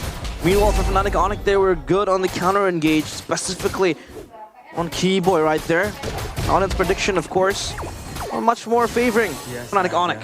But it's surprising to see almost 40% for Ultra Ego, because for the longest time, a lot of people were discounting this team just for not being good enough. And now they're proving, and a lot of people are kind of seeing the potential. For now though, Kyrie hasn't really made any crazy moves just yet. That's a ticking time bomb waiting to explode. And look at Owen, setting up a trap for the team. Can it pay off here? He's waiting there for a long time. 2v2 top lane. There will be that blink from CW, but Alter Ego, they will not engage on a fight just yet. I would argue that this Cho would have a really hard time trying to, make the plays, the way the dragon and the kicks, to just put the backline of Fnatic Onyx into Alter Ego's hugging arms, because the Minotaur will always be ever present, into that team fight. So I feel like Owen, this will be one hell of a game to play as a Cho. He has to worry about the Minotaur. He also has to worry about Sans, right? But Roundel dodges away. Yeah, good tight step there. Lutpi now looking for an opening, perhaps with Owen in the flanks. FNOC, they clump up for the total fight as well. I don't think Alter Ego will be in a rush for the zero take. They won't take their time waiting for a potential opening. There you go, Lutpi stunned up. There you, oh my goodness. Lutpi still survives, but Niall finds a retribution again. Kyrie finds one. It's going to be a trade for the Roamers. And FNOC, they will not engage more. It's a great play by Alter Ego to actually pull the trigger on there. Kind of force Keyboy to use that Minion Fury, but look at Lutpi, 1v3. That's a 1v3, not ideal. And of course, Lutpi, he will be taken down. That's the first structure claimed by the side of Alter Ego. Nile just trying to assert his existence here in game number 2 with the Lancelot. Outclassing in the retribution department and also the kills. 2 kills to the Lancelot is what you want to have, but Keyboy already purchased that photo. This might be the turning point for Fnatic Onyx maybe in the team fights. It could be, but you're seeing the synergy between Lutpi and Keyboy not really working out right there. We talked about how Keyboy is a lot squishier due to that Bargain Hunter. Now he has the photo, but still, I don't think he can kind of tank up all the burst damage coming in from the side of Alter Ego. He needs to wait and allow Lutpi maybe to try and tank some of that damage up. Looking at the items, Enchanted Talisman for Roundel. Gonna be spamming a lot of it out. Look at the War Axe complete for Nino, for Nile. In a small skirmish, Alter Ego will have a bit more of an advantage to play around with. But with the Thunderbelt, now is the time where Ludpi can start scaling up and start having that extra bit of utility as well.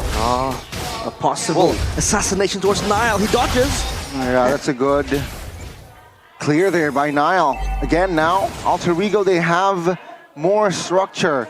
Top lane has been taken down as well, and they have more room to play around with. It has been a very good and solid first 6 minutes for Alter Ego. They are not, tarnishing their principles and trying to keep on fighting the players of Fnatic Onyx. It was always Fnatic Onyx on the trigger. Ludpi with the flicker, Earth Shatters, and Alter Ego just waiting in the wings. Their counter initiations has been very solid. And this could be the turning point where this turtle could go in the pockets of Alter Ego. I don't think FNOC can really contest this. Wave Dragon connecting onto his Ludpi now. It's going to be a 5 before. Oh, Kyrie finds one. Owen knocks 2 up. CW finds the structure top side. Left side. Owen will fall. Kyrie secures the turtle. And that will be Nile taken down. FNOC proved me wrong as 4 bodies of Alter Ego are down in the Land of Dawn. Just when I said the chaos has been instilled, the Sky Kings once again constitute their wrath upon Alter Ego. Almost a wipeout. Whenever you proclaim that Fnatic Onyx will be on the back foot, they prove to you otherwise immediately, overturning that gold advantage. They knew that CW was going to be on the bottom side. They knew they had pressure on Alter Ego to try and do something. You saw that, I believe what happened was Ludpi went for an Earth Shatter and Nino tried to kind of surprise him with a I'm offended, but it kind of pulled the Earth Shatter towards his team and it landed on multiple people, and that was a signal. Fnatic Onyx immediately jumped on it, and Kyrie finally has a moment, just taking Nile out. Payback for the 7 minutes of dominance that he had in that Retribution battle. It was so hard for Fnatic Onyx to claw through their ways of Alter Ego's wrath in the first stages of the game, and now Sans having purchased that Blood Wings to give him extra cover, extra defense. And Alter Ego, will they look for another engage? But this time Fnatic Onyx just playing the patience game, and Kyrie working his way up top, having pushed that extra lane, and on Nile has to catch the wave. Kyrie now is 3-0. If you look at his items, he has the blade of the BOD already. Here's a game fact for his rival here, Nile. Yeah, by a new application, Go Pay. Lancelot was Nile's most picked hero in MPL ID Season 12 with 15 total picks and a win rate of 46%. Not so positive, but of course, there we go with a pull now. Yeah, I'm offended. On towards Ludpi now. Owen with the flanks. FNOC will disengage though. Oh, Ludpi stop! We're Dragon Montage cancel, but Rondo secures it. Now Keyboy looking for an escape route. Flickers out, but Owen airborne 2 and Highs will gladly oblige. And they will have the control here with the Lord. Oh, good stun on towards Sands here. No resource here, surely. But no, they will not be able to close the gap as well as Nile and friends. They are focusing down on the Lord. Shadow Kill on towards Owen secures it. Oh, that is going to be the only trade, perhaps. FNOC will have no resource to contest. It's been too idealistic to expect Kyrie to make the play happen right there. Alter Ego, they pick up a great fight. They force Fnatic Onyx to fight in the jungle. And despite all the AoE we were hyping up from Fnatic Onyx, Alter Ego were able to get the better of them. Using the stolen minion Fury, there was a big moment there. And Ludpi, I think he overestimated his sustainability there, going back into the fight. Looking at the items, it's kind of equal for both teams for the most part. But with the Thunderbelt and the Endless Battle, Highs can definitely burst down members of Fnatic Onyx a lot more reliably compared to CW on the Moskov. Ludpi has been very wobbly in the engages and can't really keep on going with the counter initiations from Alter Ego, but they look to again open up a fight. Owen here, half HP. Oh, Primal Wrath! As well as Kyrie to lock him down! That's a good offense, while defense by FNOC. Alter Ego though, they will try to somehow create a havoc in the mid, which FNOC will calmly deny. Without Owen, there are not a lot of ways for Alter Ego to really pressure. Look at Kibo and Sans just setting up a wall right here, trying to make sure they clear this Lord out. It is only the first Lord, so the clearing is relatively fast. Fnatic Onyx still have the advantage when you consider the fact that they are still down on turrets, by the way. They still have the gold advantage, so that can very easily swing around with a one single Lord. So Altrigo are definitely on the watch for some kind of crafty Lord take coming in from Fnatic Onyx. This smells very fishy from Alter Ego, but they choose to disengage, and now this might be another dance happening. But so far, Alter Ego suppressing the lead coming in from Fnatic Onyx. Fnatic Onyx same. The Lord play coming in from Alter Ego hasn't been so effective in trying to topple down the side lanes. There's always CW ever present, but an assassination here might happen. Yeah. He wants to clear though. Will be able to do so as well. Alter Ego. Doesn't find the opening. The river round quite low. Will be able to flicker out. A Wave of Dragon not invested just yet. But oh my goodness! CW finds a kill. Might find two. Oh, the damage from Nile was overwhelming. It's a 1-for-1 now. And now, yeah, that's a mid-4 goal. 35 seconds to the next Lord. I would prefer to say that that is not a good trade for Fnatic Onyx. Losing CW, you would expect him to be one of the main damage sources for the late game, especially when a Moskov hits that 3-item power spike. But now for Alter Ego, yet to pull the trigger, the Lord hasn't spawned even yet. It's great for Onyx though, because technically CW can join in with the Spear of Destruction. It's a great play by him earlier to secure the kill, but going back in afterwards against a Lancelot, when you don't have the Wind of Nature, CW, definitely a gutsy move there. He went for the Malefic Ward, so he's expecting the team to be able to keep him alive right here. That could be an opening that Alter Ego can exploit, because Nile and Highs, if they jump in together, CW is a dead Moskov. I was a bit confused as well as to where the WON or the Wind of Nature was for CW, but Owen is opening up the zoning department there in the bush, and Alter Ego working their way towards the Lord. Fnatic Onyx has to respond. See here, looking with the flicker. Oh my goodness, Nino. Yep, will be able to Owen stay alive, but Owen finds the opening. Lupi punished. Now Alter Ego with a man in hand. FNOC, their chances on finding that window is decreasing. Alter Ego, they will take their time even though they're man up. They will not blitz this Lord just yet. Keyboy hovering around, providing vision as well. FNOC, the Lord. Yeah, again, with a reset by Alter Ego, Kyrie now finds Owen. Shadow kill committed.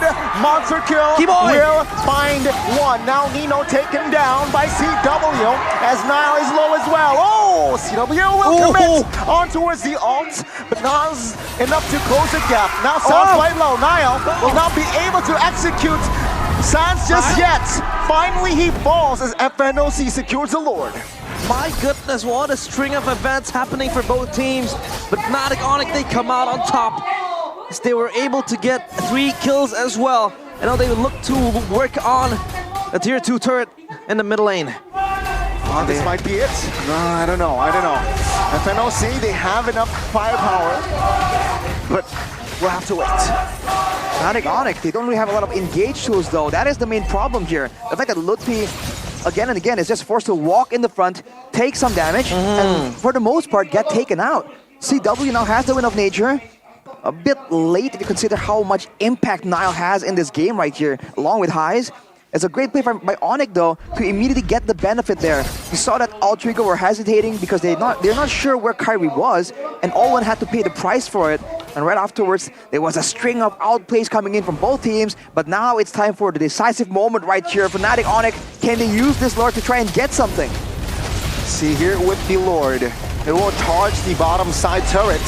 But he pops the problem rather early to just secure that base turret. Nile perhaps looking for an opening, does not want to commit on engage. That's a pull on towards Lupi again. Owen on the other side will try to zone out members, but the base turret Lupi finds a flicker play. Sans finds one. That's a good minion fury. A lot of Alter Ego members taken down, but CW, he focused down on the base.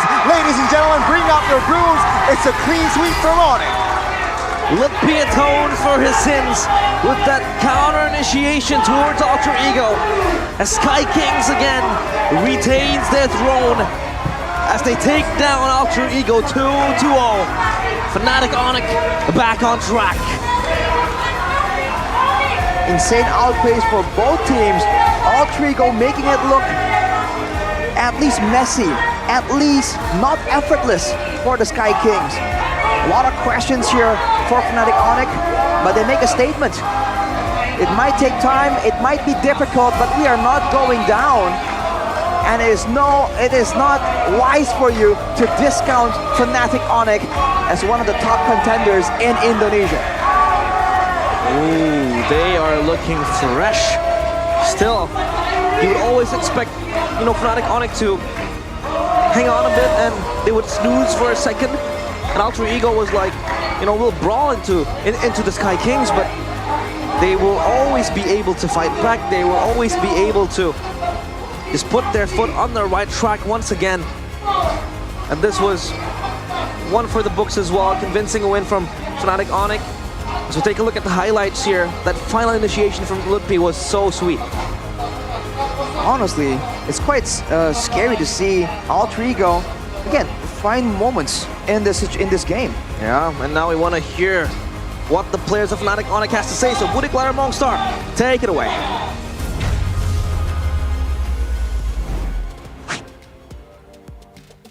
Fnatic Onyx mendapatkan kemenangannya lagi dan ini adalah kemenangan ke-7 atas Alter Ego. Buset, panjang kali ya. Ini berarti udah berkali-kali kalian bertemu dengan Alter Ego. Namun Alter Ego masih belum bisa mendapatkan kemenangan atas kalian. Apa yang kalian punya sehingga Alter Ego benar-benar nggak bisa berkutik di hadapan Fnatic Onyx? Ya Mbak Upi, Kiboy, Sans mungkin Sans. Gilang. Gilang.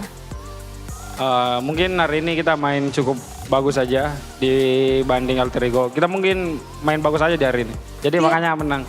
Tapi Sans, nggak cuma hari ini, 6 match sebelumnya pun kalian selalu menang di hadapan Alter Ego. Rezeki mungkin ya rezeki. Ya.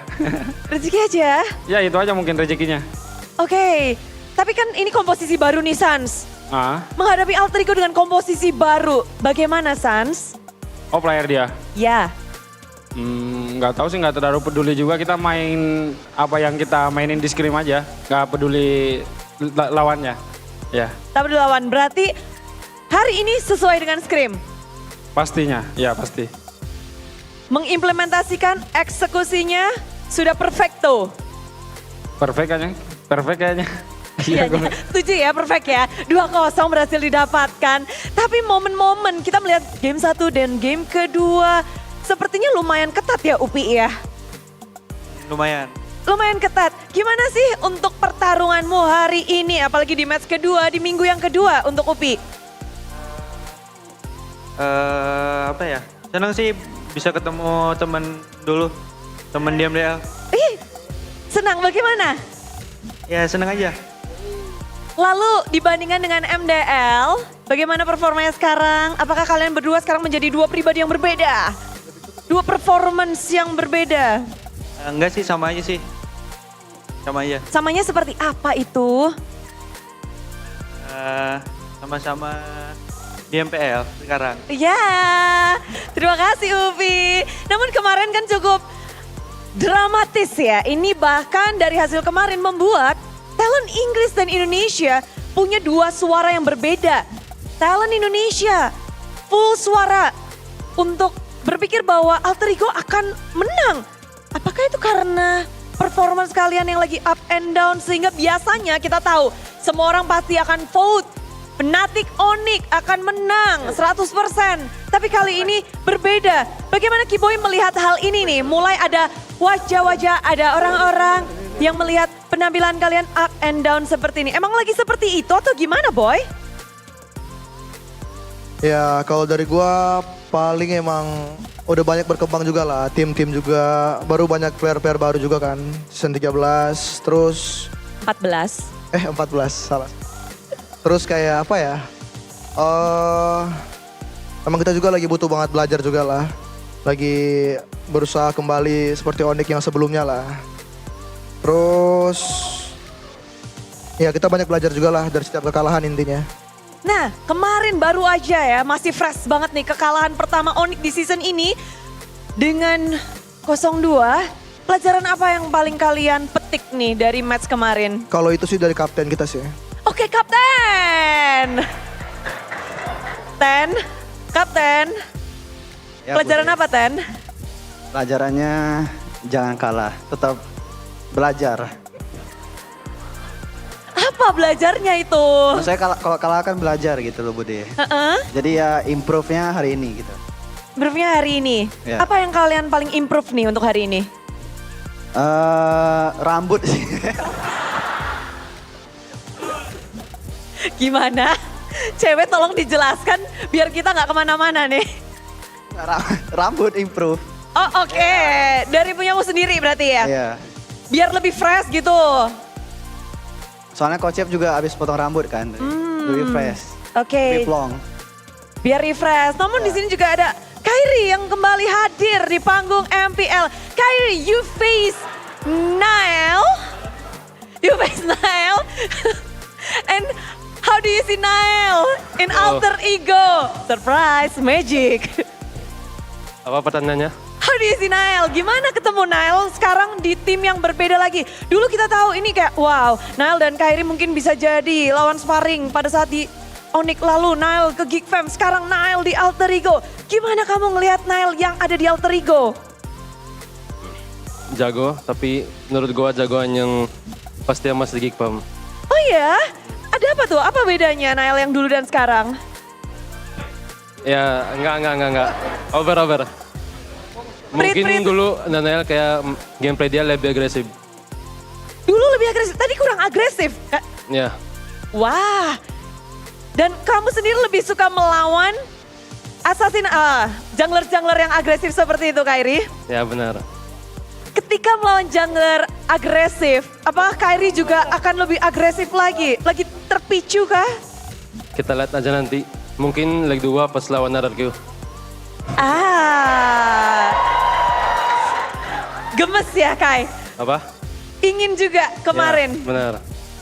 Oke, ini akan leg kedua masih panjang, tapi kita bisa dengar sekarang apa yang harus kita nantikan nih untuk leg kedua. Fnatic Onyx dan juga RRQ Hoshi. Apa, sorry? Leg 2 apa? Kenapa? What do you want to give and what do you want to say? Gilang aja, Gilang. Lu yang ditanya, Cok. Iya, lu aja. Hah? Gak ada. Tadi yang ditanya ini. Udah lah, Lutfi aja. Jubir. Apa? Jubirnya kan kalah kemarin kayaknya siapa yang paling sakit hati kemarin? Gilang sih kayaknya. Gilang. Setahu gue dia pakai lagu apa lang kemarin yang sedih lang? Hah? Sedih ya kemarin. Lagu sad buat. Enggak ada, Cok. Namun kesedihan kemarin tentu terbalas hari ini. Betul. Coba dong, Bude kepengin tahu kata-kata dari sang kapten untuk kemenangan hari ini. Bude bakal foto. Gak ada pantun, Bude. Katanya Kyrie mau pantun, dia udah siapin. Oh, Bude sambil video nih. Ayo nih. Ayo, let's go. Gimana nih? Loh, kan kamu sudah siap-siap. Siapin dong. Api. Bilang ya Bude kalau udah ready ya. Kita tungguin kok. Loh, kita. Oh udah. Udah, ini kan gampang banget kalau ini Z Flip mah. 3-2-1 dong. 3-2-1. Dan 4 detik. Silahkan cewek. Woi. Kalah 2-0 jangan panik. Cakep. I love you Sonic. Widih. Itulah dia caster. Back to you. Hey.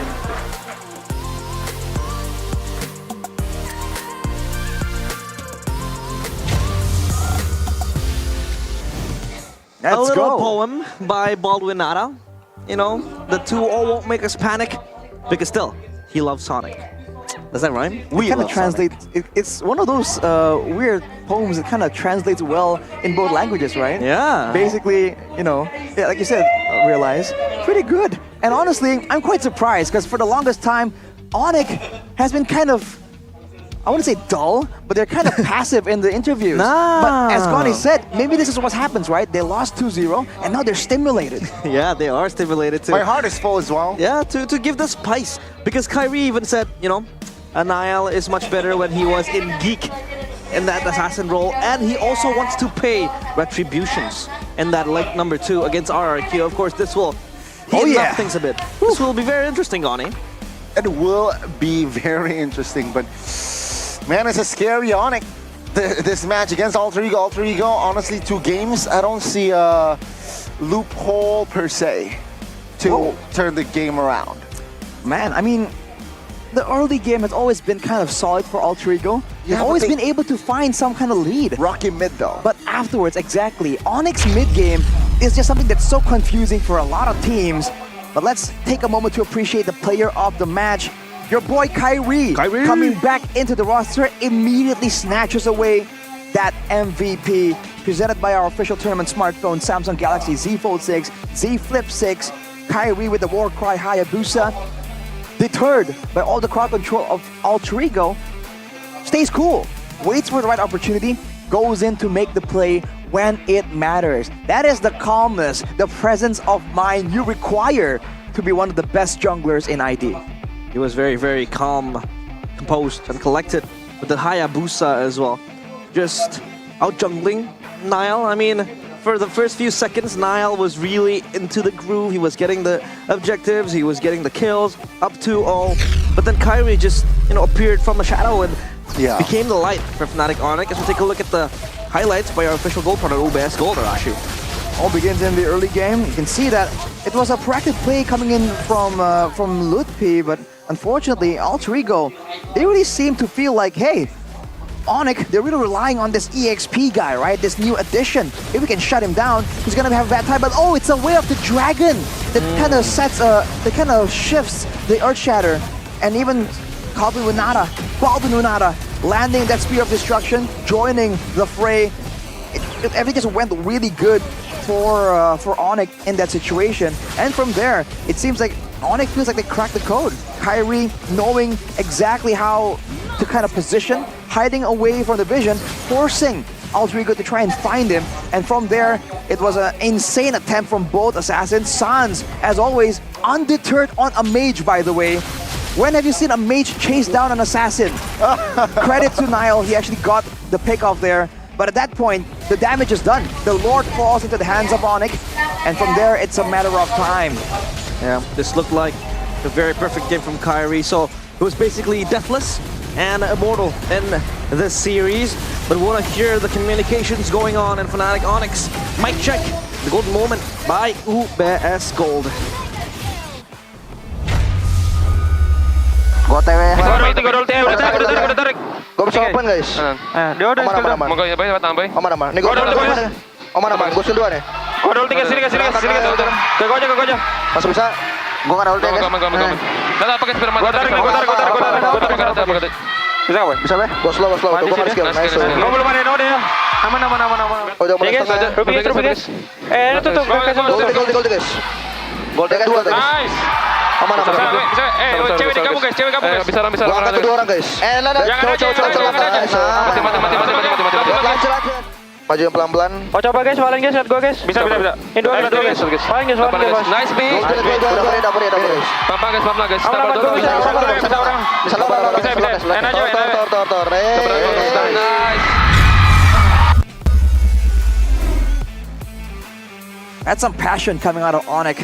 Like I said, it's great to see them finally motivated, right? Finally having ignited their competitiveness, their love for the game. For the longest time, it's just like, okay, let's go in. Hey, GG. And like, oh, well, how did you win? Well, we got lucky. We did what we practiced for. It's luck, Bude.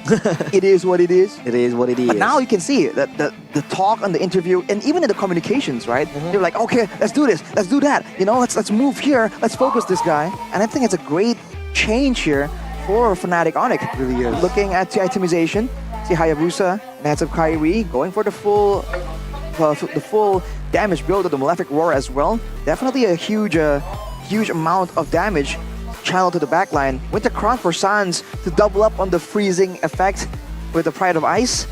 And if you look at overall, it just seems like it's a even game from the stats, not too one-sided. And it really was kind of close. But it comes down to one of those few moments, right? Whenever Onyx is in the Land of Dawn, always seems kind of like intense, quiet, calm before the storm, and before you know it, boom, Lord, boom, endgame. Yeah, it was all done and dusted for Fnatic Onyx. But now I want to throw a question, maybe to you, Goni. Oh, you're a Sonic as well. Oh, we got called by the Indonesian casters. We beat them basically 2-0. Yeah, over there to you guys. We beat them with our predictions. But now, of course, back to the question, Goni. Is this what Onyx needed? Is a loss and an improvement coming in from the teams? It is, you know, is it going to really bolster Onyx? I think so, right? Because you don't want to wake up beast, all right? And I feel like with that, yesterday's loss, now Fnatic Onyx, they are ready to play Mobile Legends. They are ready to play, and I'm also ready to find more about Kadea, which is officially our destination for gaming and esports. You can drop into Kadea Discord for all things gaming at fandx.io/Kadea, or you can also scan the QR code for the link into the Discord. Now we play at Kadea Gaming. Kadea Gaming. Kadea. Such a cool concept. Every single time I hear about it, I'm looking forward to actually seeing it, visiting, hopefully, right? Hopefully we get a chance one day. One day. But man, that is such a crazy concept. A city, a hub for esports. I can't wait for MPL ID playoffs in Kadea. Maybe. Oh! Please make it happen. You heard it here first, ladies and gentlemen. Yeah, I called it. Maybe I'd say MPL ID season 38. Ooh, 38? Won't take that long. How old will you still be here, Arashi, Goni? Maybe. 38? I don't think Arashi would be here. I think What the Arashi heck would do you be mean? Are you trying to married. say he is old? What does that mean? And before the We're the same start age. of this fight, we want to throw it back to the host, Budi Clara Mongsar, for an interview.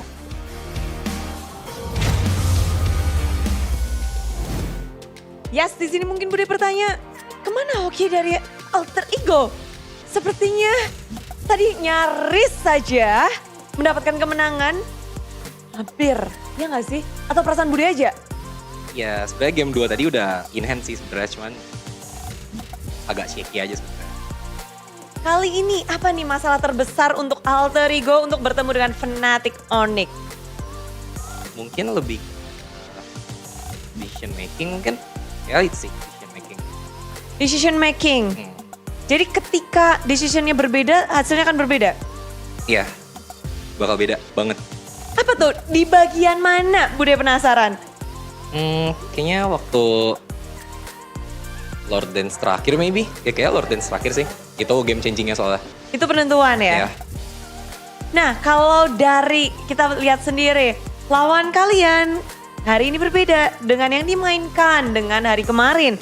Hadirnya Kairi, apakah merubah strategi? Sebenarnya sama aja sih, mereka kan juga main bakal sama-sama aja kan. Kayak mereka juga udah pasti build timnya ya. Mau Albert atau Kairi main udah pasti bakal sama aja. Cuman ya mungkin bedanya mungkin karena kayak Kairi udah sering main sama mereka, jadi mungkin ya lebih klop maybe kayak gitu. Oke, jadi permainan mereka lebih klop ketika ada Kairi. Tapi untuk preparationnya sendiri nggak ada yang berbeda. Wah, ini kira-kira siapa yang diturunin atau apa? Nggak ada yang beda sih dari preparationnya. Kayak kan udah Kairi udah main, Albert udah main, jadi kayak kita bisa nonton terus kayak kita bisa analis game sendiri kayak gitu. Oke, kalau bisa diulang kembali nih melawan Fnatic Onyx, adakah hero yang pengen kalian ban atau hero yang pengen kalian pick? Ada nggak? Oke, kalau Ben, Fanny only. Kalau metanya belum berubah, Fanny only. Kalau pengen di pick,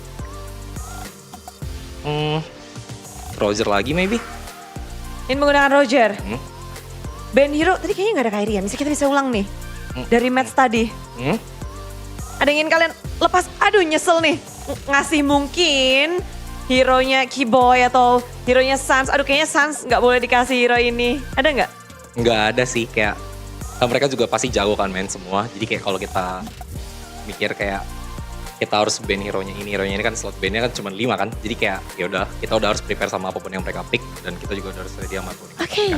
Well, minggu ini bukan minggu yang baik tentunya untuk Alter Ego. Bener. Next week apa yang harus kita nantikan nih untuk progres Alter Ego?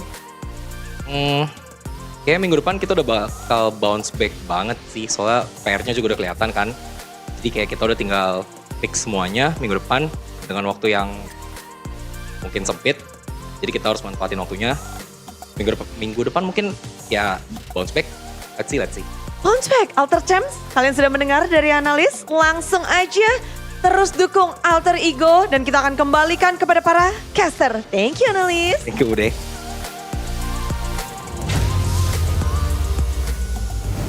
And that was Alter Ego. Sticks and stones may break my bones. But Fnatic Onyx will break you today. Oh, and it was a lot Spicy, of Gani. point of talking, like Bude Clara mentioned, regrets and all. But I feel like for Styx and Alter Ego, there's no time to regret. They have to go back to the drawing board and, rearrange things that are not supposed to be there. And what is supposed to be here is, of course, UBS Gold. With the epic collaboration limited series UBS Gold X MPL ID Season 14. It is available at ubslifestyle.com and UBS Lifestyle e-commerce. You can also get a free skin with every purchase of the limited edition. And like we mentioned multiple times, Arashi, I really like the golden katana right here, which I would use to cut slice onions. Exactly, because when your team's losing, you're like, I'm not crying. It's the onions, bro. It's a katana. I gotta use it. That's what Realize is trying to say. But honestly, the ring though, I can't get over the ring. Because for the longest time, we've talked about this, right? In other sports, you get something so amazing.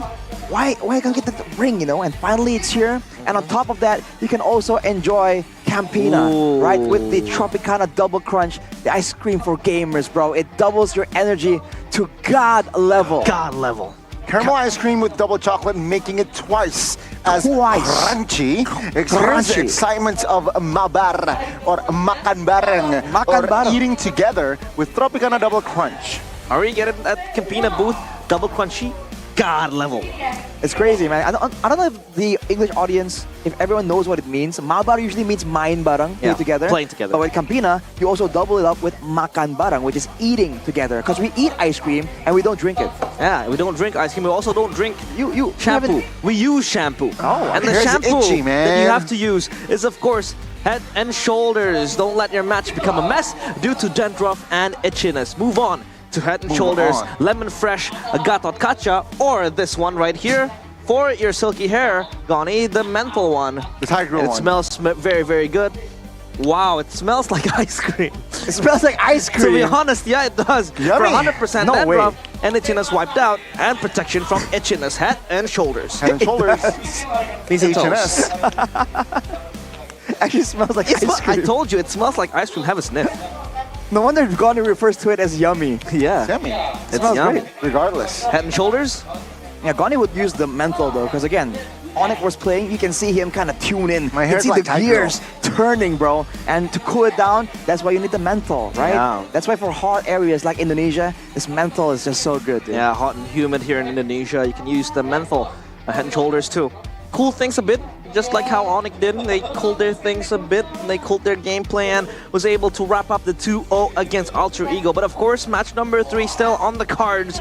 It is going to be a spicy match, because TLID will be facing against Rebellion Esports. I want to really see Aaron Shiki or Odysseus in the mic later, because they were throwing shades last week. Aaron Shiki was like, you can only talk, you can't play. As we take a look at the new schedule again, for the second time, we want to remind you that we will be reinstating a new schedule starting from week 3 for Saturdays and Sundays. Match number 1 will start. And that said time, help me with clocks, because I don't really understand how to read clocks. 45 minutes earlier at 2:30 instead of 3:15, right? And subsequently, all the other matches, number 2 and number 3, will also be moved forward 45 minutes, basically allowing for you guys to get to bed at the appropriate time. Because sometimes these games, they get intense, man. We need to add time, right? That's how intense Season 14 is. And especially for those watching. On Sunday, tomorrow is work day, but they don't want to miss the action. The new time schedule will really help you. But of course, you can also help yourself by buying the MPL ID Season 14 ticket, so you can experience the thrill, the electric, the atmosphere of MPL Indonesia live right here in MPL Arena. You definitely want to be the one to miss out on this unforgettable experience, especially with some exciting matches like today. We have seen Fnatic Onyx against Alter Ego, and I was here in the arena. I was not casting, I was watching Fnatic Onyx against RRQ and Tsutujin. After that savage, the roof with the Raja. The roof was on fire, bro. Wow. That's crazy, man. Insane. And we will have TLID against Rebellion to close out week 3 as well. Don't miss out, because both teams, they're struggling. Yeah, they're struggling. But of course, we also want to struggle for Moonton because we want to give our hearts out with that nomination because Moonton has been nominated in 3 different categories: Esports Game of the Year, Mobile Esports Game of the Year, and Esports Publisher of the Year. You can go out and vote MLBB and Moonton in the Esports Awards right now. It will be commended in Riyadh on the 24th of August 2024. So don't miss out on your votes. Vote because voting is important. Vote because you matter. Vote. Your voice matters. Vote. Vote. VOTE. What is that? Vote. I thought it was some sort of acronym. Thanks for clarifying, Johnny. Okay, we'll take it back to Budak Lara Mongstar up on stage. See you in the next game. Playoff, asik. Enggak. Wih, tapi nggak apa-apa. Berarti bisa dibilang sudah pede masuk playoff dong. Harusnya, Bude. Harusnya. Tapi nggak hoki, Bude. Nggak hoki. Tuh. Nggak apa-apa. Tapi kan Alter Champs tetap solid dong. Solid. Walaupun nggak hoki. Selamanya. Gila. Selamanya. Namun gimana tadi Alter Champs melihat game dan match yang ketat walaupun 0-2? Sebenarnya. Kalau nggak di pause tuh kayaknya game 1 menang deh. Buset, masa? Harusnya. Itu kalau kata beliau tuh nggak tahu tuh. Tapi beliau kan sangat... Ya, tapi tentu aja semakin semangat semuanya dong. Karena playoff juga menjadi harapan bagi Alter Champs kan? Betul, Bude. Tapi kan line up yang sekarang memang cukup menjanjikan. Bener nggak? Setuju nggak? Iyalah, yang barunya kan. Iya. Kerasa nggak, Bude, tapi? Kerasa. Kayak Nael, kayak gimana gitu. Line up udah fresh. Merchandise-nya juga fresh ya katanya. Betul, kebetulan nih. Ada apa nih di merchandise-nya Alter Champs, Alter Ego, dan Alter Merch? Jadi ini ada WA dari Kodelwi. Wih, apa nih? Jadi Alter Ego Merch baru launching koleksi baru. Salah satunya adalah Basic Series. Dan itu keren banget karena bahan yang kita pakai lebih premium dari t-shirt lainnya, Bude. Keren. Setiap week kita ada promo MPL Madness. Jadi di marketplace Alter Ego bisa langsung cek di altermerch.id, itu ada promonya lebih banyak, Bude, gitu. Waduh, bentar. Belinya di mana? Bentar, aku chat Kodelwin ya. Kodelwin belinya lewat apa? Altermerch.id atau Instagramnya Altermerch, boleh dicek langsung. Langsung ke sosial medianya? Betul. Kalau di MPL Arena ada nggak? Ada tuh di depan. Ada. Kok kamu nggak pakai sih, Fandik? Belum dikasih, nggak tahu nih. Oh, pro player. Kan pro player, jersey. jersey. Ini siap buat selalu main ya berarti? Siap, ntar kalau tiba-tiba tadi ada yang diganti, saya langsung naik tuh bisa gitu. Berarti Nino? Oh iya, XP Laner. Oh jangan Nino lah. Berenam lah, nggak apa-apa, berenam gitu. Berenam. Tapi itulah dia. Coba di sini kan banyak banget pastinya super fans dan juga Alter Champs yang lagi nonton. Minta mereka untuk beli dong. Coba jual merchandise sekarang. Jadi untuk Alter Champs, tapi yang bukan Alter Champs juga ya. Ini bener-bener bagus nih. Koleksi barunya itu bisa dipakai di umum, aman, enjoy, terus nggak terlihat terlalu e-sport, jadi umum banget, gaul banget lah pokoknya, Bude. Mungkin Bude mau juga, ntar kalau boleh saya ngomong ke Kodelwin tinggal ini ya. Boleh. Bude boleh dikirimin Altermerch-nya satu. Boleh dong, boleh. Buat kalian yang mau kembaran sama Fandi, sama player-player dari Alter Ego, BA-BA-nya juga, sama Bude mungkin. Jadi langsung aja cek sosial media dari Alter Merch. Merch.id. Altermerch.id. Dan juga jangan lupa follow Alter Ego juga ya. Semuanya thank you banget Fandi. Terima kasih. Minggu ini minggu yang buruk. Fandi ada yang mau disampaikan mungkin? Biasanya kan kamu, wah ini yang paling jago nih ya. Apa yang ingin kamu sampaikan dengan hasil ini? We'll be back. Wih, kita bakal kembali. Oh, pasti dong. Iya, maksudnya ke atas lagi. Bukan balik lagi, gimana sih? We'll bounce back. Bounce back ya. Kita bakal playoff lah harusnya, Champs ya. Tolong banget ini. Playoff, janji playoff. Kalau sampai playoff mau ngapain nih? Mungkin, nggak tahu ya, kita tunggu di kontenmu ya. Pakai baju Lancelot nggak sih? Wih, kita ke arena. Oke.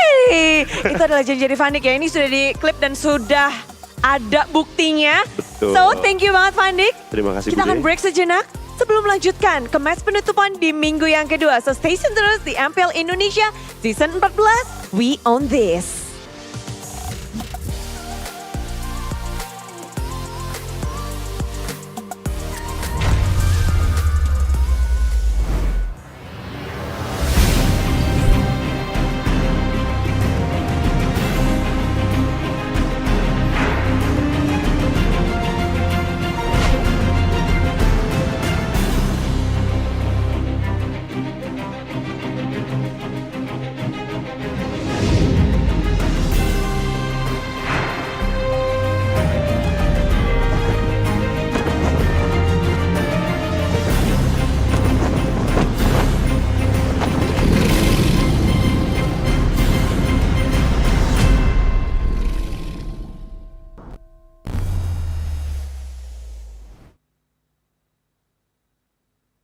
Okay, nature boy. What's that bird then?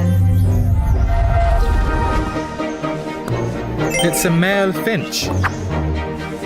They give seeds to females in a bonding ritual.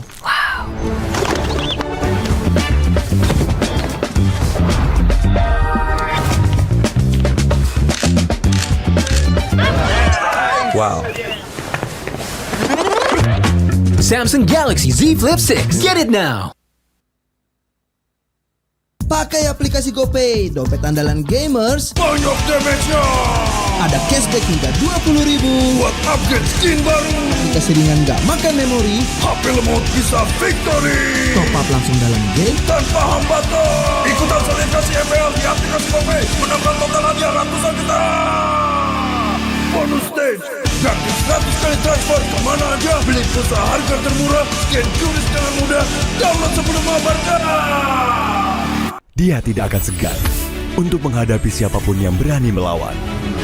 Dia mewarisi perjuangan karena di tubuhnya mengalir darah seorang pahlawan. Pedangnya mengukir takdir kemenangan, menghadapi segala tantangan. Penuh keberanian untuk terus berjalan menuju masa depan. Raihlah masa depan, nabung mulai dari hobi. Koleksi terbaru UBS Gold X Mobile Legends Bang Bang, edisi spesial MPL ID Season 13.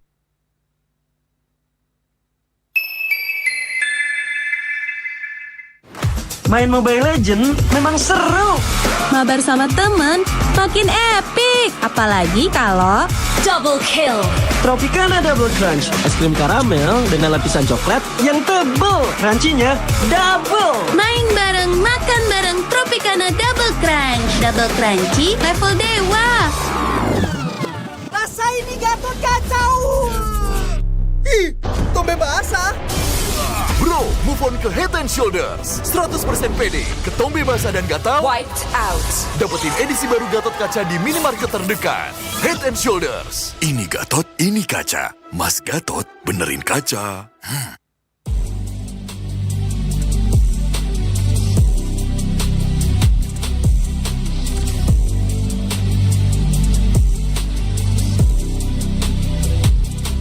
Kenangan adalah jati diri kita.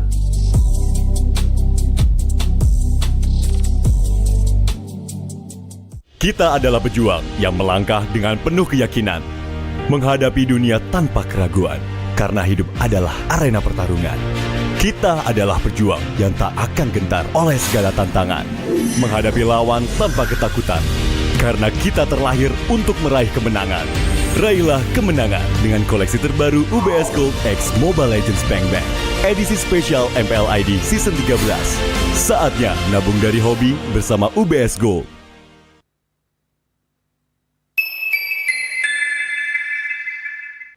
Apa akan kehilangan ingatannya? Masih inget ini, Pak? Sekecil apapun perhatian, adalah kekuatan. Hidupkan momen kebersamaan. IndiHome.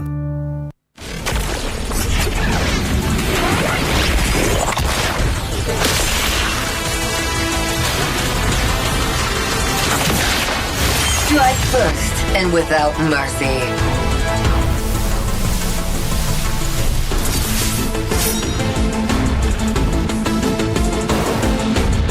Where I tread, death follows.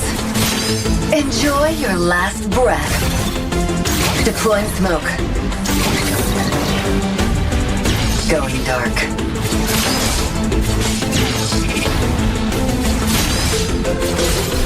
War is my trade. Death is my craft. Backup plan? I am the backup plan.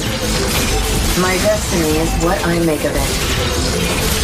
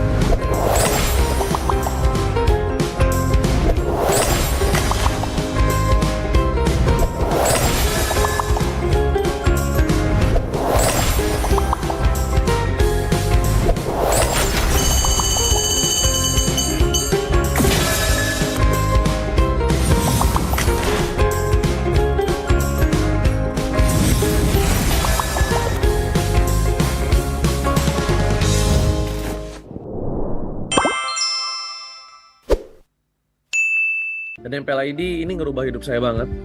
Pertama, gue bukan nobody lagi, tapi gue minus banget. Bahkan sampai bisa membelikan orang tua kendaraan untuk di Indonesia ini. Ya, kendaraan pribadi itu sangat penting. Rumah saya yang tadinya tiap hujan bocor, bahkan untuk berteduh sulit, tapi udah bisa normal. Saya bisa sekolahin adik saya bisa sekolah S1, saya bisa naikin umroh orang tua saya bisa umroh. Saya bahkan bertemu orang-orang besar buka MPL ID.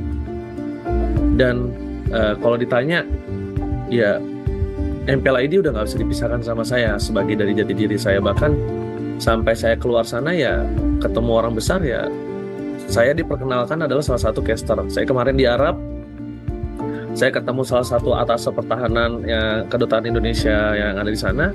Abang saya memperkenalkan ini salah satu caster nomor 1 di Indonesia. Jadi MPL ID udah part of my life lah. Setelah itu dalam namanya karakter develop selama caster, aku selalu belajar supaya bisa terus berkembang. Okay, nature boy, what's that bird then? It's a male finch. They give seeds to females in a bonding ritual.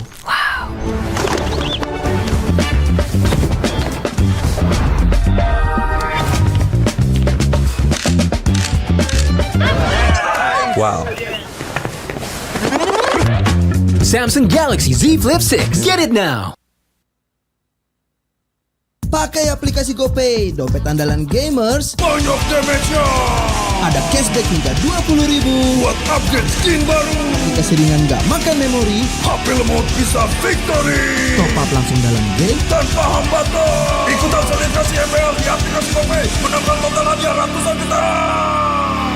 Bonus stage. Gratis 100 kali transfer kemana aja. Beli pulsa harga termurah. Scan QRIS dengan mudah. Download sebelum mabarkan. Dia tidak akan segan untuk menghadapi siapapun yang berani melawan. Dia mewarisi perjuangan karena di tubuhnya mengalir darah seorang pahlawan. Pedangnya mengukir takdir kemenangan, menghadapi segala tantangan. Penuh keberanian untuk terus berjalan menuju masa depan. Raihlah masa depan, nabung mulai dari hobi. Koleksi terbaru UBS Gold X Mobile Legends Bang Bang edisi spesial MPL ID Season 13.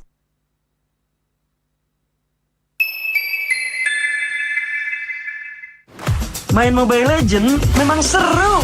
Mabar sama temen makin epic. Apalagi kalau double kill.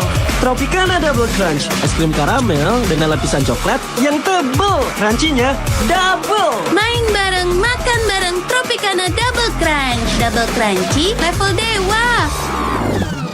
Rasa ini Gatot kacau. Ih, tombe basah. Bro, move on ke Head and Shoulders. 100% pede, ketombe basah dan gatal Wiped out. dapetin edisi baru Gatot Kaca di minimarket terdekat. Head and Shoulders. Ini Gatot, ini kaca. Mas Gatot, benerin kaca.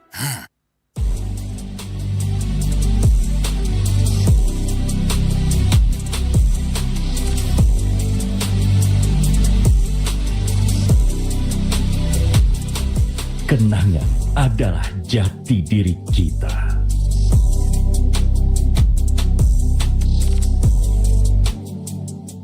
Kita adalah pejuang yang melangkah dengan penuh keyakinan, menghadapi dunia tanpa keraguan, karena hidup adalah arena pertarungan.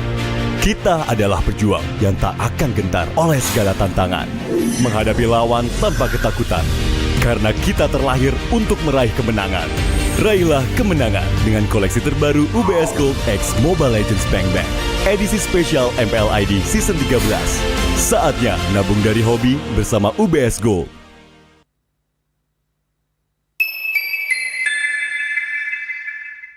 Apa akan kehilangan ingatannya? Masih inget ini, Pak? Sekecil apapun perhatian adalah kekuatan. Hidupkan momen kebersamaan. IndiHome.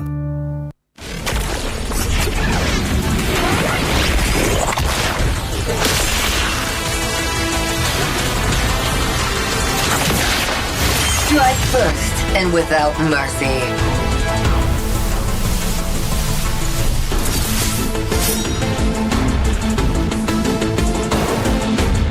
Where I tread, death follows. Enjoy your last breath. Deploying smoke.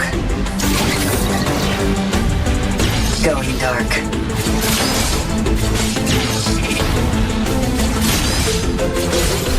War is my trade. Death is my craft. Backup plan? I am the backup plan. My destiny is what I make of it.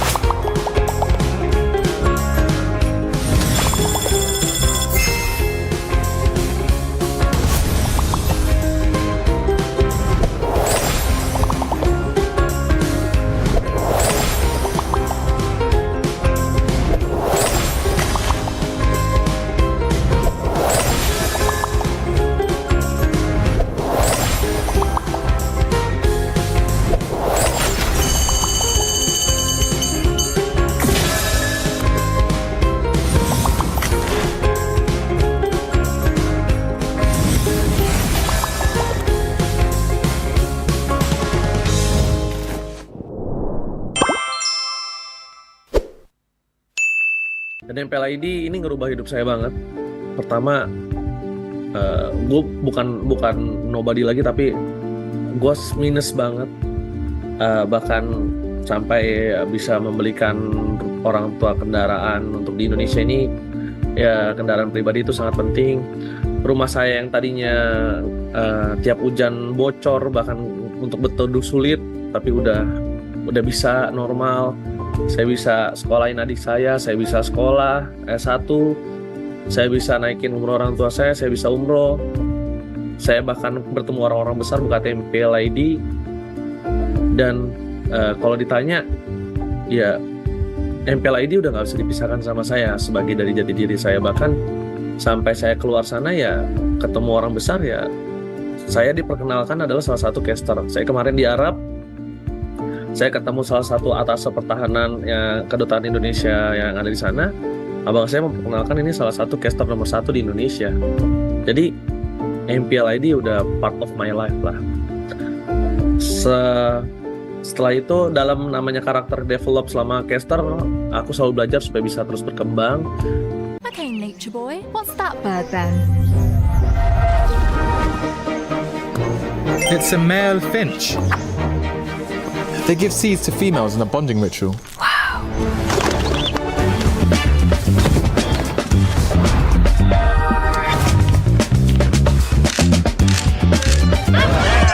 Wow. Samsung Galaxy Z Flip 6. Get it now. Pakai aplikasi GoPay, dompet andalan gamers. Banyak damage-nya. Ada cashback hingga 20.000 buat upgrade skin baru. Aplikasi ringan gak makan memori. HP lemot bisa victory. Top up langsung dalam game tanpa hambatan. Ikutan selebrasi MPL di aplikasi GoPay. Menangkan total hadiah ratusan juta. Bonus stage. Gratis 100 kali transfer kemana aja. Beli pulsa harga termurah. Scan juris dengan mudah. Download sebelum mabarkan. Dia tidak akan segan untuk menghadapi siapapun yang berani melawan. Dia mewarisi perjuangan karena di tubuhnya mengalir darah seorang pahlawan. Pedangnya mengukir takdir kemenangan, menghadapi segala tantangan. Penuh keberanian untuk terus berjalan menuju masa depan. Raihlah masa depan, nabung mulai dari hobi. Koleksi terbaru UBS Gold X Mobile Legends Bang Bang, edisi spesial MPL ID Season 13.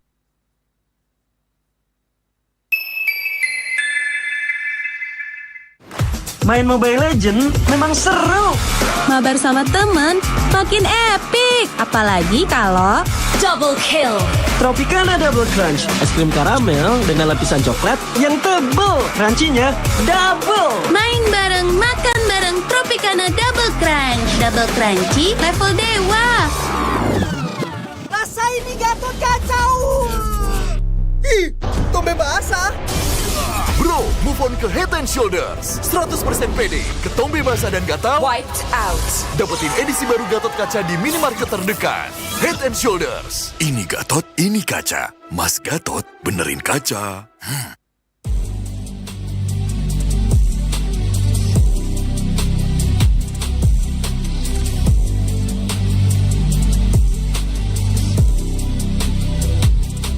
Kenangan adalah jati diri kita.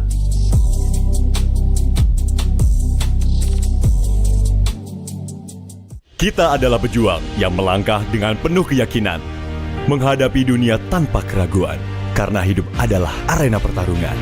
Kita adalah pejuang yang tak akan gentar oleh segala tantangan, menghadapi lawan tanpa ketakutan, karena kita terlahir untuk meraih kemenangan.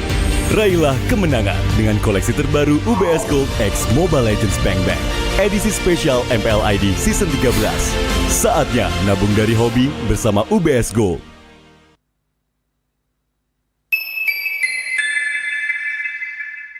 Papa akan kehilangan ingatannya.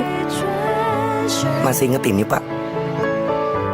Sekecil apapun perhatian adalah kekuatan. Hidupkan momen kebersamaan. IndiHome.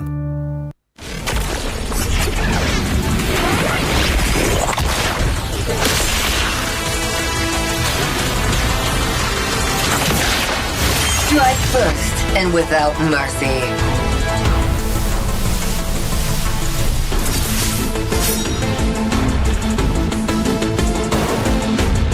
Where I tread, death follows. Enjoy your last breath. Deploying smoke. Going dark.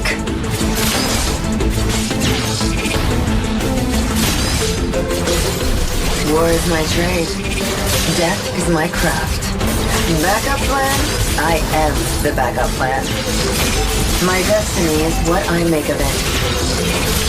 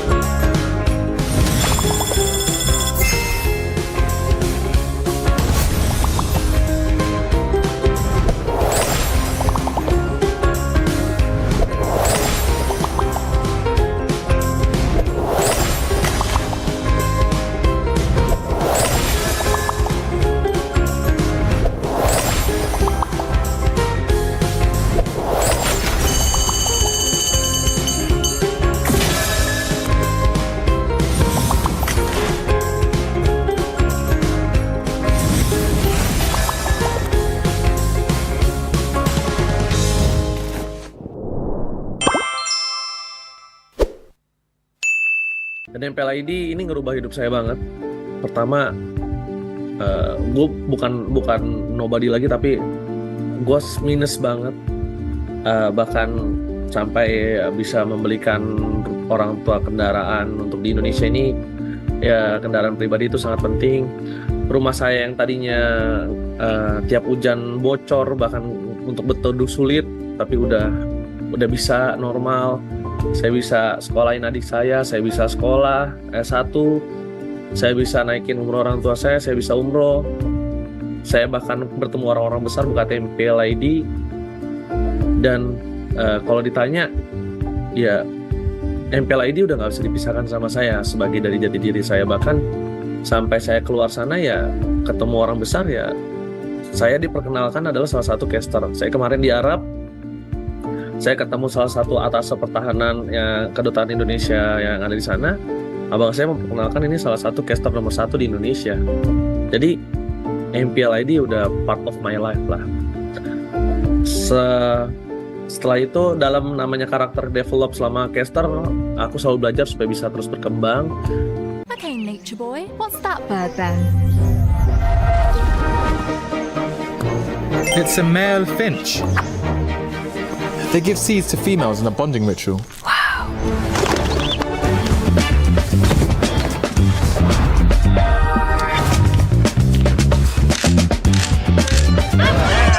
Wow.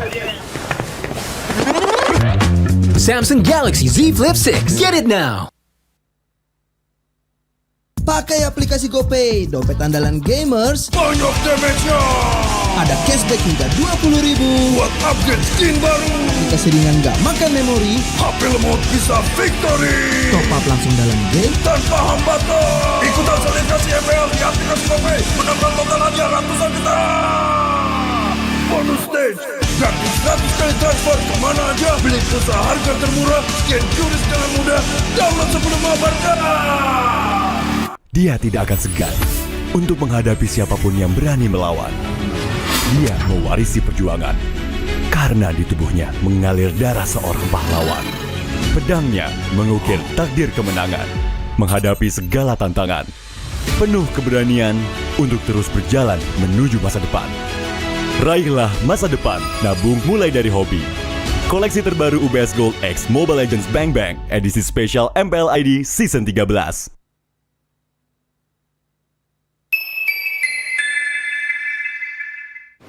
Main Mobile Legends memang seru. Mabar sama temen makin epic. Apalagi kalau double kill.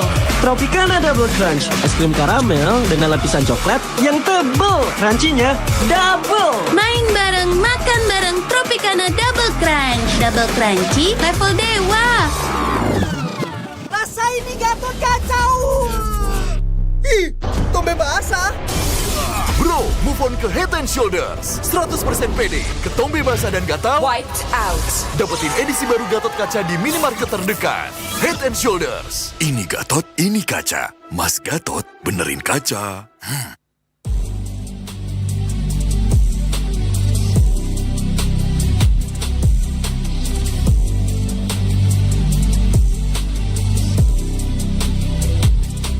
Kenangan adalah jati diri kita.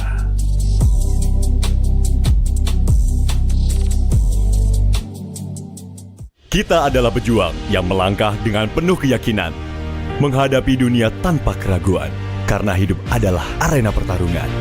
Kita adalah pejuang yang tak akan gentar oleh segala tantangan, menghadapi lawan tanpa ketakutan, karena kita terlahir untuk meraih kemenangan. Raihlah kemenangan dengan koleksi terbaru UBS Gold X Mobile Legends Bang Bang edisi spesial MPL ID Season 13. Saatnya nabung dari hobi bersama UBS Gold.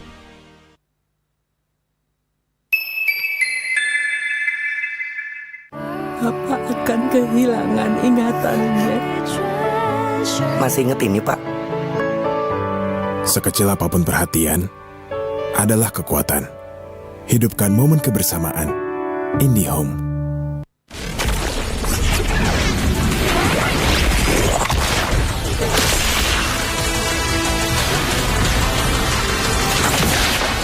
Strike first and without mercy.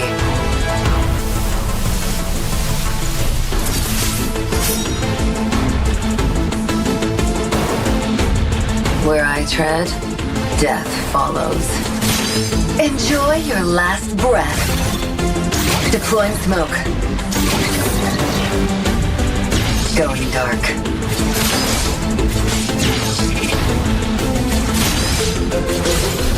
War is my trade. Death is my craft. Backup plan? I am the backup plan. My destiny is what I make of it.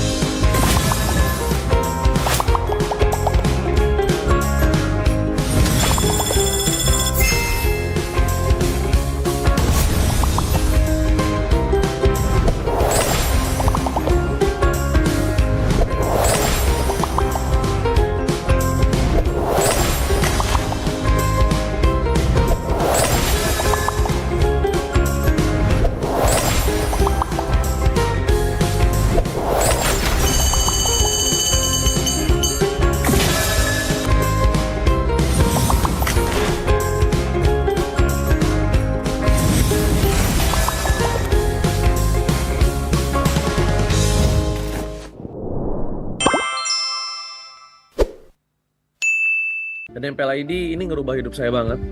Pertama, gue bukan nobody lagi, tapi gue minus banget. Bahkan sampai bisa membelikan orang tua kendaraan untuk di Indonesia ini. Ya, kendaraan pribadi itu sangat penting. Rumah saya yang tadinya tiap hujan bocor, bahkan untuk berteduh sulit, tapi udah bisa normal. Saya bisa sekolahin adik saya bisa sekolah S1, saya bisa naikin umur orang tua saya bisa umroh, saya bahkan bertemu orang-orang besar buka MPL ID. Dan kalau ditanya, ya MPL ID udah gak bisa dipisahkan sama saya sebagai dari jati diri saya. Bahkan sampai saya keluar sana ya ketemu orang besar, ya saya diperkenalkan adalah salah satu caster. Saya kemarin di Arab, saya ketemu salah satu atas pertahanan yang kedutaan Indonesia yang ada di sana. Abang saya memperkenalkan ini salah satu caster nomor 1 di Indonesia. Jadi MPL ID udah part of my life lah. Setelah itu dalam namanya karakter develop selama caster, aku selalu belajar supaya bisa terus berkembang. Okay, nature boy, what's that bird then? It's a male finch. They give seeds to females in a bonding ritual. Wow.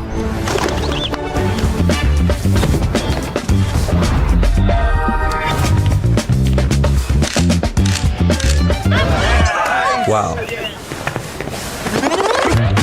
Samsung Galaxy Z Flip 6. Get it now. Pakai aplikasi GoPay, dompet andalan gamers. Banyak damage-nya. Ada cashback hingga 20.000 buat upgrade skin baru. Aplikasi ringan gak makan memori. HP lemot bisa victory. Top up langsung dalam game tanpa hambatan. Ikutan selebrasi MPL di aplikasi GoPay. Menambah total hadiah ratusan juta. Bonus stage. Gratis 100 kali transfer kemana aja. Beli pulsa harga termurah. Scan QRIS dengan mudah. Download sebelum mengabarkan.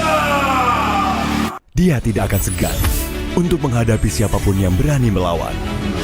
Dia mewarisi perjuangan karena di tubuhnya mengalir darah seorang pahlawan. Pedangnya mengukir takdir kemenangan, menghadapi segala tantangan. Penuh keberanian untuk terus berjalan menuju masa depan. Raihlah masa depan, nabung mulai dari hobi. Koleksi terbaru UBS Gold X Mobile Legends Bang Bang, edisi spesial MPL ID Season 13.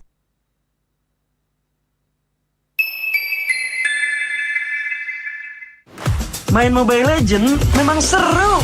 Mabar sama temen makin epic. Apalagi kalau double kill. Tropicana Double Crunch, es krim karamel dengan lapisan coklat yang tebal. Crunchy-nya double. main bareng, makan bareng Tropicana Double Crunch. Double crunchy level dewa. Rasa ini Gatot kacau. Ih, tombe basah. Bro, move on ke Head and Shoulders. 100% pede, ketombe basah dan gatal. Wiped out. Dapetin edisi baru Gatot Kaca di minimarket terdekat. Head and Shoulders. Ini Gatot, ini kaca. Mas Gatot, benerin kaca.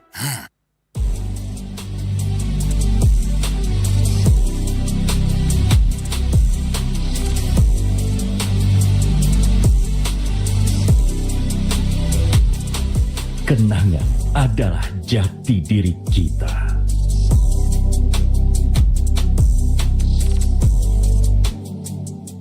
Kita adalah pejuang yang melangkah dengan penuh keyakinan, menghadapi dunia tanpa keraguan, karena hidup adalah arena pertarungan. Kita adalah pejuang yang tak akan gentar oleh segala tantangan, menghadapi lawan tanpa ketakutan, karena kita terlahir untuk meraih kemenangan. Raihlah kemenangan dengan koleksi terbaru UBS Gold X Mobile Legends Bang Bang, edisi spesial MPL ID Season 13. Saatnya nabung dari hobi bersama UBS Gold.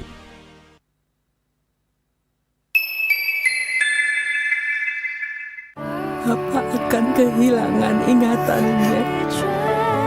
Masih inget ini, Pak? Sekecil apapun perhatian adalah kekuatan. Hidupkan momen kebersamaan. IndiHome.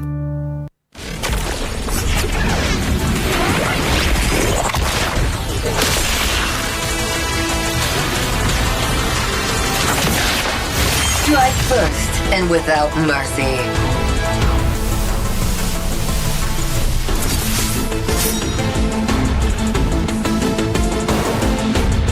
Where I tread, death follows. Enjoy your last breath. Deploying smoke. Going dark.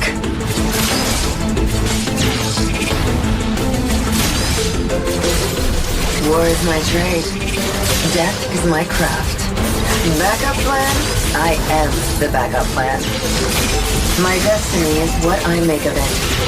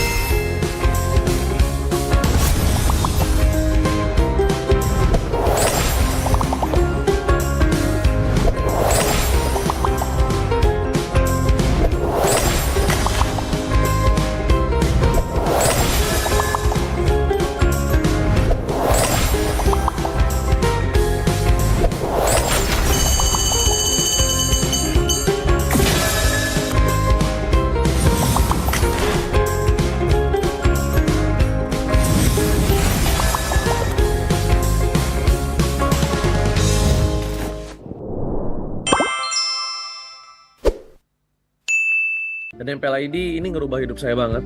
Pertama, gue bukan nobody lagi, tapi gue minus banget.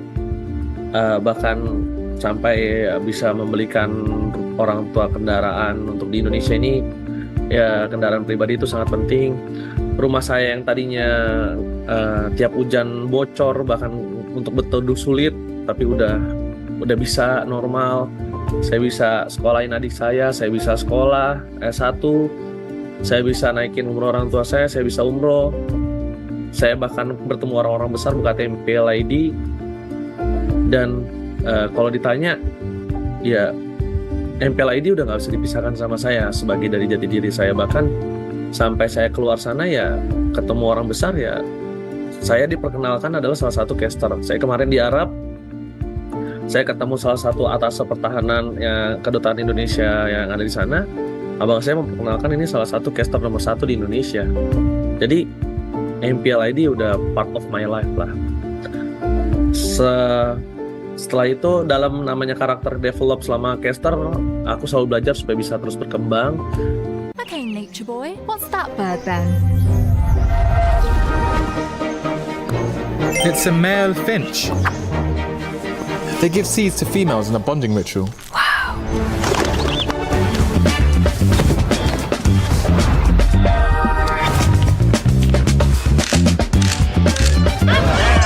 Wow. Samsung Galaxy Z Flip 6. Get it now.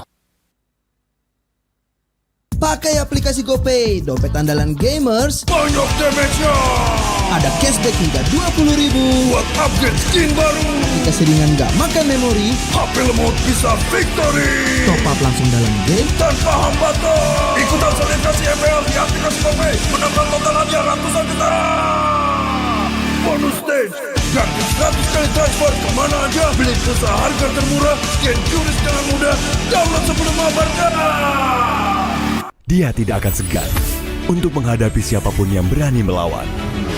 Dia mewarisi perjuangan karena di tubuhnya mengalir darah seorang pahlawan. Pedangnya mengukir takdir kemenangan, menghadapi segala tantangan.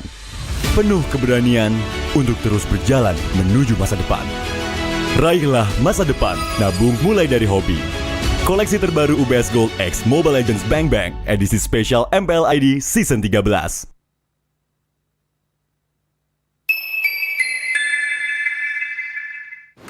Main Mobile Legends memang seru. Mabar sama temen makin epic. Apalagi kalau double kill. Tropicana Double Crunch, es krim karamel dengan lapisan coklat yang tebal. Crunchy-nya double. Main bareng, makan bareng Tropicana Double Crunch. Double crunchy level dewa. rasa ini Gatot kacau. Ih, tombé basah. Bro, move on ke Head and Shoulders. 100% pede, ketombe basah dan gatal Wiped out. dapetin edisi baru Gatot Kaca di minimarket terdekat. Head and Shoulders. Ini Gatot, ini kaca. Mas Gatot, benerin kaca.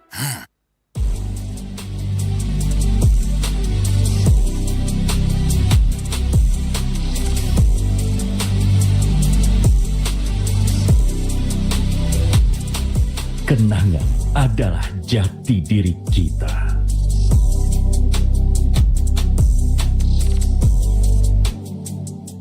Kita adalah pejuang yang melangkah dengan penuh keyakinan, menghadapi dunia tanpa keraguan, karena hidup adalah arena pertarungan.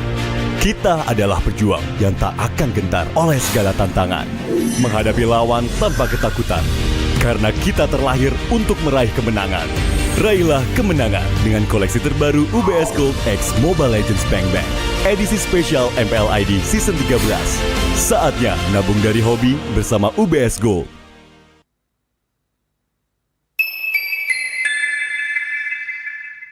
Apa akan kehilangan ingatannya? Masih inget ini, Pak? Sekecil apapun perhatian adalah kekuatan. Hidupkan momen kebersamaan. IndiHome.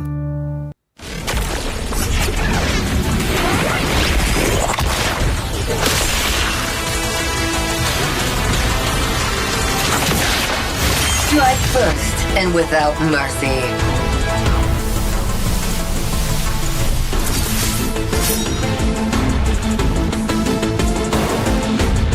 Where I tread, death follows. Enjoy your last breath. Deploying smoke. Going dark.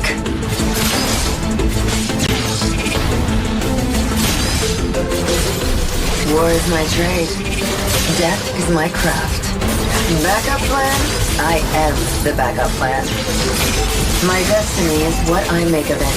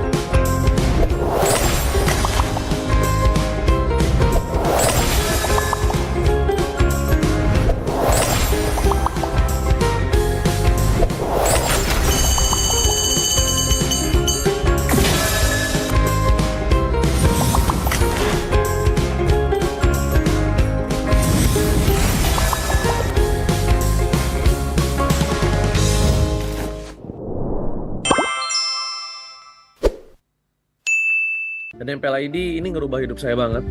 Pertama, gue bukan nobody lagi, tapi gue minus banget.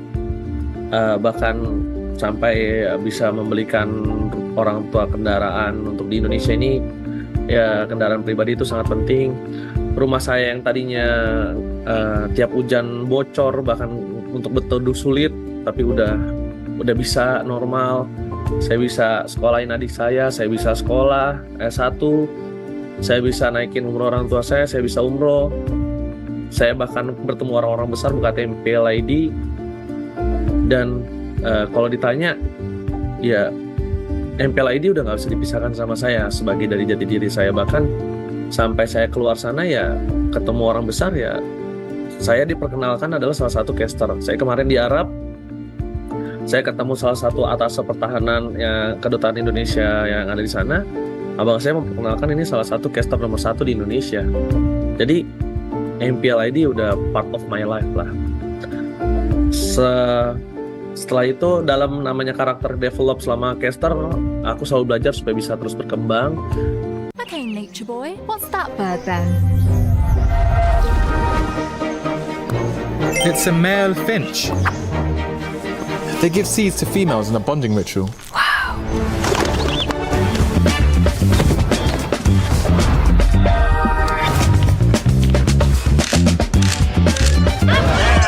Wow. Samsung Galaxy Z Flip 6. Get it now. Pakai aplikasi GoPay, dompet andalan gamers. Banyak damage-nya. Ada cashback hingga 20.000 buat upgrade skin baru. Aplikasi ringan gak makan memori. HP lemot bisa victory. Top up langsung dalam game tanpa hambatan. Ikutan selebrasi MPL di aplikasi GoPay. Menambah total hadiah ratusan juta. Bonus stage. Gratis 100 kali transfer kemana aja. Beli pulsa harga termurah. Scan juris dengan mudah. Download sebelum mabarkan. Dia tidak akan segan untuk menghadapi siapapun yang berani melawan. Dia mewarisi perjuangan karena di tubuhnya mengalir darah seorang pahlawan. Pedangnya mengukir takdir kemenangan, menghadapi segala tantangan, penuh keberanian untuk terus berjalan menuju masa depan. Raihlah masa depan, nabung mulai dari hobi. Koleksi terbaru UBS Gold X Mobile Legends Bang Bang, edisi spesial MPL ID Season 13.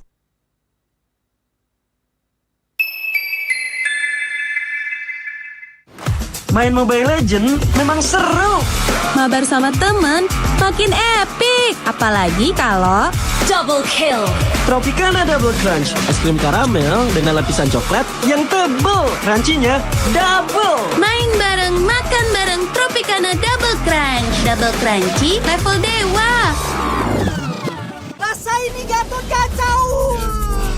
Ih, tombe basah. Bro, move on ke Head and Shoulders. 100% pede, ketombe basah dan gatal. Wiped out. Dapetin edisi baru Gatot Kaca di minimarket terdekat. Head and Shoulders. Ini Gatot, ini kaca. Mas Gatot, benerin kaca.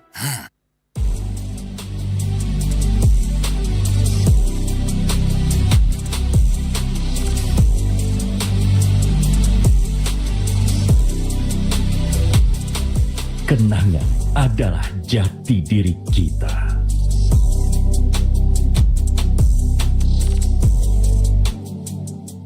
Kita adalah pejuang yang melangkah dengan penuh keyakinan, menghadapi dunia tanpa keraguan, karena hidup adalah arena pertarungan.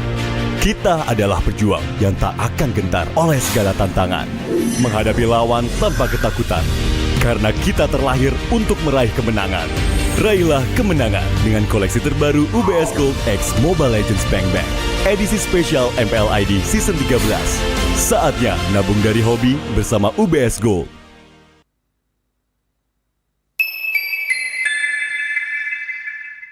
Apa akan kehilangan ingatannya? Masih inget ini, Pak? Sekecil apapun perhatian adalah kekuatan. Hidupkan momen kebersamaan. IndiHome.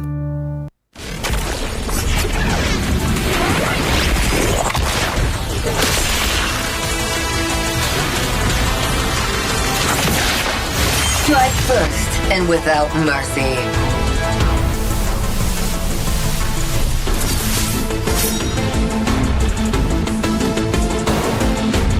Where I tread, death follows. Enjoy your last breath. Deploying smoke. Going dark.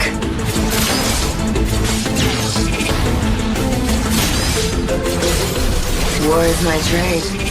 Death is my craft. Backup plan? I am the backup plan. My destiny is what I make of it.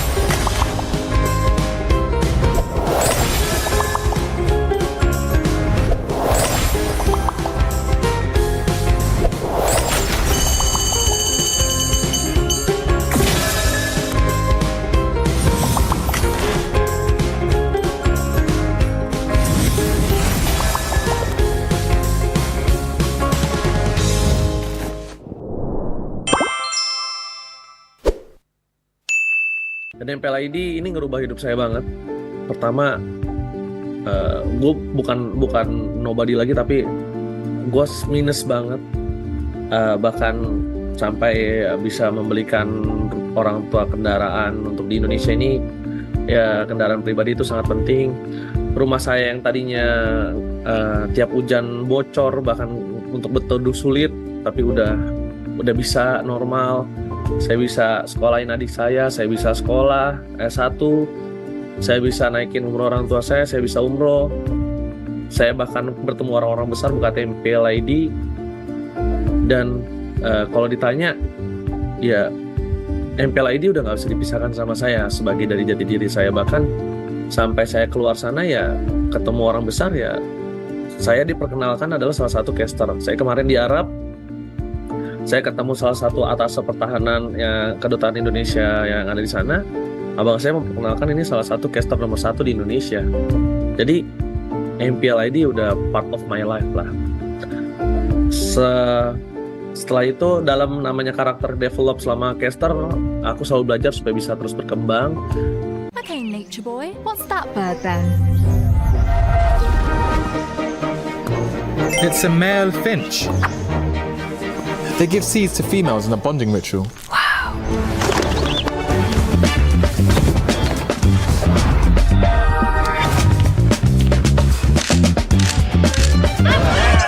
Wow. Samsung Galaxy Z Flip 6. Get it now. Pakai aplikasi GoPay, dompet andalan gamers. Banyak damage-nya. Ada cashback hingga 20.000 buat upgrade skin baru. Keseringan nggak makan memori, HP lemot bisa victory. Top up langsung dalam game tanpa hambatan. Ikutan selebrasi MPL di aplikasi GoPay, menambah total hadiah ratusan juta. Bonus stage, gratis 100 kali transfer kemana aja. Beli pulsa harga termurah, scan QRIS dengan mudah. Download sebelum mabarkan. Dia tidak akan segan untuk menghadapi siapapun yang berani melawan. Dia mewarisi perjuangan karena di tubuhnya mengalir darah seorang pahlawan. Pedangnya mengukir takdir kemenangan, menghadapi segala tantangan. Penuh keberanian untuk terus berjalan menuju masa depan. Raihlah masa depan, nabung mulai dari hobi. Koleksi terbaru UBS Gold X Mobile Legends Bang Bang edisi spesial MPL ID Season 13.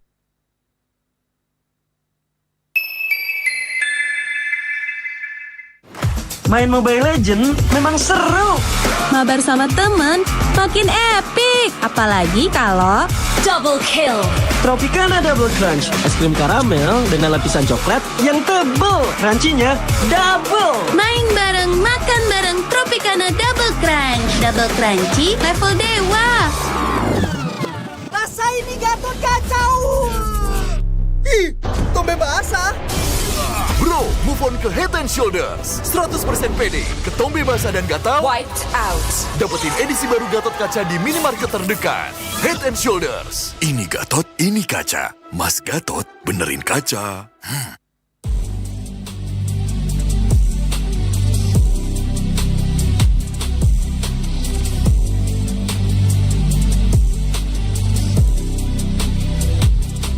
Kenangan adalah jati diri kita.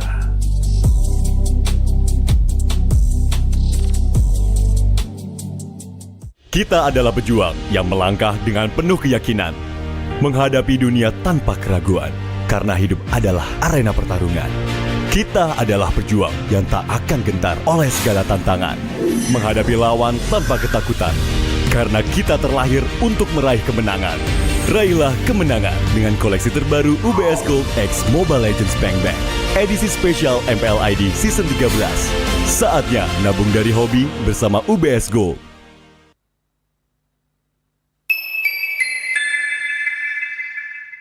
Apa akan kehilangan ingatannya? Masih inget ini, Pak? Sekecil apapun perhatian adalah kekuatan. Hidupkan momen kebersamaan. IndiHome.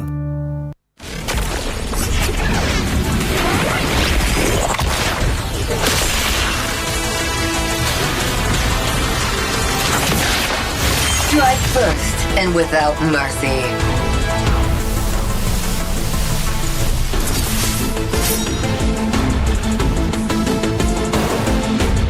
Where I tread, death follows. Enjoy your last breath. Deploying smoke. Going dark.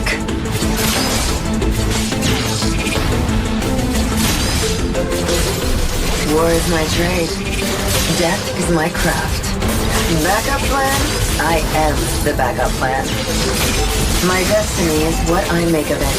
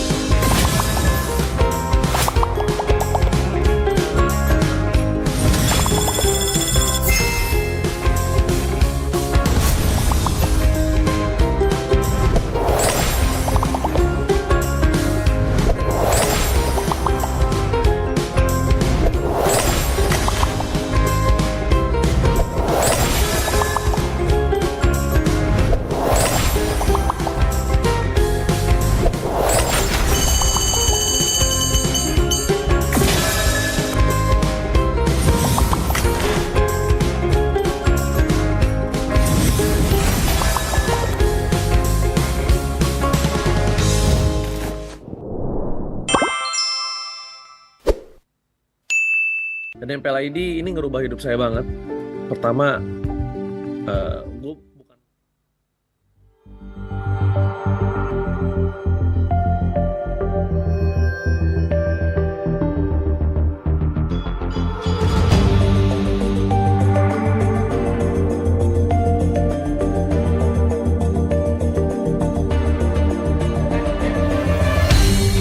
Aku kan berdiri dan terus berlari, terus ke arah puncak tertinggi. Ku takkan berhenti, hanya sampai di sini. Kemenangan abadi menanti. You know we won't miss if we unite our focus. And if you haven't noticed, we all live. Nyalakan apimu, hadapi semua tantangan, hadang semua serangan, jatuh bukan halangan.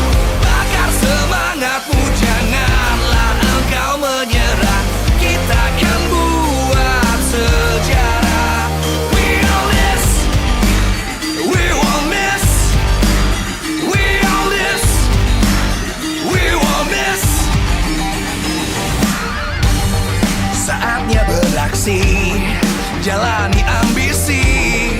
Aku kan menyawakan hari ini. You know we won't miss if we unite our focus. And if you haven't noticed, we all live. Nyalakan apimu, hadapi semua tantangan, hadang semua serangan, jatuh bukan halangan.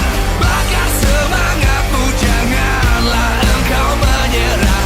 Kita akan buat sejarah. We all this,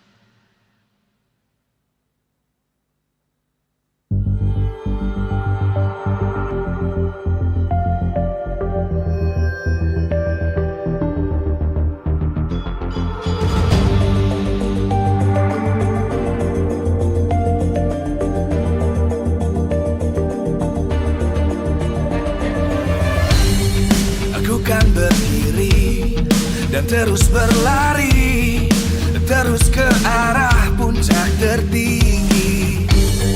Ku takkan berhenti, hanya sampai di sini. Kemenangan abadi menanti. You know we won't miss if we unite our focus. And if you haven't noticed, we all live. Nyalakan apimu, hadapi semua tantangan, hadang semua serangan, jatuh bukan halangan. Bakar semangatmu, janganlah engkau menyerah. Kita akan buat sejarah. We all this, we won't miss. We all this, we won't miss. Saatnya beraksi, jalani ambisi. Aku kan menyawakan hari ini. You know we won't miss if we unite our focus. And if you haven't noticed, we all live. Nyalakan apimu, hadapi semua tantangan, hadang semua serangan, jatuh bukan halangan. Bakar semangatmu, janganlah engkau menyerah. Kita akan buat sejarah. We all this, we won't miss. We all this, we won't miss. We all this.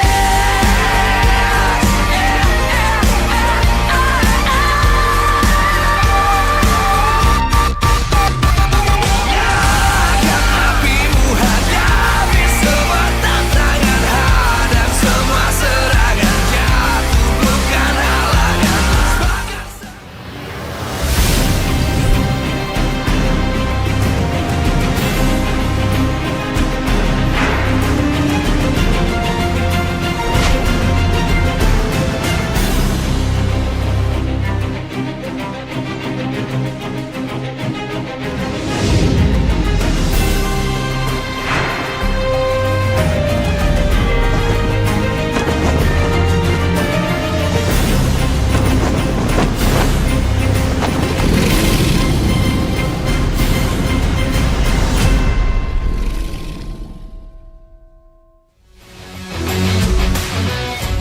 Live from Jakarta, MPL Arena.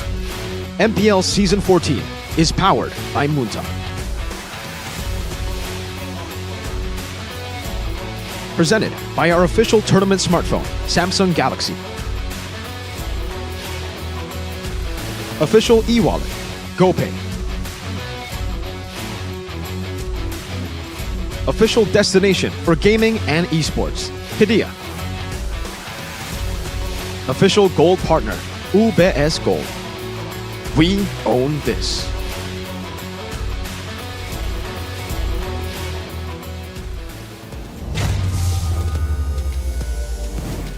Sesaat lagi kita akan memasuki match penutupan di mana dua tim akan saling berhadapan. Mereka tentu memiliki banyak pengharapan untuk match ini. Di mana ada tim Liquid ID yang akan berhadapan dengan tim Rebellion Esports. Super fans, bersiaplah bersama Bude untuk menyaksikan pertarungan epic di penutupan minggu yang kedua MPL Indonesia Season 14. Semuanya tentu mengharapkan timnya mendapatkan kemenangan. Namun pengharapan masih terus dinantikan untuk tim Rebellion yang belum mendapatkan kemenangan satupun hingga hari ini. Akankah ini saatnya mereka mendapatkan kemenangan? Tapi di sisi lain, tim Liquid ID mereka akhirnya berhasil untuk mendapatkan kemenangan pertama mereka dengan adanya perombakan besar. Memang kita melihat seringkali perombakan dari line up menjadi jawaban bagi tim mereka. Tapi tidak dengan Rebellion. Perombakan besar yang mereka lakukan dari awal season belum membuahkan hasil. Dan sekarang Bude melihat banyak sekali wajah-wajah yang harap-harap cemas akan seperti apa pertarungan bahwa pembuktian kedua tim ini. Dan tentunya Bude berterima kasih kepada para super fans yang ada di rumah, yang lagi nobar-nobar, yang lagi rame banget, tulis di kolom komentar siapa yang akan menjadi pemenang di match penutupan ini. Dan tentu saja kepada para partner dan sponsor karena MPL Indonesia Season 14 powered by Moonton, presented by Official Tournament Smartphone, Samsung Galaxy, Official e-wallet GoPay, Official Destination for Gaming and Esports, Kidia, Official Gold Partner UBS Gold. Dan kita juga punya partner in esports, ada Campina, Head and Shoulder, Ora Imo, Telkomsel, Dunia Games, dan juga IndiHome. Bersama dengan supplier, ada Erigo dan juga Saturday. Dan acara ini supported by PBSI. Hari yang panjang tentunya akan ditutup dengan match yang penuh mendebarkan ini. Semuanya bertanya-tanya, apakah Audi bisa membuktikan bahwa Rebellion bukan hanya sekedar omongan. Menjawab tantangan dari Aerosinke yang menantang dengan sangat tangguh tim Liquid ID. Seberapa besar mereka bisa menunjukkan dan mendobrak panggung MPL. Dan seperti apa pula dari Rebellion, yang akankah mereka menyeruduk atau ada kuda yang menyepak? Sehingga membuat kita berdebar-debar. Langsung saja kita akan masuk ke dalam match penutupan. Caster, let's go!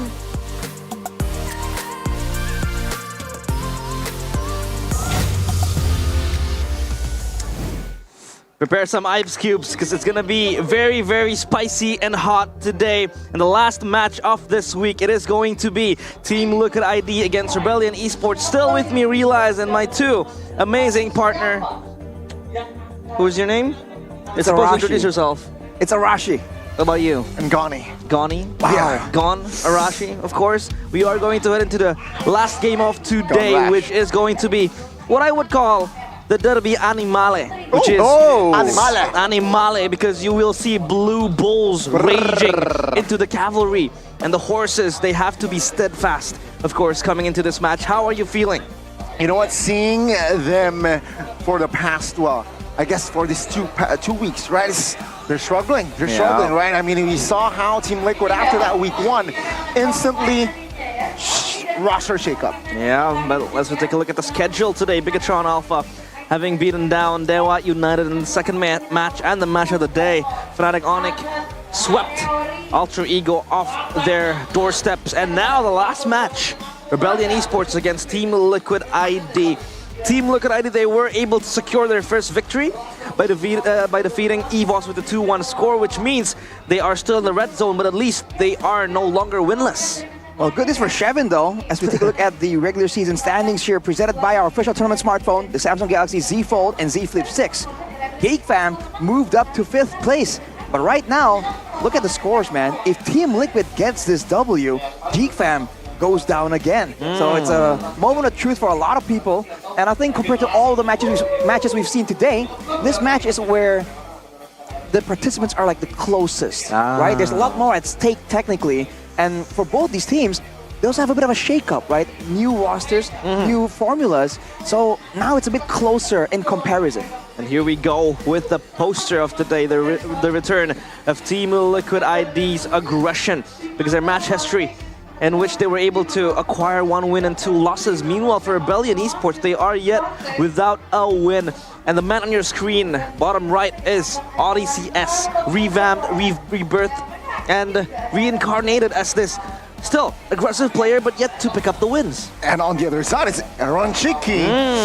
Again, Spicy. who brings spiciness as well, very similar. And of course, it's going to be interesting seeing them go head-to-head. And we could also highlight the arrival of the rookies. Arashi, of course, Witty, Yehezkiel back in the lineup after being demoted to MDL. And then you have Fabian as well, who was so insane with the Fanny and with the Assassins. What do you think Rebellion needs to stop the rookies? They're gonna need a lot of crowd control for sure, and they have to try and take advantage of what they have over the roster of Team Liquid. They have more experience technically, and they have ways to kind of shut down Assassins, right, from the drafting phase. So they gotta try and use that to their advantage. Because otherwise, if they're just waiting around, we've seen that this trio, this all-new Team Liquid, they have no issue pulling the trigger, being the aggressors, being the ones hunting down the kills in the Land of Dawn, especially in the gold lane and jungle, the two most important roles arguably in the Land of Dawn today. These rookies are making Team Liquid look like a whole different team. I like that aggression as well, that young blood, that ferociousness, that fire still, brewing inside of Team Liquid ID. The fact that one of the highlight players, of course, is Iron Shiki. This guy, we have seen him being this cocky but confident player. He's able to, walk the talk. He was so vocal of ODCS, and of course, Iron Shiki is going to be a problem for Rebellion and for Matt. And in the contrary, Matt has been seen as the weak link for Rebellion Esports. He hasn't been able to deliver, solid performances. He was constantly dying down bottom, and he couldn't really deliver his role as a gold laner. How would Matt handle Iron Shiki today? I think he requires assistance, man, because we've seen him kind of falter in the 1v1s, especially against more aggressive players.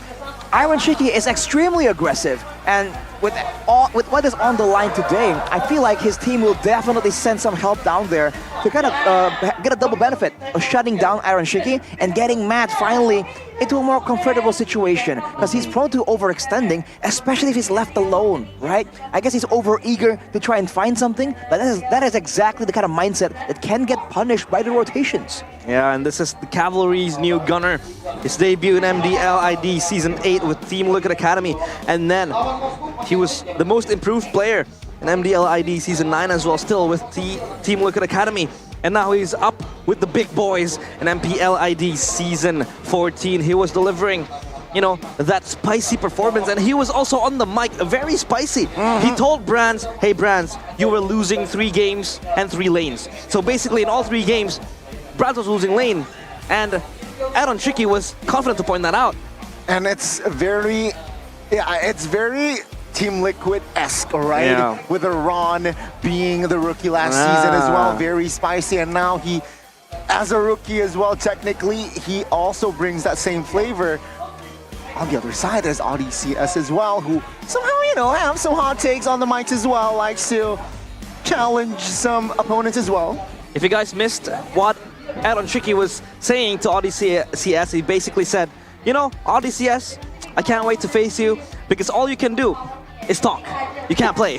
He said prepare your words Prepare carefully, your words. because all you got are words. Yeah. Because you kept talking so much, but you haven't had any results to show for it. Yeah. That definitely cuts deep, man. Iron Shiki coming out of nowhere, aggressive in the Land of Dawn, and also on the mic. That is why there's so much at stake here. Whoever wins, Rebellion or Team Liquid, you're gonna expect a crazy interview at the end of this match. Yeah, you have to stick with us until the end of the show, because we are also waiting for that mic drop. Maybe if someone does make the cut into, spitting some fires. But let's take a look at Team Liquid ID again, back to this roster. Sure, their aggression is there, instilled, and they're able to just wreak havoc left and right. But their problem has been trying to close out the games. They were up 22-7 kills against EVOS Glory, and yet they were still able to close the game.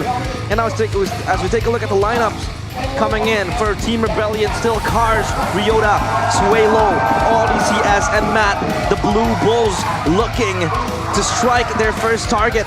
Again, Derby Animale.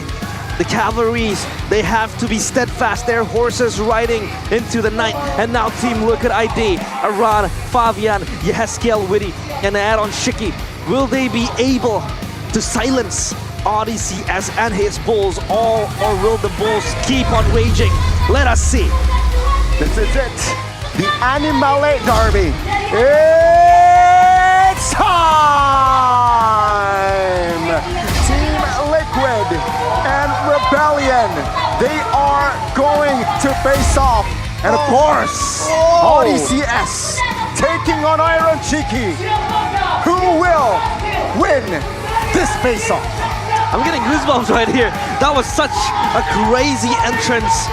And of course, this time around, will these gentlemen walk their talk? The long-awaited standoff between two of the loudest players in the MPL right now. And you can see confidence, even a bit of glee coming in from Iron Shiki. Team Liquid and Rebellion. What can we expect right here from the drafting phase? There's definitely going to be a lot of emphasis in the aggression, in the early game damage, but more importantly, the roaming position, where both players can technically impact the rest of the map. And here we go with the masterminds behind the drafts and the lineup. It is Vivian Farr in the left side of Rebellion Esports, and in the right, Saint the Lucas, SDL, and Face Hugger. Now we have been also making exclamation marks on Rebellion Esports' adaptiveness towards the new coach. Again, we want to underline the fact that after being left by Chico, who has spent most of his time in Rebellion Esports being that architect, and now having to play with Farr and Vivi, Rebellion Esports, do you think they will adjust faster? Faster? I'm not sure. I think there's definitely going to be some adjustments for Rebellion. The Clash of the Blue right here, as we were talking about it earlier, the rival showdown between Aaron Shiki and ODCS. I feel like when it comes to adjustments, there's more to be done for Team Liquid here, because we saw that there were some big calls that really went south for Team Liquid, whereas for the side of Rebellion, it's a bit different. It seems like there's a lot of small things that kind of accumulate, that kind of end up being kind of fatal, despite the fact that they have such a good roamer, such an active roamer as well, to try and make moments for his team. It really seems that Rebellion are struggling to find all these pickoffs, all of these small skirmish moments in the Land of Dawn. Indeed. And the two players in your screen previously, Aaron Shiki, cool, calm, content, and so ready to face off. But what do they need to win this fight, Arashi? For Team Liquid ID, Trio Mid continues to play aggressively and disciplined. That's the main point there. Aggressiveness is almost guaranteed from this roster. The discipline is something they have to work on and help Aaron Shiki win the laning matchups. If this guy gets out of control, it's over, man. We've seen him spill over out from the gold lane into the roaming position, into the jungle even. Everyone will feel the brunt of the snowballing gold laner from Team Liquid. Whereas on the other side, for Team Rebellion, watch for Cars and ODCS initiations during objective contests. Cars has been a highlighted player for this roster for a reason, right? The playmaking comes mainly now from the EXP lane and the roaming position. Along with that, give Ryota an advantage to pressure Fabian in the early game, because we saw Ryota do pretty decently on these assassins against Fabian. Being able to win, being able to assert that dominance early on can be a great mental strategy for them to kind of put a boogeyman in the minds of the players of Team Liquid. And as we take a look at the stat here, in which Team Liquid ID, they have that first pick selection. However, every time they have that first pick, that blue side, they have still a 0% win rate. So this is time to fix things for Team Liquid ID. And this could have, it could not have been so much better, because this time so much is at stake. Right, and I think with that, right, 0%, yeah, I think they need to readjust, need to change their strategies here. It's going to be very important to find that rhythm, starting week 3 later on, and to close out week 2, maybe, both teams, not maybe, both teams, they desperately need a win. Different story though for Rebellion. Rebellion Esports, their second pick selection, as they are currently in the away team, 100% win rate. What does this imply? It implies that Rebellion are good at going for some counters, right? When they know what they're up against, they can form a winning strategy. That's a big if though, right? Especially in the current meta, there's so many ways to get some flex picks to hide your intentions, even if you are first pick. But ladies and gentlemen, the long-awaited drafting phase for game number 1 of this matchup. We're gonna go straight into it.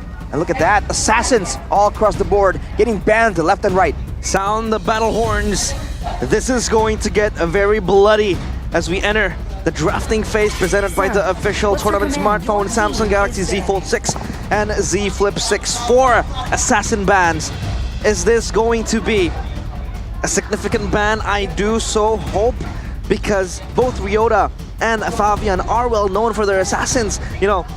Ryota has always been spam picking the Julians, the Hayabusa. Meanwhile, for Fabian, he also picked up that Joy in that early win against EVOS Glory, and also the Fanny that was chaotic.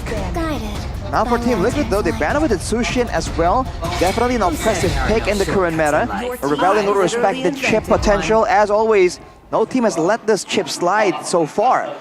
First pick for Team Liquid though. Is it gonna be Roger? Roger? Zazki, exactly. Those two really come to mind almost immediately. Roger with the flexibility and Zaz just a strong mid laner currently in this patch.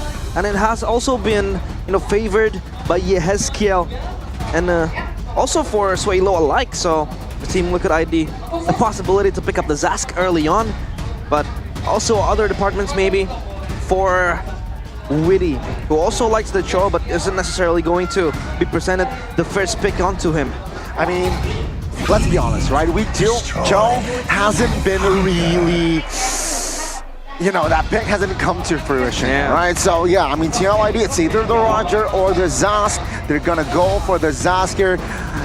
Arlet or Ruby Roger, I feel like the two R's here for side of Rebellion might come through.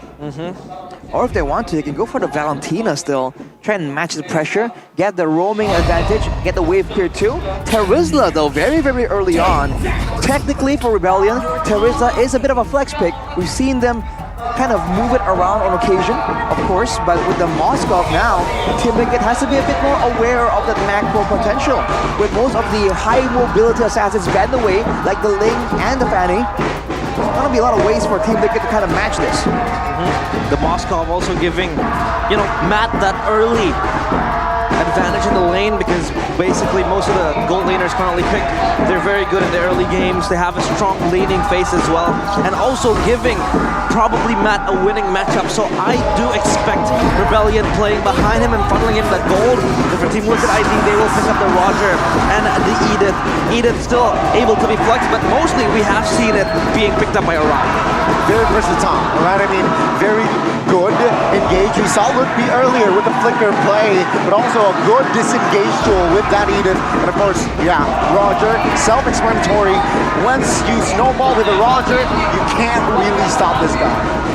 Roger snowballing has been an absolute nightmare right here, and everyone wants to get their hands on him.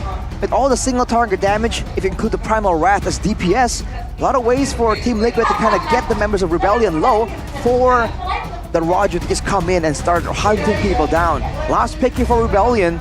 I feel like they need some kind of cloud control, but they can kind of put that off for later. But they go for the Grok actually. They want to make sure that the Nightmare spawn doesn't become a big problem slowing them down, and they want to make sure that they can check out a lot of the areas without really getting threatened by the pick of potential of Team Liquid.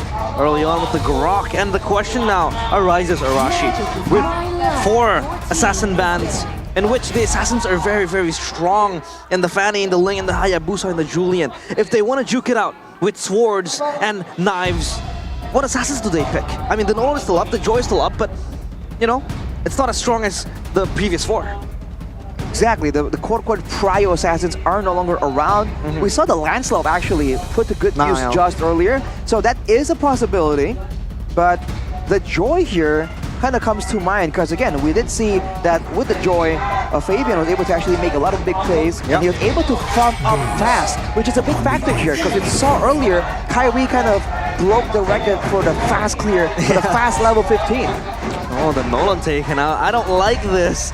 There are no assassins left that comes to mind, Goni. What do you think about this? Seeing it, I think, what is left? Apart from Hellkurt. Natalia. You're cooking. But yeah, I mean, let's see, right? I mean, maybe they want to go for the alphas. Maybe they want to go for... Even they might put that Roger, right? Especially for TLID, that Roger can still go to the jungler position. And again, we talked about that you can't really stop the Roger, but they picked up their Grok earlier, which can technically break that tempo as well.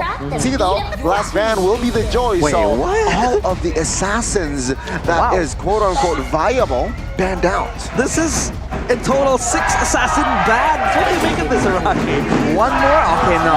Valentina, which also signals though that Team Liquid, they might be looking for heroes with great amounts of, or massive ultimates that can be taken away by that Valentina.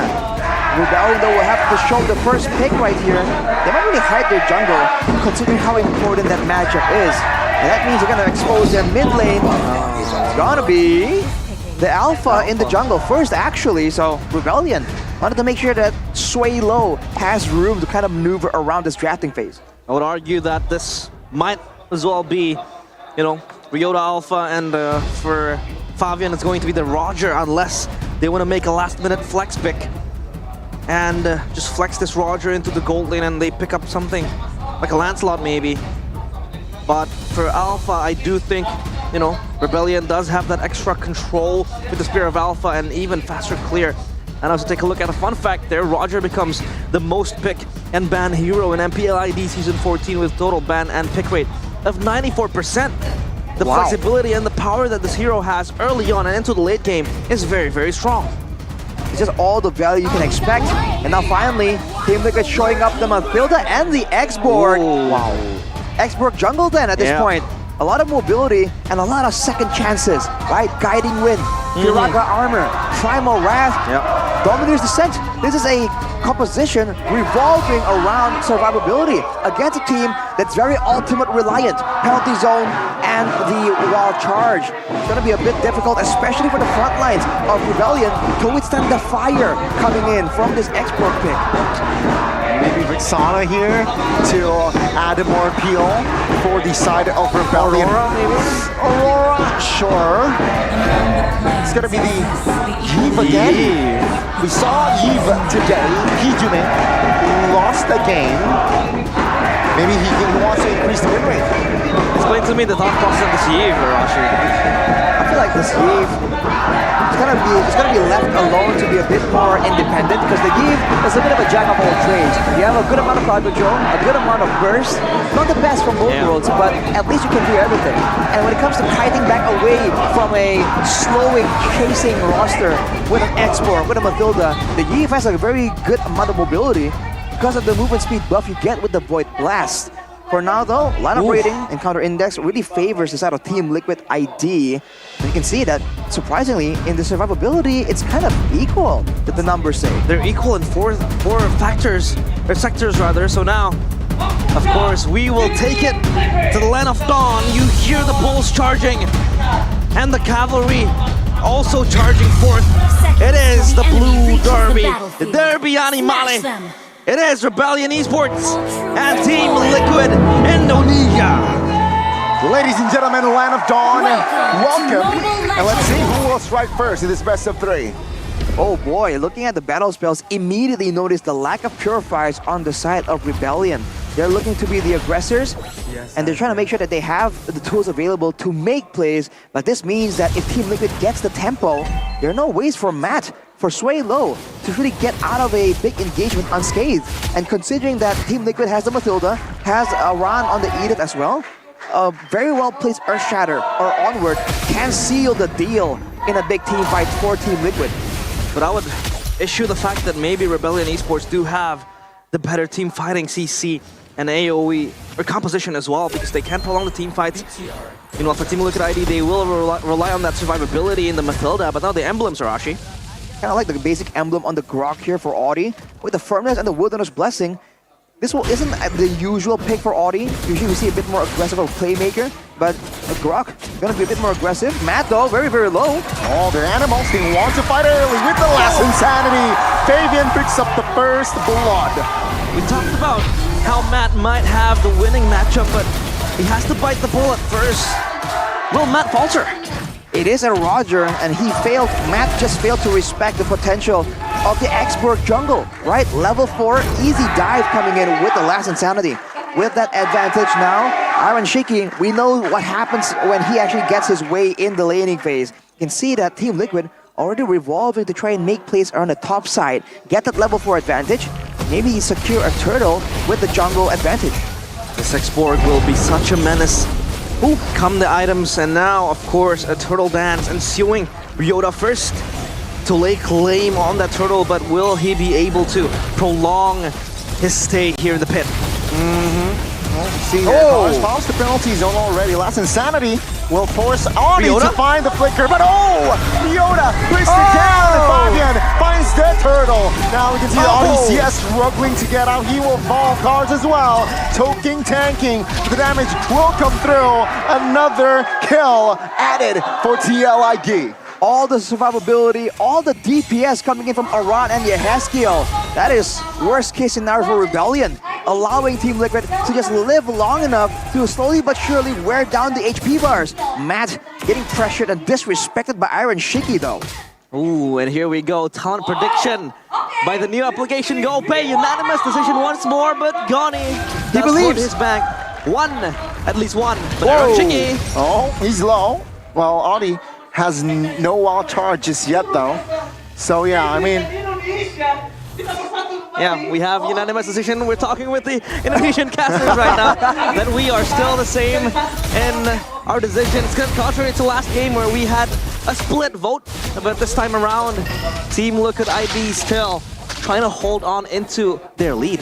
This kind of puts Rebellion in the antagonist seat though, because nobody is kind of rooting for them in the talents prediction, but the fan base definitely still believe in their potential. But for now, Rebellion falling short due to the harassment here. Widdy and Fabian burning down, forcing Audi to back away with pure damage. You can't crowd control the Grok, it's fine. Damage him enough that he needs to back away. Oof, so annoying.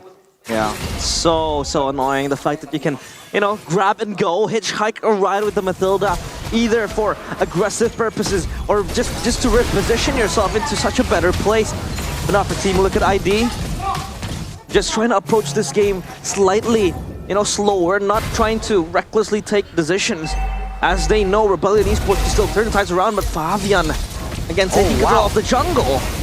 Whoa. Okay, no less insanity just yet, but that's a lot of DPS. And Widdy wants to try and make it a bit more annoying. The Wisps do not hit him though, but with that man advantage, without the Grok around, Team Liquid make the move, they're gonna get it. No problem. Yeah, easy turtle for Team Liquid ID. Uncontested yet again by Rebellion Esports. Now the glowing one by Swaylo means they have extra damage in that anti-heal come the bigger team fights. ODCS again, just throwing that Guardian's Barrier, and the fact that Widdy is so mobile and he has that guiding wind means that this Guardian Barrier might have no value. Oof.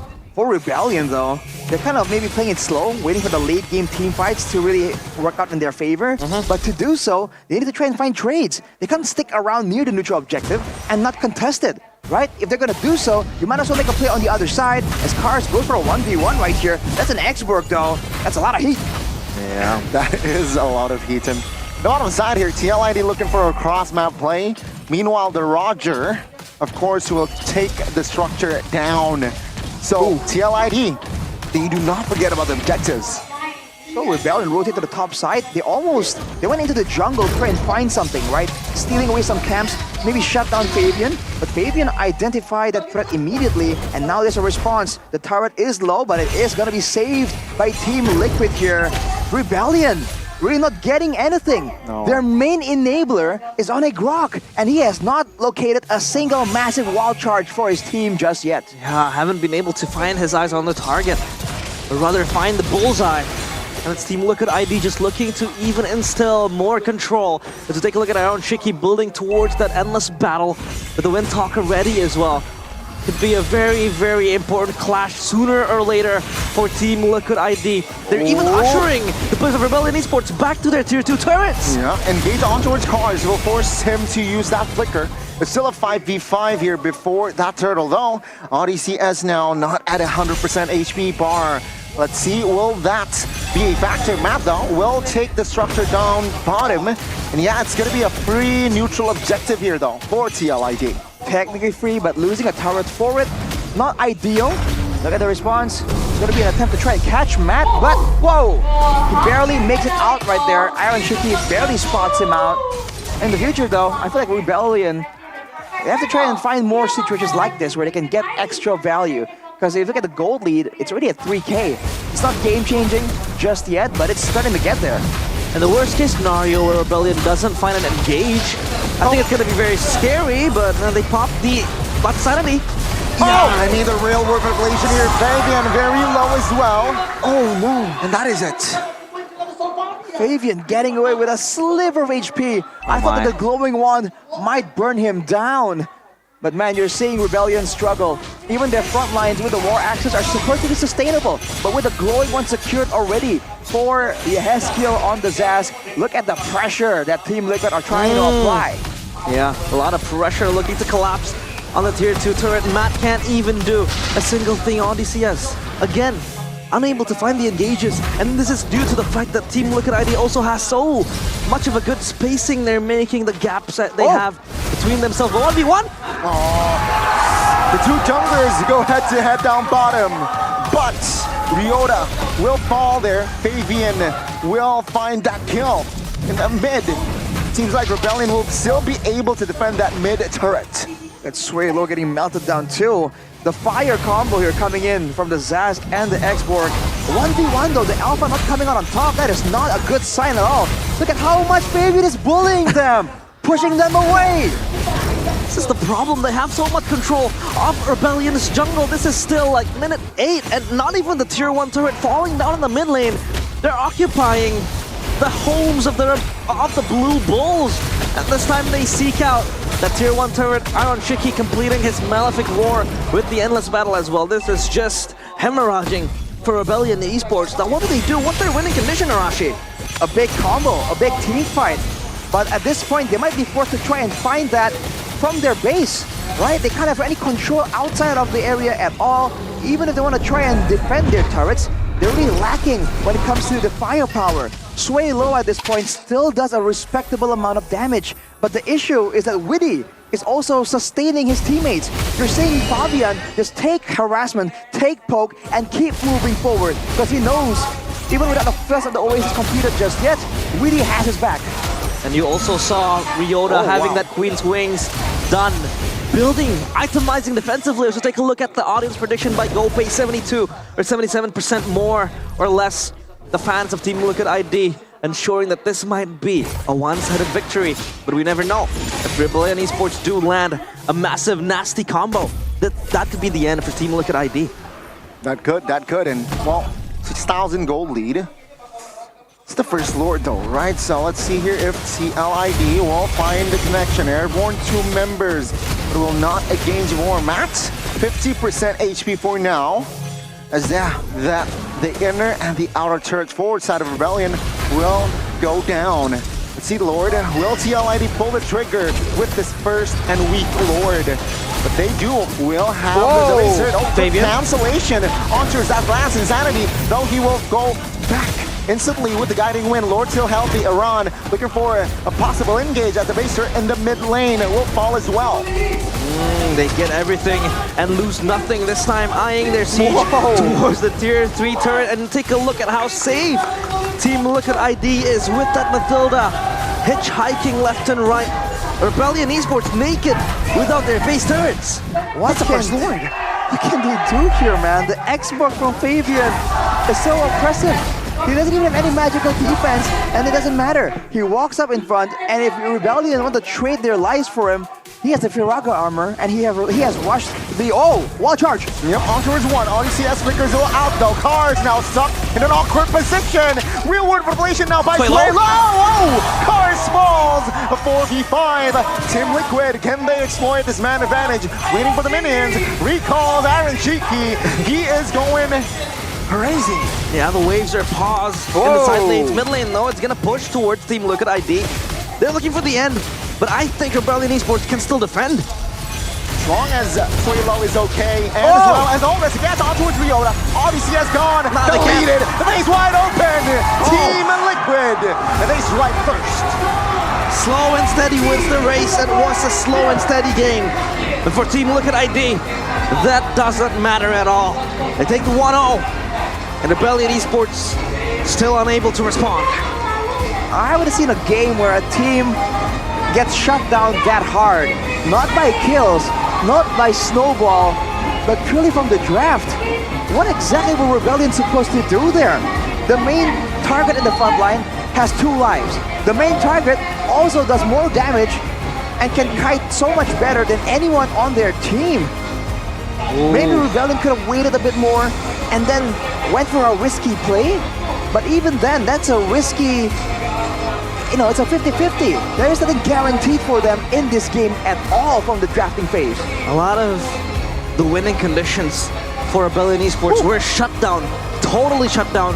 Windows closed, they weren't able to get the Moskov online, they weren't able to find the wild charges, the combos. I talked about how in a team fighting scenario, Rebellion Esports do have the upper hand in the composition, but they weren't able to land a 4-man, 3-man penalty zone, a very, a rampant wild charge yet to be seen. And Team Liquid ID, they were just toying with Rebellion Esports. I mean, look at Fabian and how confident he was controlling the area for Team Liquid ID, and they were even able to counter jungle Rebellion Esports, just getting a portion of the map for themselves. Especially for Audi, this was just one of those games where you really can't do anything, man. You've experienced games like that as well, for sure. You can't sustain in the front, you can't open the map, your barrier is rendered useless, your wild charge is rendered useless as well. In fact, in the last sequence, the Purify wasn't even used by Aaron Shiki. Yeah. A sight for sore eyes for Rebellion fans, and a very, very joyful sight for the Team Liquid fans because you could see how confident the rookies were. Fabian and Aaron Shiki was just like, okay, FaZe. Power of mewing.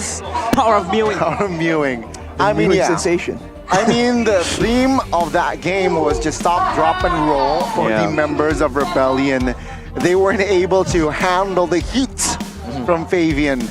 And that is going to be the issue for second game. Xborg banned. Probably. I mean, it depends how they want to play this. But if the idea is to just go for this front line with good protection and good damage in the back line, then this Xborg, I think, has to go. Fabian is just roast. You know, it's so sad for Rebellion because Aaron Shiki kind of roasted them on the mic. And in the line of Dawn, they're getting roasted now by Fabian too. Slow cook the Bulls. And I really like that word, you know, Fabian's Xborg screening halts the Bulls movement in game number 1. And yes, he was screening and also making Rebellion Esports work for map control. He was everywhere and he was playing Xborg, who you would expect to be in the front line as well. And with 6 Assassins banned, he still delivered, not without the Roger, but with the Xborg. It's almost like Rebellion kind of outplayed themselves there, honestly. The fact that the Mathilda Xborg comes in so clutch in the end, I feel like that just turns the whole story around. Rebellion were expecting the Roger maybe, so they were more concerned about big moments, right? Big direct engages coming in from Team Liquid. But it turns out, player of the game, Fabian here, presented by our official tournament smartphone, Samsung Galaxy Z Fold and Z Flip 6. It's not about those big moments. It's about the continuous stream of damage. Right. And let's take a look at the player of the game highlights here by our official gold partner, UBS Gold. Begins here in the early game with Fabian still going for the instant last insanity because Matt overstayed in a lane that's already so dangerous against Aaron Shiki. Afterwards, with the level advantage, look at how much damage is just streaming out from Fabian here, right? With the last insanity. And on top of that, you can see Aran pop the Primal Wrath. You saw your Haskill just zapping everyone down. It's just way too much damage for a team to just sustain. But they don't have any ways to get out of it either. We did not see much of a team fight happening as well for the side of Rebellion Esports and Team Liquid ID. How do you even obtain such control in the jungle of Rebellion Esports? They were everywhere. Ooh. And Matt, not a single time that he really was able to, you know, assert his presence in the team fights and in the clashes. And like you mentioned, Arashi, if an Xborg can 1v1 that Alpha unscathed, that spells trouble. Something has went absolutely wrong there. And look at this play. I mean, Audi finally went for the flicker wild charge that really should signal the big attack, but it's way, way too late. At this point, they lost everything, including their base turrets, off the back of the first Lord, by the way. And here, Ryota gets jumped on, and if they don't want to go for a fight, Team Liquid have the damage to just end it out right there. Man, the fact that they went for 3 fighters against the Xborg. It's your boy Fabian. Hey, let's go. This guy's cold. He's a total Sigma. Sigma. You're a Sigma, realize? I am a Sigma. I mew every day. You're like plus 20 million aura, bro. That's because I use a Samsung phone. Oh. We'll get to that later. Let's go. Of course. Looking at the emblem setups though, you can see that the idea was to have a really neat front to back. Even Teresa on the cars, no Festival of Blood. Nothing weird there. It's only about being able to rotate and set up for his team. But unfortunately for him, at this point, he was really kind of getting beat down by Aran in the lane. And afterwards, even if he lands the perfect 5-man penalty zone, the combos, the slows, the guiding winds from Team Liquid will be enough to just pull back away. And even Sway low on the Eve, he's trying his best to make sure he doesn't go out of position, he can't force anything, but as a result, what did he do? All he did was output some damage, wait around, and they let Team Liquid end the game. Rebellion Esports did not have a single chance on faring against the players of Team Liquid ID. I felt like it was falling apart after that first turtle take. You know, Rebellion Esports were just not in the right place, not in the right time, not on the same page even. And you would be forgiven for thinking that was a very, very long game because of how slow Team Liquid ID approached. They were so meticulous on the approach to closing out the game, and they learned from their mistakes against EVOS Glory after, you know, conceiving such a huge advantage. They didn't want to let it slip like they did against EVOS Glory, and they closed it out perfectly. You know, it was an 11-minute game, but they were still able to close it out. So it felt slow, but it's actually very fast. Very structured, I have to say, right? Very textbook as well. They did not forget about objectives. They did not forget about managing their waves as well, which allows and supplement them to, yeah, you're right, pull the trigger towards the end. Remember, that was the first Lord, and they were able to find the 3 base turrets here. Their sense of hearing must be somehow, They have good, it helps, right? Earbuds, they have good earphones, and you can get that with Araimo. You can experience the power of hero sound, an LED digital display visualization, and collaboration with MLBB, all with Araimo Earbuds 4. Check out the official Araimo store. Get yours right now. You can hear the Lord, you know, rambling if you get these. Yeah, I mean, just make sure you don't go up against Team Liquid, man, because you saw the fire raging. I bet you can't hear anything if you're running these earbuds, because you'll be so immersed in the flames. Immersed. Yeah, Audi though, still seeming quite confident, but you can see there's definitely a bit of pressure here. Whereas for Team Liquid, it's all smiles. And how can they not be pleased with that performance? But look at what you can be pleased with yourself, realize. I'm so pleased with the speed of IndyHome. You can't let yourself drop your ranks because of lag. No. And you can experience all that with fast and stable connections from IndyHome Paket G2 Satu. Or how you would say it in Indonesia, it's on track. You know, it's accurate. Yeah, G2 precise. Accurate, precise. Thank you, Mr. Vocabulary and Mr. Dictionary. For only 375,000 rupiah, you can get internet with speeds of up to 100 megabytes per second. You can subscribe now on My Telkomsel or tcell.id/nasional. That's crazy. I mean, Sharon himself didn't even recognize how insane this deal is. 375,000 for 100 Mbps. Ooh. I think I've said this yesterday, but I have a friend who pays about 600, 700 for about 60. Bro. Scammed. He's missing out, man. Scammers get scammed. For sure. He's missing out. And now, okay, I have a question to you guys. Who would you prefer in the in the interview later on? Who would you prefer to speak? Iron Chiki or Odysseus? Oh boy. I feel like both will be equally good, but Iron Shiki, if he gets into the interview, he'll talk the talk and walk the walk. So he has so much more to say, right? Yeah. He has earned the right to be even louder on the mic. Whereas for Audi, you know that if they win, it's gonna be an instant clapback. Oh, what about Chigani? You know what? I agree. But again, I guess the winners, real winners, who are sitting, Team Galaxy Zone. Yeah, you are a winner if you are there. The Team Galaxy Zone cam by Samsung Galaxy. So of course, if you have a Samsung phone, straight up, you get front row seats, VIP, with Samsung Galaxy. I mean, if you ain't VIP, you can't sit with me. You can't. Why? Because that means you're not using Samsung, bro. And of course, all right, for you guys, again, we want to say it out loud, CITB. Shevin is in the building. Wow. He's right there. I can see him. Whoa, where? He's hiding behind. Hidden. Head and Shoulders is in the building. There's this hair cam by Head and Shoulders. If you want silky smooth hair like that, Head and Shoulders is the answer. Head and Shoulders for all your shampooing needs. And again, a perfect fit for the humid and hot weather of Indonesia every single time. Every single time. Never misses. You know, I went once.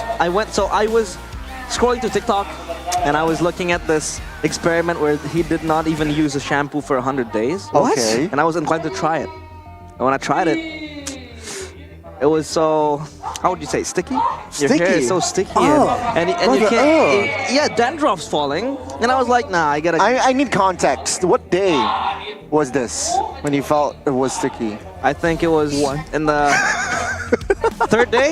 Third day? First day, what do you mean, Arashi? Brother, ew.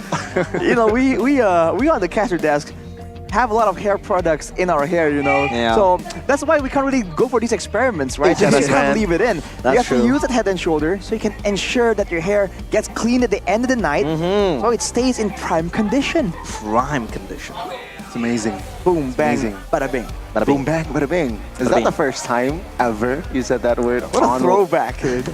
broadcast? Wow.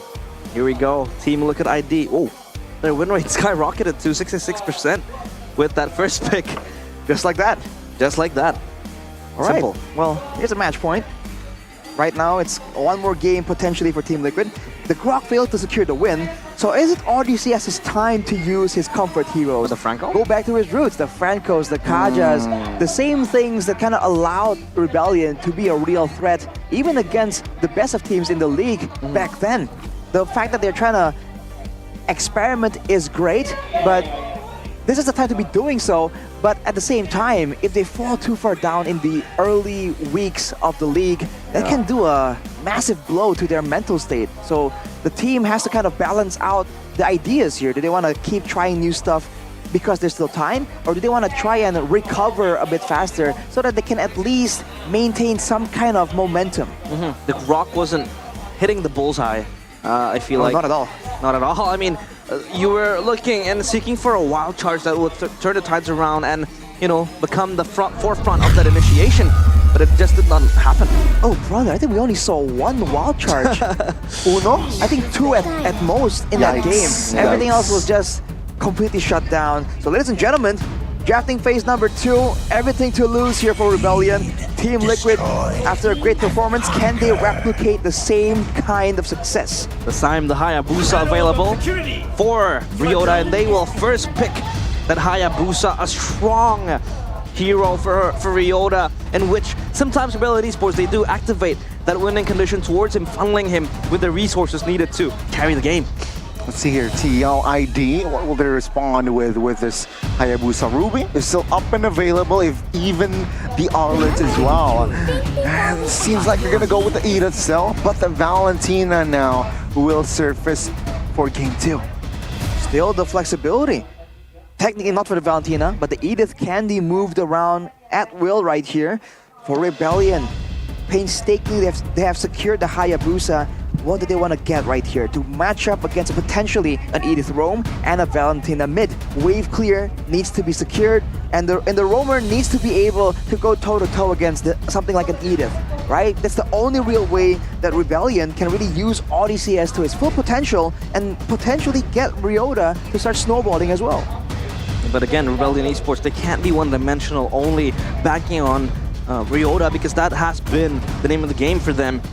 Maybe play through other winning lanes, and the Roger this time won't be a flex pick. It will go to the gold lane, and the Kufra, interesting pick in front of the Kufra connoisseur himself, Mr. Gani. Opinions, my friend. Opinions. I mean, it was one of the heroes that RDCS can and is comfortable with. So yeah, again, going up against Edith, it can deny with the bouncing ball that onward. So maybe it's again just denying that mobility potential here for a Rebellion. TLID, I expect them to secure a goal laner themselves.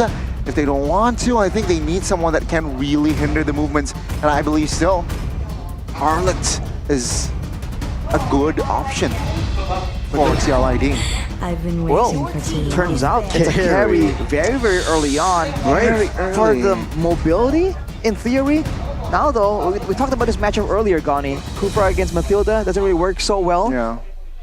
If the Rebellion wants to, they can ban away the Mathilda.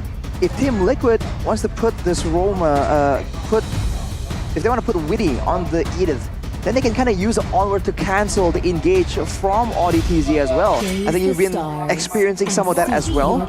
So now for Team Liquid though, they ban away the low Yi, so they're still concerned about macro play. They believe when it comes to team fights, when it comes to skirmishes, they have Rebellion's number. And that is also Sway Low's, you know, or rather Rebellion's name of the game.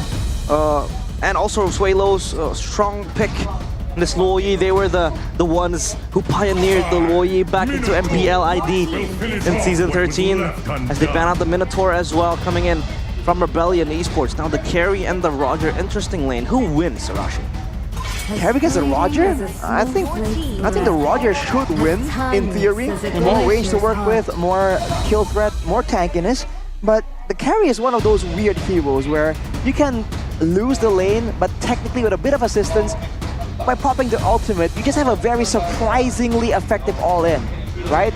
That way, even though you win the lane, you still have to kind of keep it kind of under control and be concerned of the potential outplay attempt, especially from Iron Shiki, right? The guy that's just very aggressive and very unexpected. And we touched on the Xborg ban for Game 2, and Rebellion will ban Fabian's hero that got the MVP earlier on. Let's see for Spixel ID. It is deemed such a massive threat in the hands of Rebellion Esports, and they will pick the Terizla for themselves in the hands of Iran. So this Edith confirmed to go roam, but I'm still thinking of a late minute or a last minute flex in which maybe the Terizla goes roam, but I don't think that will happen. Whoa. But of course, a fun fact here, MDL ID Season 9, it just passed, but it was talking about Cars, and of course Cars was one of the highlighted players in Rebellion Esports. He is so good. Cars? Kachao? Yes. He's lightning fast. Lightning McQueen. Cars. We didn't see him really make a lot of big moments happen for his team there, unfortunately, on the Terizla. So maybe this time they're gonna give him something a bit more aggressive, right? Get the winning lane, get the HP then low enough so that Ryota can swoop in and clear it. It's gonna be a Lunox though, and the glue. Unorthodox strategies coming through for the side of Rebellion. Keep your eyes on that mid lane, man. The level 1 to level 2 from Lunox is surprisingly lethal. What are they trying to achieve with this Lunox and glue? I mean, the glue sure does instill that frontline presence, but the Lunox against the Valentina? It's to confuse the spells, right? Usually when you're going up against the glue, you want to flicker away. But then there's a Kufra that can crowd control you. So are you going to go Purify or are you going to go flicker? That's the question Rebellion's asking. Cywar. Exactly. Glue, of course, can kind of deny the presence, the impact of one of the backliners. So we'll have to see how well that plays out. But for Team Liquid, that's the joy coming in. Are you guys ready for some music with the Oraimo earbuds? Wait, did I just see? Oh no, I thought it was Terizla Roam. It's gonna be like Beloyski with the Terizla Roam. But of course, this time around, draft all done. And how will it pan out for Team Liquid and both Rebellion Esports? Very, very interesting pick. Unorthodox coming in with the Lunox and the glue. Now though, the counter index, Arashi. Lineup right now favors Team Liquid, but the counter index more for Rebellion. So with the right execution, Team Rebellion can get going. But if they're not careful, again, the pickoffs, the insta-burst, and the massive combos, I feel like are available for Team Liquid. So they have more ways to work it out. Rebellion need to take control here. They cannot let Team Liquid to be the ones to maintain, to decide how they want to play this game. The Line of Dawn again. The arena for the Bulls and the Cavalries to charge back and forth. It's Team Liquid ID against Rebellion Esports in game number 2. The first match it went 2-0. The second match it went 2-0. Will Team Liquid follow the trend, or will Rebellion actually equalize and force a game 3 for the first time on day 3? Big possibilities right here, but for Audi, this is a make or break moment. He's on the Kufra against 4 heroes with dashes. He needs to make something happen. He goes in to try and get some info, gets poked down. Litho, most likely will go for Team Liquid. Oh, they get the Litho, and that is going to be crucial in the coming minutes. especially in the early game. But I'm still trying to think on what this draft really wants to achieve from Rebellion Esports. But we will wait. The emblems, Arashi. Firmness and tenacity for both Witty and Aaron Shiki. It's all about withstanding the initial burst damage on the off chance that they do get jumped on. If they can survive the initial burst, when it comes to the continuous stream of damage, that's where the carry definitely excels. In that lane though, Master Assassin for Matt with the Assassin Emblem and the Thrill. He is going in hard here to try and make sure that he can get this winning lane to really work for his team. As Audi still just hunts around for it. Inspire though in the hands of Suelo. Keep a lookout for all the spamming of the spells, especially in the mid lane, with both of them going with the Wilderness Blessing and the Inspire. It seems like they just want to spam it out, clear the wave, and get to the down and dirty. Into the jungle, into the side lanes. And Matt also goes for that Master Assassin because OdyCS and Witty will most likely juke it out, shadowing their other laners. It means it's going to be a 1v1 down bottom. And the Turtle now going in the hands of Team Liquid ID sooner or later as they try to even chaotically instill some heat towards that purple buff. Turtle slain by Team Liquid ID, but wait a minute. Yeah, that's a charge on towards Iran there. Is able to get out with the flicker. Interesting play coming in from Team Liquid. The fact that they sent Aran in and he had so much prio that he was able to stop and deny Ryota the purple buff. Look at Witty though. Yep, he's not level 4, but he is able to get out. Good Terrify there, but yeah, it's still deathless here from both teams. Still killless. Oh boy. Oh. It's a landslide of a vote. It is. It went from 77 to 83. So of course, a 5% addition, but still, Rebellion Esports. There's still a time frame and a window where they can win this game, Arashi. But so far, Team Liquid is making it difficult. No one that's vulnerable is face checking without protection. Even Yeheskiel, if he has to go into some of the bushes, he's gonna move knowing with his finger ready on the dash just in case, right? Unless Audi, of course, makes a crazy play. Still slow going all this time, but Ryota going into for a bit of a steal and potentially a dive on the bot side, but Witty is waiting in the wings. Aaron Shiki has to be cautious of the dangers looming forth in the hands of Rebellion Esports, but still a much more pacifist approach towards the first few minutes of the game. No casualties taken down and torn apart as well.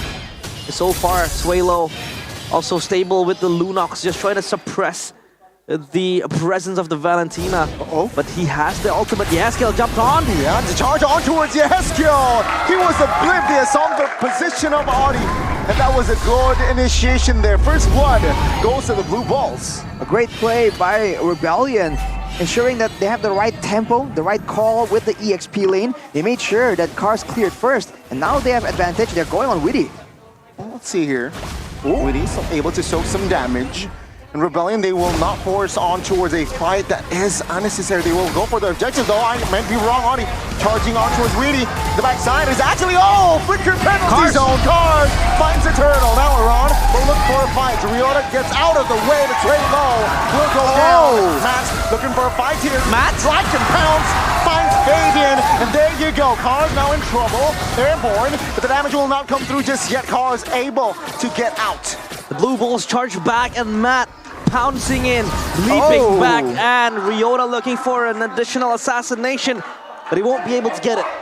Everyone got so low for Rebellion, but they did a great job kiting back from the danger. Yeheskiel though. The flicker play, good Terrify with the luck and pounds from Matt. He will be able to find the trade. Might be called his way low. Will be able to close the gap and threading the needle, finding the trade. It took out the jungler though. Great value as Fabian pulls far through in the EXP difference. Already level 9, leaving Ryota a bit behind for the next neutral objective. Rebellion though putting up a much better fight here with their signature picks. And the temporal rain on the Suelo, on the Lunox, definitely does a ton of damage. Looking at the items here, that's the Enchanted Talisman completed for both mid laners. But for the assassins here, Ryota with a 100 strike, it's a power spike. But for Fabian, that Starlium allows him to be a bit more flexible in how he wants to do damage as well. He can kind of hang back a bit before committing all in for the play. And look at the swap from the gold lane for Team Liquid. It's going to result in Matt getting the turret in the bottom side. Yeah, Aaron Shiki's so susceptible and prone into the ganks happening, but conceal play, OdyCS has to be careful. He's gonna be fine. Bouncing ball back, leaping back and forth. So Team Liquid ID this time around much more conservative in their approaches. They're just losing out when it comes to the proactiveness just because of the Kufa threat. They're sending cars to just go in the front, look for the information because he can get out with a split. And while that's happening, Audi CS is just waiting in some kind of bush, some kind of hidden area to try and surprise the roster of Team Liquid. It's going to be a big team fight though. Let's see who pulls the trigger and engages first. Rebellion, they want to delay because the Hayabusa hasn't taken. Oh, Audi though will engage on towards Weedy. The damage will not come through just yet. Aran finds a penalty zone. Yes, but the damage will find Audi CS. Now they want to fight. Aruchiki is reforming and pre-hitting as well. Now on the backside, Cars under the turret secures a kill. A 2-for-1, but he will too be traded. Split will not save his life. It's a 2-for-2. Rebellion finds another trade at 1.5 gold lead now in hand. Cars finds himself in the wrong side of the neighborhood, and a run taken down in that fight as well. But Aaron Shiki already with his power spikes, with the Crocet's Kite and that golden staff as well. We'll be moving to the bottom side though, so if another fight breaks out in the turtle area, the gold laners will not be part of it. Seeing Team Liquid kind of rotate back to the top side, seeing Audi spotted out. Weedy looking for a play here. It's all good. Queen's Wings as well. Purchased by Aran, the Radiant Armor in the hands of Widdy as well. All ready to go in this next clash. The turtle against the wall. This time for Team Liquid ID. Yaskiel just given responsibility to zone out, but Odyssey has engages. Oh, the damage actually almost melts Widdy down. Ryota, will he go for another angle here? He's patient, and as well as TLID does not know all the whereabouts of Ryota. Finds it! And there you go. They want to fight as well. Matt now free-hitting to the backside as well as Arochiki. Aran soaking damage. Audi for one to fall. That will be the trade. But now, the backside! Sway low will not be able to survive now. Yaskiel finds a kill as well. But Fabian will find one. A 3-for-1 as Fabian looking for the double. Matt now in trouble under the turret. But TLID will have to lose Weedy's life there. So that's a 3-for-2. Unfortunately for Rebellion, they got the engaged turn around for them. They kept engaging on the front lines, on Widdy, on Aran. It's not working out, but Ryota, 1v1. Oh, let's see. Oh, the assassin failed to assassinate the marksman there. Aaron Shiki, what we call A-OK. That's the defensive emblems coming in. Back off, says Aaron Shiki. He will take that. Will this be Deja Vu? Engage again, ODCS! Yeah, all towards around though. Flicker to solve that problem. TLID and Rebellion, man, they're animals and they just want to fight. Oh, they are clashing, juking it out. It's survival of the fittest in the land of Dawn. Again, Nerviani Mane just being so feral and so ferocious as well. Aaron Shiki still much more free this time around in the top side. Not much of a threat or a pressure, or vice versa for him. But all Cars waiting in the wings, not going to be spotted out. So Team Liquid ID, again, slow approach, like in game one. Wow, Ryota's getting a lot of damage done here, but look at, oh, Fabian! Yeah, jungler v jungler, Shadow Kill deals a lot of damage, and he will find the solo! Yaskiel could not return the favor, and Ryota says, hey Fabian, sit down. Know your place. Ryota takes him out. Make sure that there's no minions around, and I think Fabian just got too overeager to save the turret there. But without any minions to take some damage from the Shadow Kill, Rebellion now take full control and they go straight for the objective. But Team Liquid make a play. With the concealment flicker, misses! Now on the front side though, Cars soaking damage. Audi jumps on towards the marksman! Aaron Cheeky in trouble! Call the ambulance, Aaron Cheeky down! Max finds a shutdown, Cars fight low! Will be the trade though. Now Ryota and Max will go back. Audi looking for a cover as a Shadow Kill does not find the mark. Rebellion, they're trying to force this fight. They find a run, but TLID, they seek Swaylo. Conceal will try to find the trade here. Swaylo and Audi, they made the great escape. Back and forth trade, and Audi CS walks his talk. The captain of the Bulls engages and sends Team Liquid ID packing, but Rebellion still with a massive loss. 3-4-2 was the trade that Rebellion took. They didn't lose anything in their jungle, but they did get the Lord. In the grand scheme of things, this can take down several turrets here, but look at the management coming in from Team Liquid. Fabian clearing the mid lane, straight to the top side. This means that Rebellion won't be able to use the advantage to really get a lot more pickoffs. But look at this, setting up for a play, but Aran spots them. Oh, this could be a collapse. The Lord just trying to juke the turret out, and ODCS in the forefront looking for an engage. Oh, good cancel there by Weedy. Now ODCS loses immortality. Aaron Shiki will find that kill. Now Ron will try to soak in damage, deal damage as well. TLID, is this their right timing? Good onward. Cars now forced to use the split. Good night, Cars. Oh! He mounts one, but of course, just to buy time, the damage will come through and he will fall. Ryota jumps in! He finds the shadow kill on towards one! Now, they can't turn this around. Sway low, quite low, he will fall. Ryota now 1v1 against a mage. Heskio will not go down as Aaron Cheeky finds one. My goodness, everything is happening all at once. Again, the animals juking it out. Oh, Matt can find Aaron Cheeky here. Oh no! The wolf killed the young blood. He will find and he will get the kill. It's not the fights that Rebellion are looking for. They're going for the 1v1, 1v1, 1v1 approach. They're splitting apart Team Liquid and the combos just can't land. The Hayabusa, the Roger, now Audi once again just threatening, but Team Liquid are slowly but surely losing control. My goodness, Matt, looking to just survive. Oh, man. Good flicker. That's info though. Matt, no flicker. And the Lord is up soon. Oh my, they're just juking it out again and again. Non-stop brawls. Left, right, center. Separate 1v1s all across the board in the Land of Dawn. And this could go the extra mile. Aaron Shiki has the winner nature for extra cover. And this was what he needs against the Hayabusa, against the Roger as well, that can just claw you down. Concealed play, they could create something. Let's say they want to find at least one. Cars split early. Let's see if they can punish this. And again, Rebellion, they're ready. Okay, Aran mounted now. Take a look at the damage flickers out. Good cover there with the onward as well. Now, Aran looking for some lifesteal. Oh, Aaron Cheeky. Ryota is there. Oh, Shadow Kill, Wind of Nature to save his life. But Ryota will deal damage on towards Weedy, who loses immortality. Now, Fabian looking to find this. Ryota, he finds it. No jungler already quite low. Yes, kill. Finds a kill. Now it's a 5v2. This is the Blue Derby. Why is it so bloody? The Blue Bulls, their horns tarnished, and their grasp of the game slowly slipping away. Team Liquid ID, the cavalry, they charge forth. The outplays after outplays, the Wind of Nature outmaneuvered, and still, there were just plays across the map. Replay here by the Samsung Galaxy Z-Fold and Z Flip 6.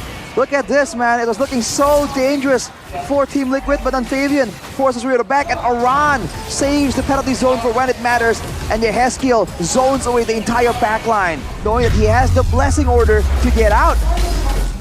My, oh my. It is getting even more bloody. And none of them are stopping anytime soon. The Lord this time will march into the mid lane.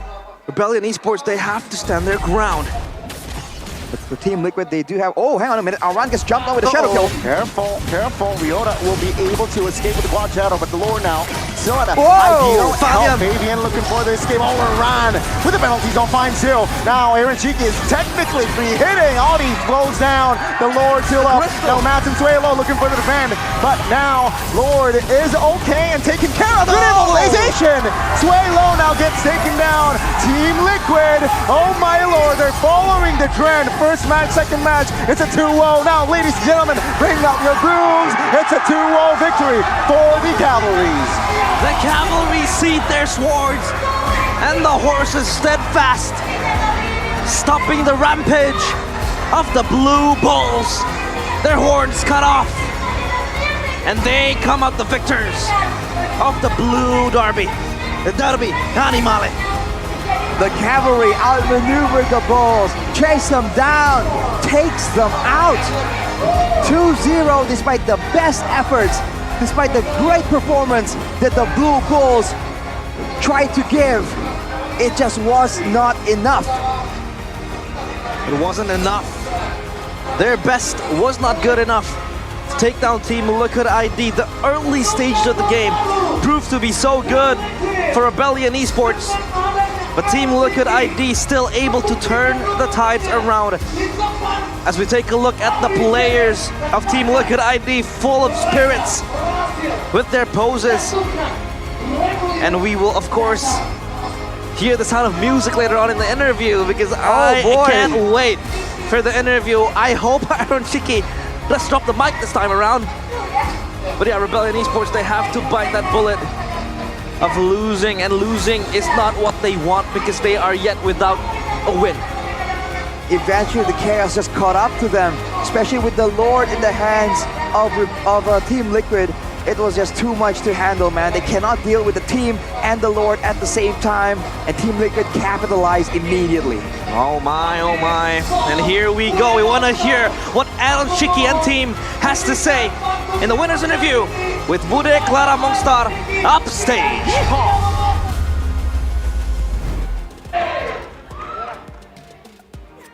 Halo.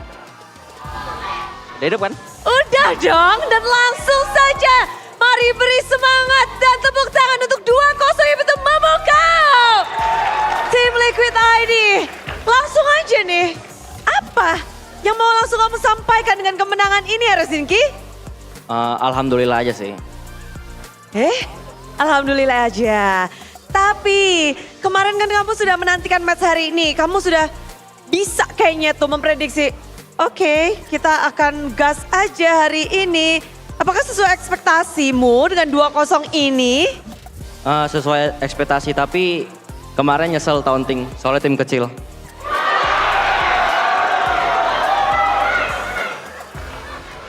Buang-buang tauntingmu berarti ya? Ya. Oh gitu. Jadi oke, kecil. Karena itukah tadi dengan mudah 2-0? Game 2 kayaknya rada keras dikit tuh. Game 2 tadi nggak mood, game pertama easy banget. Keisian ini, kemudahan ini dari mana datangnya nih? Apakah kalian udah kayak, wah ini tim gameplaynya sudah kalian baca atau seperti apa gitu? Karena ada trio MDL. Gimana gayanya? Gimana gayanya? Bude mau rekam dulu boleh nggak sih? Ayo coba tunjukin ke Bude. Tadi dia bergaya, jadi mending tadi apa? Coba gimana? Gayanya gimana tadi? Kayak begini. Itu ada artinya nggak sih? Artinya peace out dari Gen to Z. Experience MDL. Oke. Ada yang lainnya, tadi siapa sih yang menurut kalian mungkin nggak sesuai dari gameplaynya atau dari apanya, nggak puas gitu? Kalian puas gak sih 2-0 kayak gini? Enggak. Soalnya kan God Laner-nya buangan tim. Oke. Pedes ya, pedes banget. Namun kemarin kamu juga ngomong ke Audi. Audi ada ngobrol sesuatu nggak sama kamu di belakang? Ada, katanya kalau misalnya gua menang di fallback IG gua. Dapat fallback dong sekarang? Harusnya. Pembuktian yang sudah diberikan. Berarti tadi mulus, dari teman-teman juga nggak ada masalah? Nggak. Kayak gitu ya, enak banget sepertinya. Namun yang lain juga ada Favian di sini yang juga mendapatkan MVP, bermain dengan sangat apik dan kamu menunjukkan kebolehanmu di sini. Ya. Favian, bagaimana ini baru match kedua tapi kayaknya kamu sudah sangat-sangat percaya diri dan sangat nyaman di panggung ini. Ya alhamdulillah week ini menang. Alhamdulillah week ini menang. Namun next weeknya bagaimana biar ini kayak line up ini tuh udah pakem ya? Bisa dibilang, cuma kan nggak tahu juga ke depannya. Kedepannya ada kemungkinan pergantian gitu masih ada? Mungkin, bisa jadi. Bisa tergantung coach. Namun tentu saja pasti ada dong. Dari semua player berusaha untuk mempertahankan posisi ini, line up ini dan hasil yang baik. Gimana kalian melakukan usaha ini nih? untuk mempertahankan juga? Ya bonding aja bonding. Bonding berlima. Mandi bareng. Oh, makin erat seperti itu. Enggak, bercanda aja. Loh, namun untuk halangan kalian mungkin bisa diceritain nggak sih? Ada nggak halangan kalian untuk membentuk 5 player yang sangat kuat ini, yang sangat percaya diri ini? Ada nggak sih halangannya, Rosinki? Apa challenge terbesar untukmu? Ulang gimana? Nggak dengar tadi Kubde, maaf. Apa challenge terbesar untukmu? Contohnya gimana tuh? Misalnya challenge terbesar adalah untuk menghadapi lawan-lawan yang ABCDXYZ atau chemistry. Nggak tahu Bude, nggak ngerti, jadi main aja udah. Main aja udah. Ya. Hari ini apa yang kamu pikirin untuk hari ini aja nih, hari ini? Tadi mikir apa sebelum match? Mikir gimana caranya biar cepet kelar, soalnya udah malam banget. Oh benar, sudah malam sekali. Tapi dengan hasil 2-0 ini sesuai dengan prediksi kalian, ada nggak sih yang ingin kamu sampaikan kepada tim yang katamu ngomong-ngomong? Kita ketemu RRQ ya? Nextnya kayaknya ada banyak. Oh, kamu udah mau pilih lawan nih. Ya. Siapa yang paling kamu nantikan ya Rosinki untuk next matchmu? Idok. Idok, apa tuh buat Idok? Le, jangan bantai aku Le ya, jago Leo sekarang. So hip ternyata ya. Iya. Dok, dinantiin ya Dok ya. Dan itulah dia, terima kasih sekali Aura. Dari Aran nggak mau menyampaikan sesuatu? Hari ini kata-kata dari Aran. Sebenarnya pengen bilang semua tim biru itu gampang udah. Tapi kita sekarang tim biru jadi udah nggak bisa. Tim biru selain kalian gimana? Gampang sih.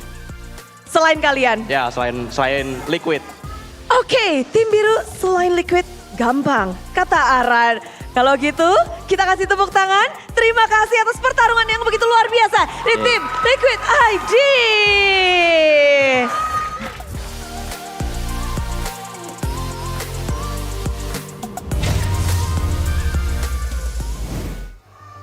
That's called the MDL Peace Out. And they pieced out Rebellion Esports. And Aran, quoting him, says that all blue teams are easy. EVOS, checklist. But you gotta give credit. Rebellion, checklist.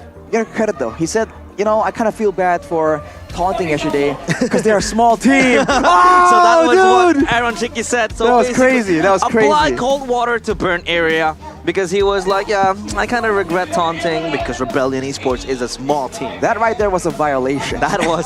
Personally, I wouldn't take it. Arashi was like, hey, where did the spice go? It was so stale, no spiciness, and then Aaron Chicky drops the bomb just I like too that. Soon. I spoke way too soon. Let's take a look at a bit of the moments here for that final game. It was insane, man. Rebellion showing again that they can pull off the adaptations, the outplays, Sway Low and Ryota in particular, of course, with the help of Audi, were able to make so many plays happen. But in the end, it seems like Liquid, they were just a little bit ahead when it comes to the planning, and you can see the adaptation. Fortunately for them, they have Yehezkiel on the Valentina, so there are more ways for them to really try and adjust, for them to try different things by using different IMUs. Player of the match here, Yehezkiel, a familiar face we haven't seen in a long time, announcing his return defiantly, presented by the official tournament smartphone, Samsung Galaxy Z Fold 6, Z Flip 6. Yeah, Yehezkiel is back. Tell your friends, because this guy has been a menace in the mid lane. You know, drawing comparisons with Richie, who has since been demoted to the MDL role. People were arguing that Yehezkiel is this flashy guy who really likes to make or take risks, which puts him into a prone position of just lipping up, of being so fragile. Meanwhile, Richie is the stable mid laner. But turns out, Team Look at ID, they needed that flashiness, they needed that risk taker in the hands of Yehezkiel to really make the plays aggressively. And he was able to pull it off. 737 KDA in that last game, and as well as 51k damage. I dare say that he was critical in the team securing a victory there. The fact that once he switched up his approach from playing in the backline to diving to the opposing team's backline, you can see that the tides of the fight immediately swing over. let's look at the player of the match highlights here by our official gold partner UBS Gold. In the beginning, that Kufra pick definitely made things a lot more difficult compared to the grok we saw in game number 1. And this was crazy. There were like 3 fights happening this exact same way. Kufra jumping into this bush, going for a fight, and for the most part, everyone was just doing such a great job outputting damage, diving in the back line, and even the bruising heroes like Cars that were supposed to be a distraction, that was supposed to kind of take it easy a bit more. He was diving in the back line, trying to find ways to just go for quote-unquote assassinations. Moments like this though, where the Kufra immediately gets tossed over by the Edith, definitely is a pain to watch. Goni can probably relate so much more. But afterwards, look at the chase potential, the mobility advantage that Team Liquid has over Rebellion. And afterwards, you can see Ryota still found a way to be a real threat, to catch the team of Team Liquid off guard. But it was just too much, man. Eventually, it has to stop somewhere. And look at the Yeskill. 1v1, man, undeterred, Brilliance order. But Ryota got the best of him here.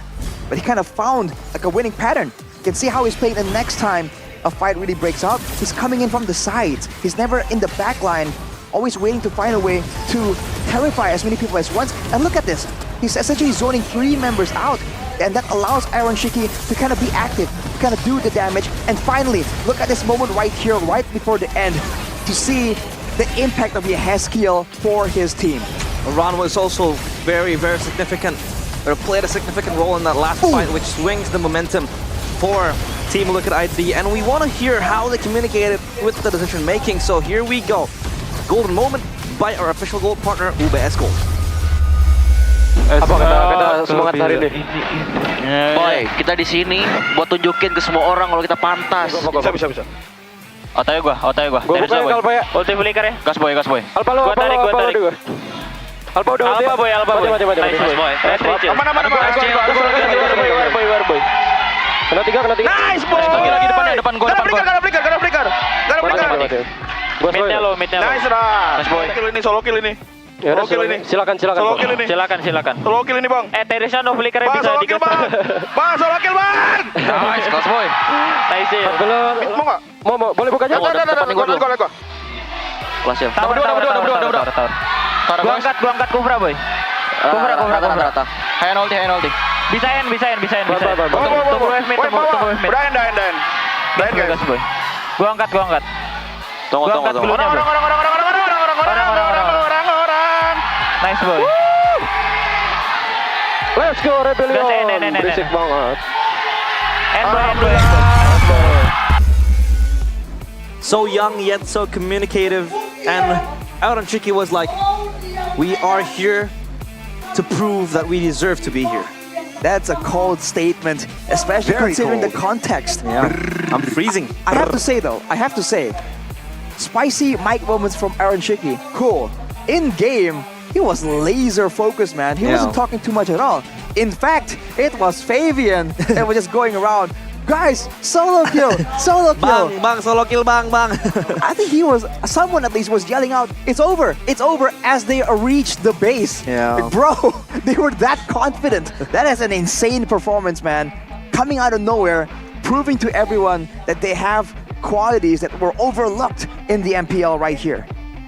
Wow. Let's take a look at the item builds. Wow. Anything in particular, Arashi, catches your eye?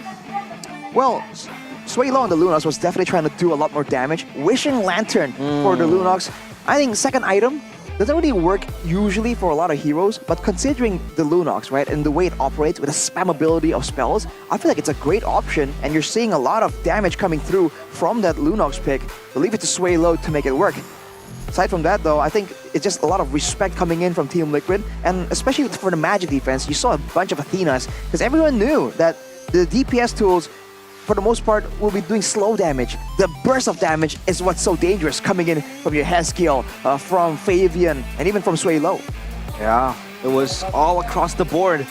The Team Liquid ID, Rebellion Esports, they had their own moment to really come back and charge their way into the game, but Team Liquid ID, they deny it. And of course, winning the Blue Derby and the Derby Animale. So, of course, Team Liquid ID, they slowly climb back up from that red zone, sending Chevin's team found bottom. Oh boy. We're gonna have to take a look at the standings though. Check this official standings. Yeah, we have to check yeah. it out. We gotta wait. Technically, have to wait and see. at 2 wins, Yeah. as well as Geek Fam. So far, for the teams in the league that still are winless are EVOS, Glory, and Rebellion. So it is going to be interesting to see the next Blue Derby going on between Rebellion Esports and EVOS Glory. Who do you think will win? Oh man. Right back at you. That's a tough question, but It is. before we get into more details with that, let's look at the Kadeya play of the day with Super Luke. Yeah, Super Luke was so good with the Arlet, that final slash, and you know, the plays that he made, the pressure constantly in the XP lane was in his hands. Look at that. Oh boy. Sweeping the players of, you know, Dewa United onto the face of the earth. And even denying any impact coming in from that mid lane. The Sushin that was so oppressive, is respected so much. In the face of Bigatron, they just know how to deal with it, man. And Luke is an absolute menace, and we're seeing it come true again and again. I feel like a lot of people are now concerned, right? If they're going to be up against Bigatron, it's like, how do we deal with this guy? Yeah. Dude, he is out of control. It feels like he's able to reach even greater heights with Bigatron Alpha. And I'm speaking still in week number 2. Steal. I'm trying to steal your lord.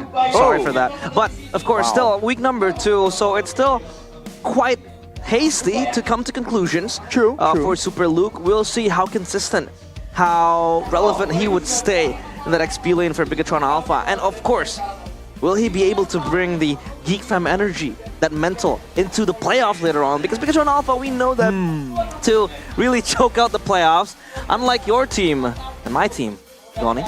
Your team? Your team. What about your team? Hey, technically we're at the same records. Our team is same record with your team, Arash. You 3-1.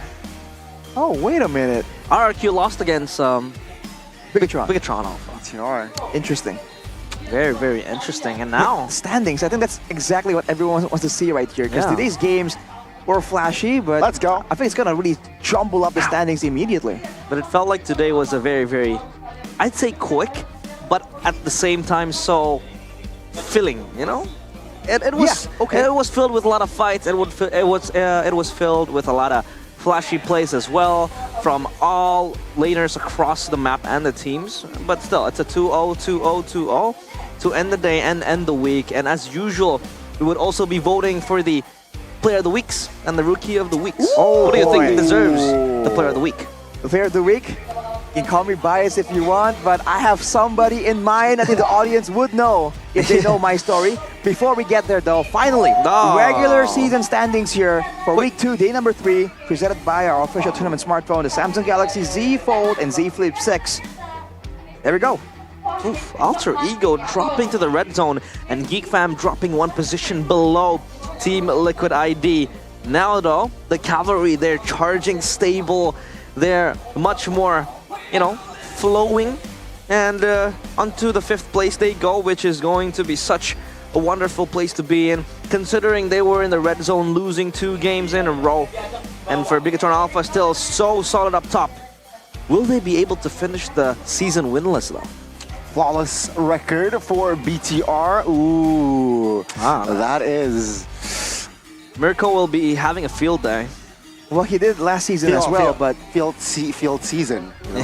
Field season. Well, we have to wait and see. I feel like with the developments coming in from the newer players, the new rosters, new strategies, we're not even talking about the possibility for a patch to hit mid-league, by the way. So there are so many things that can really impact the performance. I think at this point, anyone, any team, right, from number 1 to number 9, will be happy just to see constant progress, constant development. Because again, it's a marathon, not a sprint. Even if you do so well right now, it doesn't mean you'll continue to do good. But if you see progress, incremental progress every single week, I feel like a lot of the fans would be satisfied, right? Because at least as a whole, the team is moving towards the right direction. Yeah, and here we go. Let's see. For the Rookie of the Week. Who will it be? A lot of names I have emerging. And the Rookie of the Week is Fabian. With a total rate of 50% and Lord rate of 52%. And I'll quote myself for that. Not nervous at all as a rookie. He is not shaken by the pressure of filling Gugun's boots. Prove his prowess in the assassin role. And not only the assassin role, Arashi, but also the X-board. Solo kill, bro. Solo kill, bang, bang, solo kill, bang. Man, that's going to be ringing around online for quite a while, I think. That was a great moment for this rookie. Like you said, on the assassin, showing the prowess, showing flexibility as well. So I don't think we've even seen the full extent of this man's potential. It is going to be a very promising team. I know there's some prospects here, Team Liquid, but I'm more curious on who gets the POT dub. Oh, drum roll! Let's Of go! course. I'll give this one to you, Arashi. Sutsujin with a 56% total rate, more or less, 74 about Lord rate, proves the doubters wrong who were saying that he wasn't a great player, gets a Savage against the reigning champs of Indo. What more can I say? What more can you say? Bring back our Ujin, of course. Sutsujin. Ujin. So good. Yeah, I think Ujin is a very lovely name to have. But he was roaring and just scratching the players of, Fnatic Onyx with that performance in the Roger jungle. I you know what? Man, I mean, this guy, he doesn't look like a mean jungler, you know? He looks like a calm, I can agree. Player. Looks like a good guy. On that Roger, he's a menace. He is a menace. He doesn't stop at all. He shows you that looks can indeed be deceiving, right? He's always all smiles, even in the interviews, even when he's on the table, the desk, when he's playing in the Land of Dawn. But, once he gets rolling, once he gets those heroes, it's danger.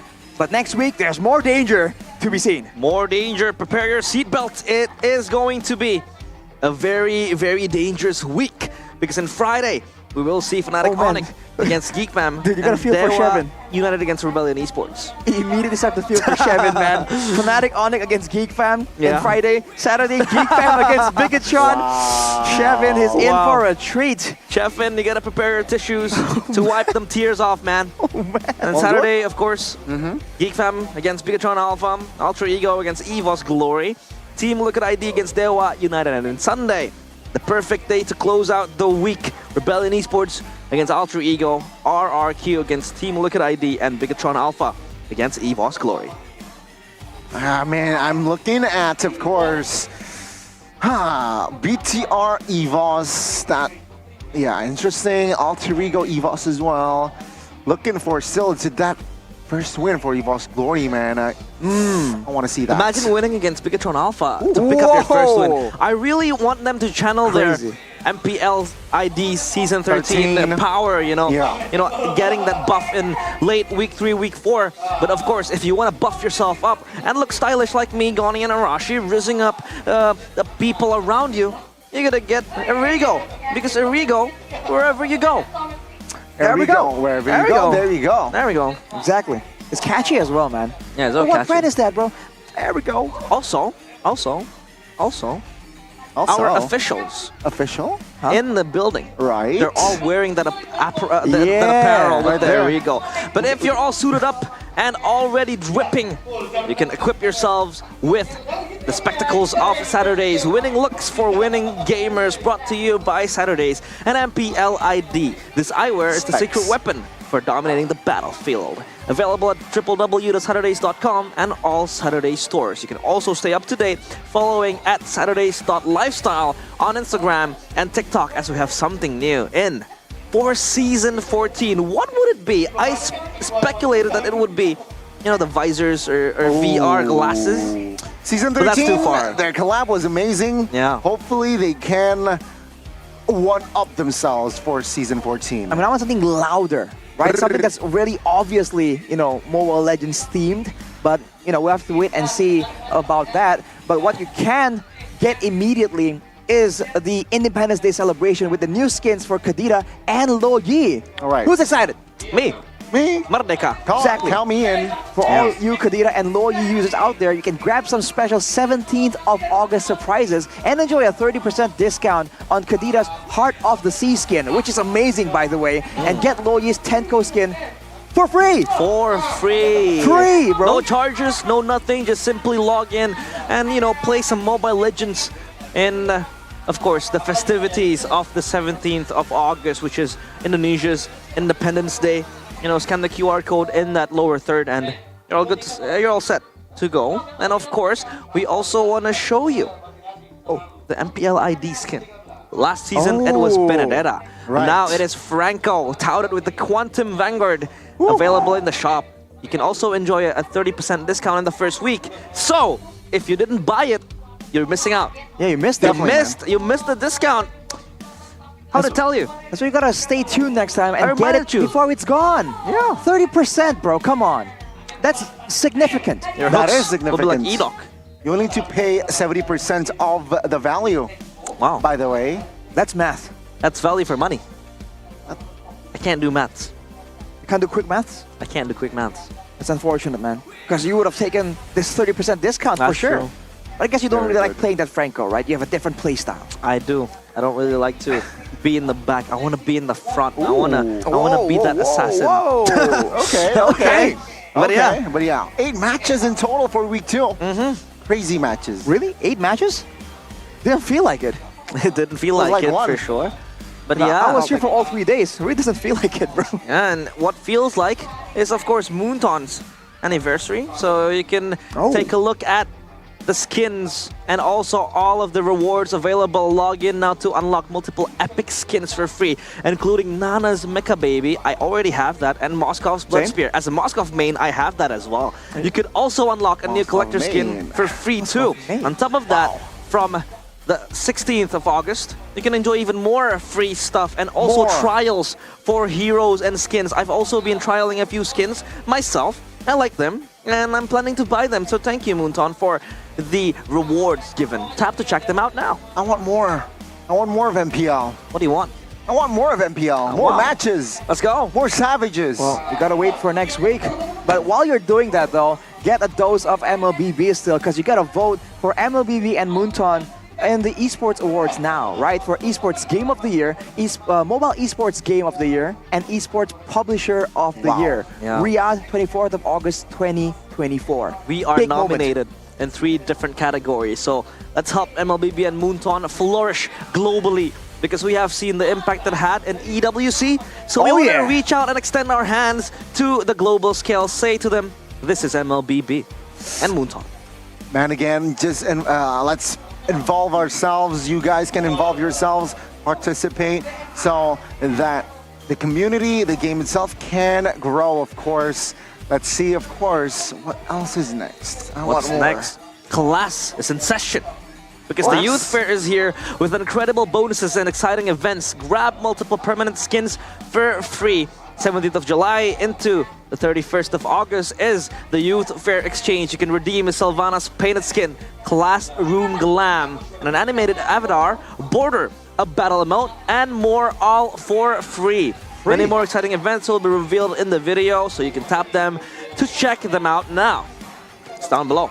It's crazy the amount of things we're getting for free. Yeah. Just for playing the game, because we play in general, you know, during long breaks, we play the game in the back, and I usually carry these guys, so that is debatable.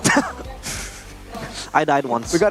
We have to ask for confirmation about this from the Indocasters maybe, but yeah, my point is, all we do is just play the game that we enjoy, and we're just getting so much value. It's insane. You can get an animated avatar as well, a border, battle emote, a lot of the rewards lavishly given to you. So you're basically just chilling at your comfort of your own homes, enjoying some Mobile Legends, like what Ronnie said. He wants more of MPL and MLBB. Yeah, I want more content of MPL, I want more MLBB action, and yeah, hopefully I personally can't wait for week 3.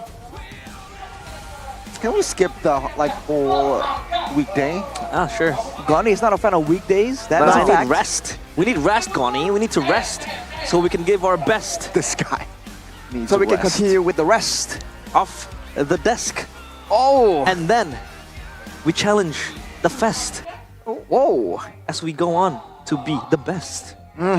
I feel like a lot of the words are starting to get repeated right here. Yeah, my bad. Gotta ask myself, Mr. Dictionary here. Yeah, that's the real test, bro. Whoa! Okay. There's gonna be unrest. That's the final quest. To achieving success. Ooh. That's a bird's nest. Wait, what? Where's the Who nest? said that? What? But if you want to come to the nest of MPL ID Season 14, it is right here in the MPL Arena. So don't forget to buy your MPL ID Season 14 tickets so you can experience the thrill, the atmosphere, the vibe, and the cheerings of MPL Indonesia live here in the MPL Arena. You definitely don't want to be the one to miss out the unforgettable experience. So, you know, just go on to the MPL ID webpage, buy some tickets, come with a friend, with your family. We also saw, you know, Cars' father cheering for him in the stands.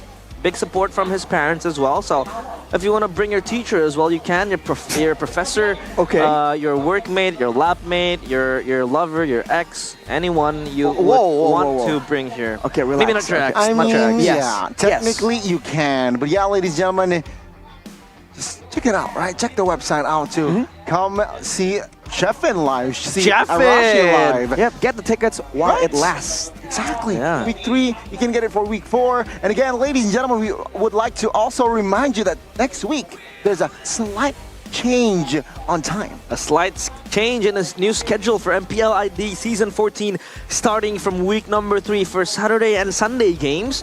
The matches are adjusted accordingly into the clocks and the times here. We are going to start 45 minutes earlier than before. Of course, the matches will go on a bit faster, which means you have to wake up earlier on the weekends to watch MPL ID Season 14. And for the audience here at the arena, they will have a much more comfortable experience going home not so late in the evening. And for those of you who can't really wait to get in some MLBB action, well, it's going to come faster next week. But of course, it's all thanks to our sponsors, because MPL ID Season 14 is powered by Moonton, presented by the official tournament smartphone Samsung Galaxy, our official e-wallet GoPay, the official destination for gaming and esports Hidea, our official gold partner UBS Gold. Also, we want to thank our partner in esports Campina, Head & Shoulders, Araimo, Takamcell, IndieHome, and Dunia Games, and also our suppliers Erigo and Saturdays. And MPL ID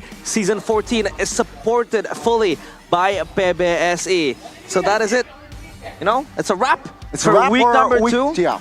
It's still going to be a long season, and we wanna say thank you for you guys tuning in late at this evening to watch the awesome games. And we will see you next week with even more exciting games. Of course, EVOS Glory against Bigatron. That's going to be an interesting match to shake things up a bit for Goni, wanting to see that EVOS Glory win. But of course, that is it from us all today. Realize Arashi, Goni signing out. MPL ID Season 14, we own this. Ada Kak Jo, halo. Halo Bude. Dia adalah Head of Community dari tim Liquid ID.